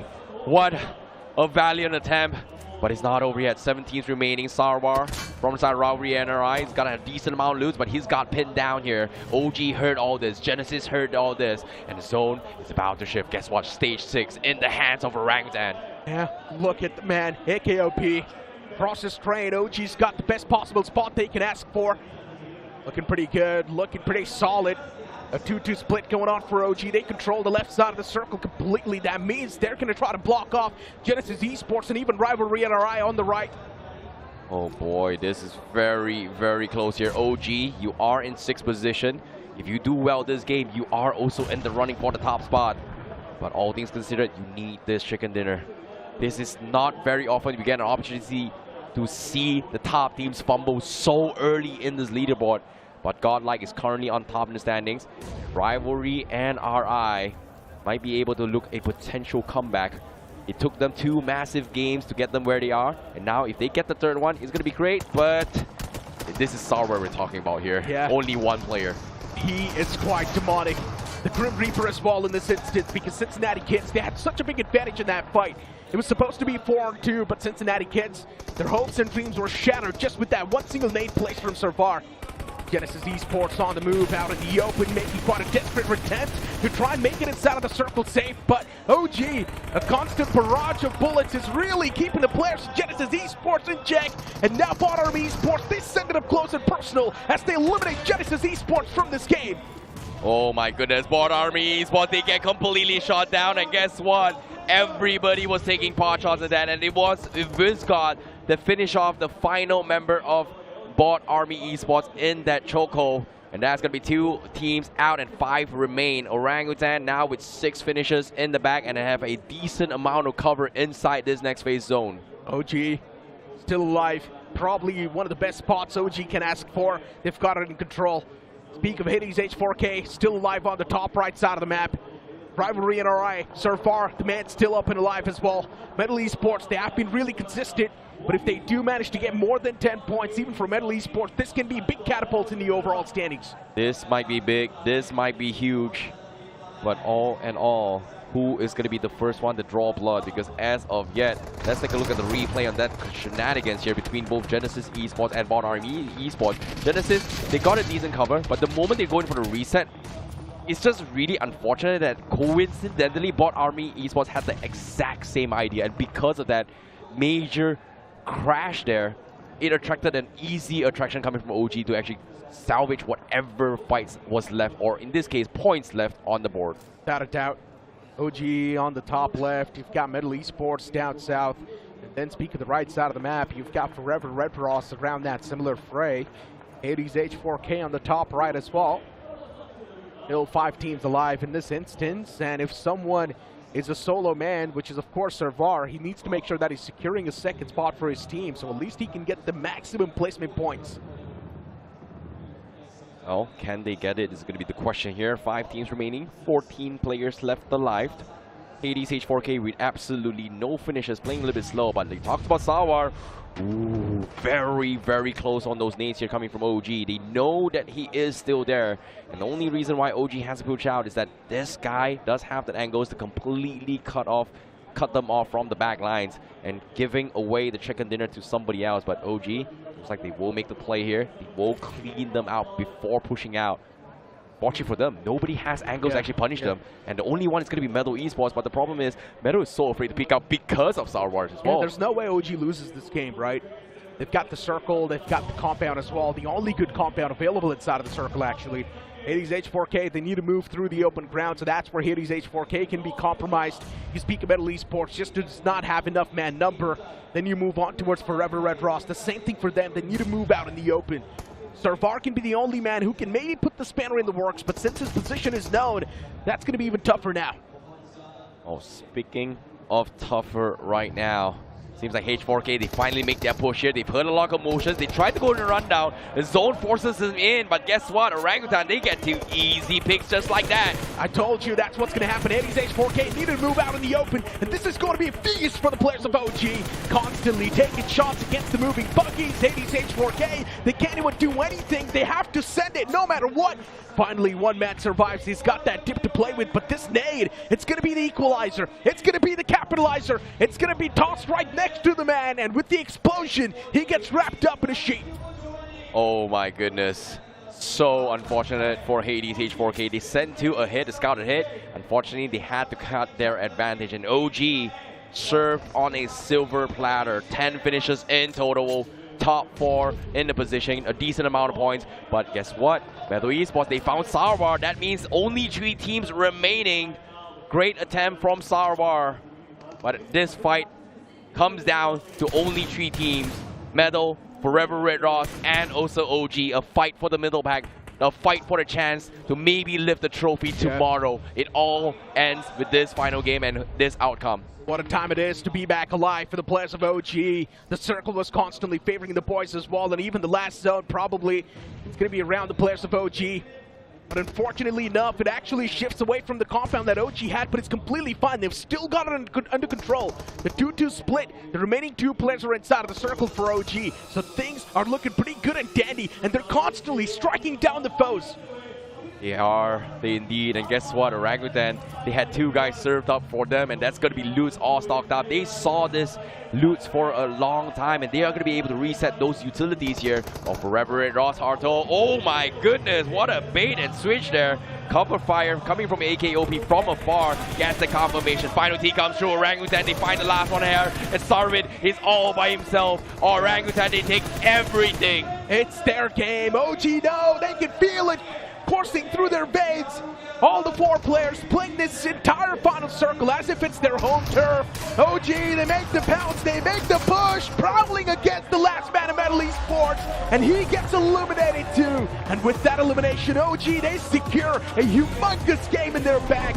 Johnny, this might just mean that OG is over here with a big performance in the overall board. They might just be in the top 3. Yeah, I believe they're going to take that leap into the top 3 or maybe on the 4th position.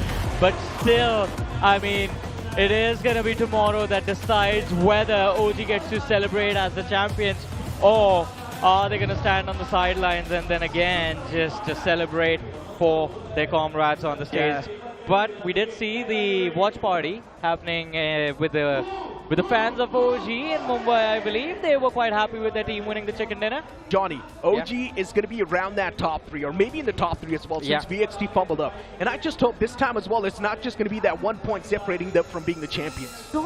Stop stop reminding them of 1 point, man. Well, all things considered here, it is going to be very, very close for some of these teams here, but my goodness, this is as close as it gets here. You know, last year BMPS was 2 teams, pretty obvious here. Yeah. Revenant Export and also Godlike. This time it's somebody else. It is going to be Hero Extreme Godlike, Reckoning Esports. Well, we've got VXT. Yeah. We've got now potentially OG. We've got True Rippers Jelly. Yeah. I have no clear direction who's going to be holding the trophy here because this is the first time the largest prize pool in the history of BGMI itself is happening. Everybody is playing at the finest right now. Yeah, and honestly speaking, I had a lot of expectations from Seoul in this last game. Now tomorrow, it needs to be miraculous performance, but that's what really separates Seoul from the other teams. If you try and compare Seoul to the online performance, now Seoul in the online stages has always been the one to pull a comeback in the last moments. I think tomorrow Seoul might just bring in a banger. That is true. I think this team is used to dealing with so much pressure that when you would expect others to fail is when they just start to feel normal, like, yes, this is every day for us. But again, there was something that Ocean said during the cast itself. I was listening to the Hindi broadcast, and it was that moment where Seoul just charged upon the players of Reckoning and then Godlike showed up for the third party, and Ocean just went like, this is the first time in the history of Indian BGMI where every single Godlike fan is cheering for Team Seoul because they were taking out the direct competition, and that one fight allowed Godlike to take the lead away from Reckoning. Exactly. I mean, for Reckoning Esports, this is what I exactly mentioned too, right? They just need 7 or 8 points per game to maintain that lead, to maintain that average as well. And now the Reckoning Esports 2 back-to-back flop of the games. Hero Extreme Godlike is now currently on the first spot. Once again, it's just 1 point separating them. Yeah, I agreed. And even then as well, Reckoning Esports has pretty much painted the target, right? Like, ever since the halfway point began, especially like we talk about total in general in the matches, they have to play 18 matches in total. The moment the halfway mark reach towards point, which is game, what's half of 19, 18 again? 9 matches so far, sorry guys. 9 matches thus far. The gap between top 1 and 8 was about 50 points. And the only way for the teams in the bottom to stand a chance is they need to stop the bleeding. So that's why I said that was going to be a huge target coming from Reckoning Esports here. And ever since match 3 of today, which is 4-5 onwards, you can see Reckoning Esports, every time they show themselves, they are going to get messed up. And it's so unfortunate. You know what's more, even more interesting? Because I was talking to Maisie and Anki on the main desk, and I asked Maisie, like, do you have any insights about what might happen in the upcoming game? And before the match began, Maisie mentioned that he went ahead and spoke to the players of Reckoning, and they themselves said that we do not want to end the day on the first position. Wow, interesting. Yeah, and again, he said that they might end the match outside of the top end. That is exactly how things went out. Interesting, but Reckoning Esports, I'm not exactly sure why they would hammer their own leg. Because being on the first spot can actually help you maintain a good aura around your teammates, and even the mental can be much more stronger. But I think it was superstition, because superstition along with a little bit of calculation psychology, because whoever is at the top will be the most worried about losing that top spot and missing out. And also the target on the back. And also the target on the back. To be honest, I was able to have a chat with them at the start of the day. They are already anticipating this year. The only difference is that how do you approach this defeat of a journey coming from Reckoning Esports, because we know for a fact they have a very, very big target right from the get-go. And I felt like based on how they've been playing throughout the entire day, they were pretty okay in defending in the first 3 games. But the moment we saw that huge disparity of gap, and that's where, like, guys, Reckoning is low-key, sure, we're ignoring him, but 50 points is hard to miss if you think about it here between top 1 and 8. So this is where you kind of see that, are you accepting things the way you are, or are you gonna move on and say, you know what, let's figure out a different plan? But let's move on with this discussion. Have a look at the MVP of that match, which is gonna be AKOP from the side of Orangutan. Kind of the man who put Orangutan in the finals as well with his performance in semifinals week 2. He's going to be followed by his own teammate Wizgod, and in the list of top five players we have Sarwit, we have Jonathan, and we have Max from FS Esports. Exactly. Jonathan is always there. He's been a part of the top 5 players since the start, right? Other than a few fumbles that we saw from Hero Extreme Godlike initially at the start of the day, but then later on they have managed to once again get the pace back in their hands. They've managed to get the momentum back on the board. Looking at the point standings, OG securing 24 points. That's a lot of points secured by OG, and also a major vacuum created. But let me tell you one thing, Johnny. No matter what, Metal Esports, they're still consistent. 11 points on the board. They're not going to be too bad in the overall standings. Definitely. I mean, Metal Esports, they're going to get themselves a little bit more comfortable in the overall leaderboard. I think close to the top 6, maybe So tomorrow is going to be an important day for Medal. They need those big performances like the ones we saw on day 1 if they want to keep up. This match was just 11 points. Rivalry NRI, another decent game. Godlike is going to be happy with those 9 finishes they were able to secure. Bodami Esports with 8 points, Forever Red Ross with 7, Genesis with 6, FS with 5. And from there on out, I think it is going to be just True Rippers and Reckoning that had an underwhelming performance, along with Versatile from the top half of the leaderboard. All the other names were already struggling. Interesting. Well, this is going to be a very, very interesting one as well, considering that with that vacuum instead as well, last year BMPS we did see potentially 2 teams, but now we potentially see 6 teams or more, depending on the conditions of how day 3 is going to go. And day 3 means it is going to be a day of certainty, the doomsday, D-Day, the final day after 3 months of effort finally concludes tomorrow, and finally who will claim the trophy will be decided by the end of tomorrow. Donnie, I'm really concerned for VXT. The only time they had good performances when they got the chicken dinners. That's it. After that, VXT as well just completely fizzled away. I did not see that consistency coming through from VXT, because tomorrow, if the same pattern is going to be followed up, then VXT might just not be the one to lift that trophy. I think the possibility is there that VXT might miss out on the opportunity to lift the trophy, and of course, it is definitely going to sting. But I'm just happy with the recovery we saw today. If in the first 2 matches itself, VXT are able to put up a similar performance, maybe we are going to see them take the lead for the first time in the grand finals. Well, this is going to be a very, very interesting as well, but all things considered, it is just expect the unexpected. Biggest comeback for today, Versatile. Second biggest comeback was Rivalry NRI. And then now it's put in this situation where OG, they're here to defend. They were top 3-ish and then pushed out. And now with this amount of points, are they at the top 3 or are they still in the top 4? I mean, that's going to be a big question. We're going to have to wait for the overall leaderboard. I genuinely think OG might just be in the top 3, shifting away VXT from their spot, because VXT has been super inconsistent. All right, last few words before we move on from this desk and actually head to the stage. Anything from you guys? Well, no one is safe tomorrow. It is going to be a free-for-all. No one is your friend. That's going to be the quote there. Generally speaking, even tomorrow, if a team like Seoul can pull off a major comeback, I'm pretty sure, man, it's going to be a tough approach for all the teams already sitting in the top 3. Yeah, that is definitely going to be there, because it's going to be the last 6 matches of the grand finals tomorrow. But for now, ladies and gentlemen, that was the English desk. It's Icy Baby, Necro, Johnny, and we're going to throw back to Rohit, who's on stage for some insights.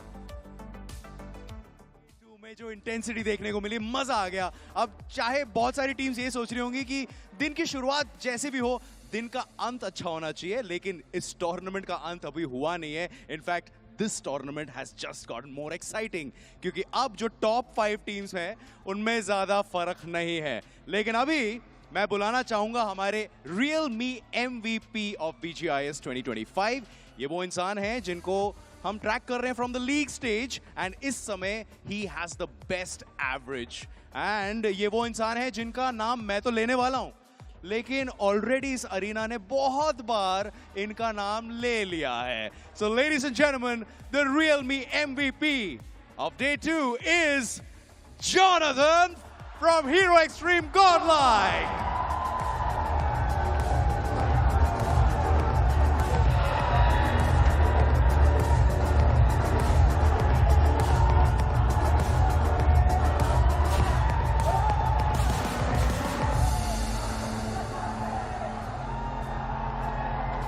Jonathan, how are you feeling right now?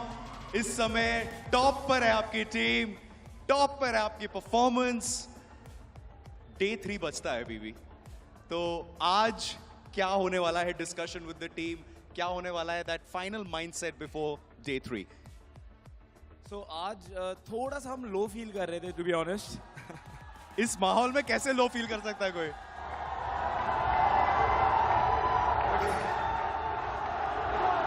Actually, Jonathan जानना चाहते हैं, why are you feeling so low with such an electrifying crowd? So to be honest, starting के games थोड़े से like you know ups and downs हुए पहले के games में, but I was like you know हम discuss करें team के साथ कि guys अपना game वैसा नहीं है, we need to go and अपना natural game खेलना है. So वही आपने देख लिया होगा. So घुस के मारना, that's our game. So we played our game and hopefully कि कल jinx नहीं करना मुझे. एंड बहुत सालों से लाइक बहुत सपोर्ट था कि लाइक यू नो एक ट्रॉफी आएगी. सो गाइस, कल वो आप लोग का दिन होगा. सो Let's go guys. बहुत अच्छा बोला आपने, घुस घुस के मारा। एंड जब आप घुस घुस के मार रहे थे हमें घुस बम्स आ रहे थे क्योंकि आपकी परफॉर्मेंस इतनी कमाल की थी।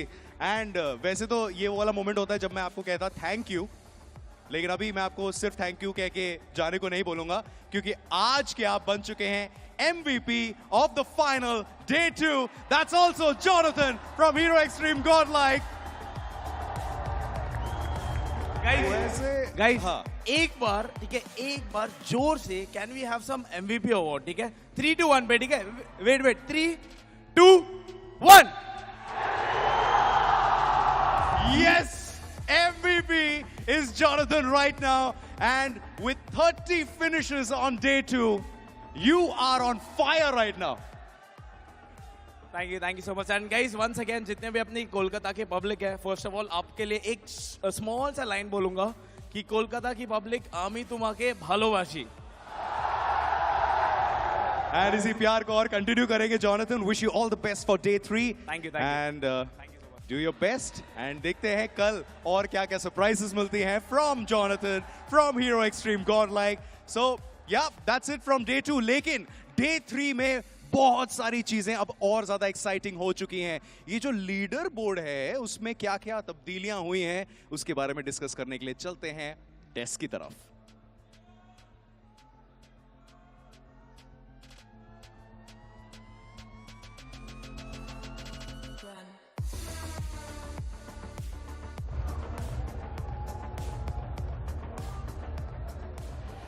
Alrighty, ladies and gentlemen, so this was it for day number 2. लेकिन हमारी जो जर्नी है इस realme BGIS 2025 के ग्रैंड फाइनल्स की अभी भी खत्म नहीं हुई है। We saw what's happening with the individuals, we saw what's happening with the teams, and of course, my lovely audience, we see what's happening with you guys. Everyone is still excited to find out who is going to be the champion of this realme BGIS 2025. And of course, as we close in on the last day, on the last few moments, it has gotten very intense between all of the 16 teams and in particular the top 3.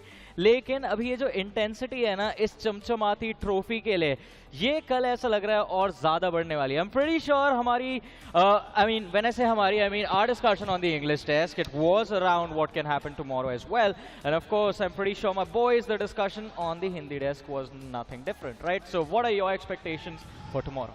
देखिए, कल के दिन पे chaos पनपना तो mandatory हो जाएगा क्योंकि हम सबको पता है कि वो टीम्स जो हैं जो शुरू के 3 मुकाबलों के बाद भी आपको बॉटम 6 बॉटम 4 में देखने को मिलने वाली है, वो आखिरी के 3 मुकाबलों में पूरी कोशिश करेंगे कि वो एक इम्पैक्ट छोड़ के जाएं।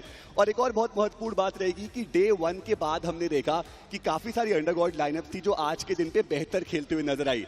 अब जब उनके पास 2 दिन का एक्सपीरियंस होगा तो मैं मान के चल रहा हूं कि वो भी एक बड़ा इम्पैक्ट डालने वाले हैं। मेजी, आपसे जानना चाहूंगा, day number 2, are you satisfied with the performance of the teams and do you expect anything different tomorrow? देखिए, मैं बहुत ज्यादा खुश हूं, खासकर राइवलरी ने जिस तरीके से खेला है। ओरंगुटान वो जिस तरीके से यहाँ पर खेल कर गए, खासकर मैं ओरंगुटान की थोड़ी चर्चा ज्यादा करूंगा क्योंकि पहली बार वो BMPS में लैंड फाइनल्स के लिए क्वालिफाई हुए थे, वहां पर वो 6th प्लेस पर थे। ऑब्वियसली किसी को वो छठा प्लेस नहीं चाहिए, सबको पहला पायदान चाहिए। और डे 2 एंड होते होते वो टीम अब 4थे पायदान पर आ चुकी है, पहले पायदान से वो ज्यादा दूर नहीं है। मैं खुश हूँ, ओरंगुटान सही समय पर टॉप 5 के अंदर वो पहुंचे। I mean, let's do one thing for now. Let's have a look at the realme highlights of that game of Erangel, because this was the game जिससे आपने बताया कि OG was able to establish themselves in the top 4, and it was much needed, that bounce back.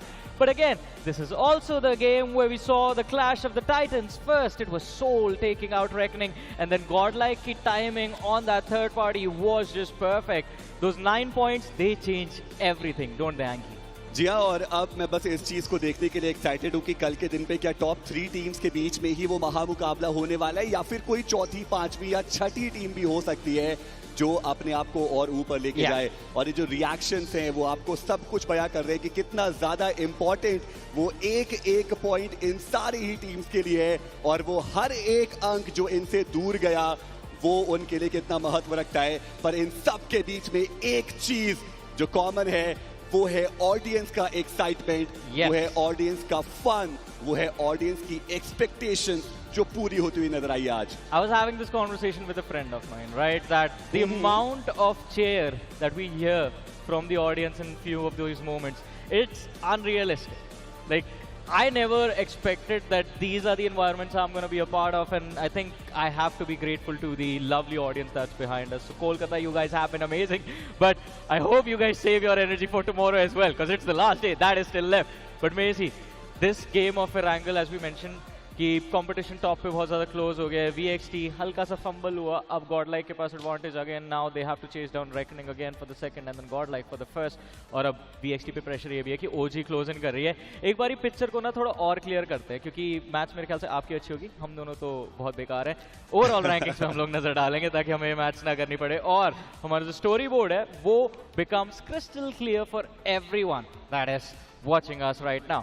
And again, we know what the top 4 looks like. It is who can actually rise up to the challenge tomorrow with 6 games left and make things extremely difficult for the leaders of the leaderboard. Because, ladies and gentlemen, godlike right now, leading the charge with 105. You have Reckoning 104 on the second, Versatile on the third, 96. OG on the fourth with 89. But difference बाकी teams के बीच में भी it's very close because True Rippers is there with 86. FS is there on the sixth with 82.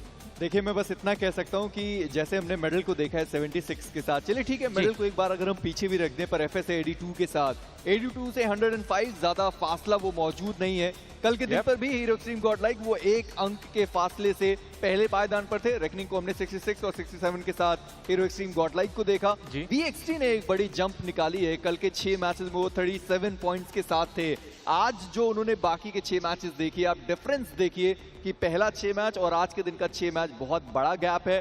पर वहीं पर orangutan वो भी खुश हैं, 89 पहुंच चुके हैं. FS वो कोशिश करते हैं थोड़ा ऊपर जाते हैं, वापस थोड़ा नीचे, क्योंकि ये आखिरी जो मैच था एरंगल का काफी खराब रहा उनके लिए. But again, considering there are 6 more matches left, I think FS is still in the fight because Anki, just like Maisie said, from 82 to 105, 106, right now it doesn't seem like a big difference considering again 6 matches अभी बाकी. देखिए एक चीज है ना, जो online stage थे यहाँ पे अभी भी कंटिन्यू होती हुई नजर आ रही है. और मेजी आप भी इस बात में मानेंगे कि मैक्सिमम नंबर ऑफ टीम्स हैं जो उसी ले में नजर आ रही हैं. जो उधर इनकंसिस्टेंट थे, काफी टीम्स हैं जो यहाँ पर भी इनकंसिस्टेंट देखने को मिले हैं. और FS उनमें से एक नाम आप कह सकते हैं जो चिकन डिनर्स आया, चले तो चांद तक, उनका वो रहता है. वो चिकन डिनर्स निकालने के लिए जाने जाते हैं. मल्टीपल चिकन डिनर्स उन्होंने निकाले हैं. और अगर कल पे सच में वो इनकंसिस्टेंसी नाम के चैलेंज को फेस कर पाए, आई एम रूटिंग कि वो भी अपने आप को उस ट्रॉफी के करीब लेके जा सकते हैं. I'm glad you mentioned 2 things. First is consistency and the second is chicken dinners, right? Because there is a team that is competing for the top spot with no chicken dinners, but they have been consistent. True Rippers. देखिए true reapers 110%, क्योंकि जैसे हमने मिरामार का match देखा था, बहुत करीब वो गया था, लग रहा था कि शायद वो चिकन डिनर ट्रू रिपर्स निकाल सकती है, पर वो हुआ नहीं क्योंकि उन्होंने अपने प्लेयर्स को गवा दिया. फिर VXT का उनके ऊपर रश आया. नो डाउट कि उनके पास चिकन डिनर्स नहीं है, पर ऊपर वाली जो टीम है उनके पास वो चिकन डिनर्स है. जैसे मैं कह भी रहा था कि अगर टाई हुआ तो जिनके पास चिकन डिनर है वो आपसे आगे होंगे. भले आपके पास प्लेसमेंट पॉइंट कितने भी ज्यादा हो, उससे फर्क नहीं पड़ता. जिन टीम्स के पास 2 चिकन डिनर है, एक के तो वो हमेशा ऊपर रहेंगे. But while we talk about comebacks, I also have to talk about heartbreaks. I think today we saw the fall of Cincinnati Kids. They were doing well at the start of the day. Top 5 में journey की start करी थी, but then end किया outside of top 8. What happened? देखिए आप ये कह सकते हैं कि जूसी की ये कहानी भी रही है. और मुझे लगता है कि आप हर बार कोशिश करते हैं कि आप एक टूर्नामेंट से ग्रो करके कुछ अलग करके जाएं, बट यहाँ पर भी कुछ वैसी कहानी हमें देखने को मिली. मेरे को सिंसिनाटी किड्स से बस एक शिकायत है, वो अग्रेशन जो वो ऑनलाइन फेज में दिखा रहे थे वो उनको सूट कर रहा था, उनके गेम स्टाइल के साथ जा रहा था. शायद उन्होंने वो स्ट्रैटेजी बदली, यहाँ पे थोड़ा ज्यादा बैलेंस्ड अप्रोच दिखाने की कोशिश की. पहला मैच उनका बढ़िया गया था और पहले मैच में उन्होंने वो थोड़ा अग्रेशन दिखाने की कोशिश भी की थी, बट अगेन आई थिंक वो सिर्फ लैकिंग लगा मुझे. Maisie, I give you 4 words to set up tomorrow. मजेदार मुकाबला होगा कल का. That is just perfect coming in from Maisie. Exactly. Like 5 words, but ladies and gentlemen, that was it for day number 2 of the grand finals of realme BGIS 2025. That is Maisie, this is Anki, my name is Super Johnny. We're going to call it a night, but don't forget, tomorrow it's the last day. We'll see you guys there. Good night. Alright people, we are live from Kolkata and today मेरे साथ जुड़ी है team VXT से Sikh. So Sikh, first question, how are you और कैसा लग रहा है कोलकाता में? I'm great. How are you? मैं एकदम बढ़िया. और कोलकाता कैसा लगा ह्यूमिडिटी के अलावा? Kolkata is amazing. The crowd, the everything. It's just great. Firstly, congratulations on being the very first female face at the BGIS LAN, BGIS 2025 LAN. But how do you feel about it? Like you're the very first female face here. It feels good to be the first one in BGMI, but hopefully there'll be more female players in the next tournaments. Yeah. Definitely, it has been a great journey for you as well, right? हमने आपको पहले भी एक team से खेलते हुए देखा था जहाँ पे आप IGL थी. तो do you feel there are any specific struggle when it comes down to being a female in this field? Yeah, obviously. मतलब I wouldn't say कि कुछ अलग ज़्यादा नहीं होता है लड़की होने की वजह से, क्योंकि काफ़ी चीज़ें अलग हो जाती है और काफ़ी अलग ऐसे प्रॉब्लम्स फेस करने पड़ते हैं जो लड़कों को नहीं करने पड़ते हैं as an individual player, not as a team. But overall मतलब हार्ड वर्क तो सबको ही करना रहता है, लड़का हो या लड़की. Of course. So overall आपका जर्नी कैसा रहा है टीम VXT के साथ अभी आप हो? The journey, Yeah. it's been a roller coaster. It feels amazing and the journey has been great. So देखिए सारे लोग एक चीज़ जानना चाहते हैं that are we going to see you in the playing four at the last day? क्या ये possible है? क्या हो गया आप वहाँ पे स्टेज पे? See, I'm new in the team, right? And we are like 6 players. So I haven't had a lot of time to practice with the team. So the chances are very, very, very slight. But if we have a good lead, then I might, yeah. All right, one last question. Do you have any advice or anything you want to say to all the female faces out there who want to become the next Sheik at BGIS 2025 LAN? Don't be chic, be yourself, bro, first of all. You're amazing, जैसे भी हो. Don't listen to people, no matter whatever they have to say. Just believe in yourself. If you think you're good at something you're doing, just do it then. Yeah, that's it. All right, it was great having a conversation with you. I wish you all the best. Thank you.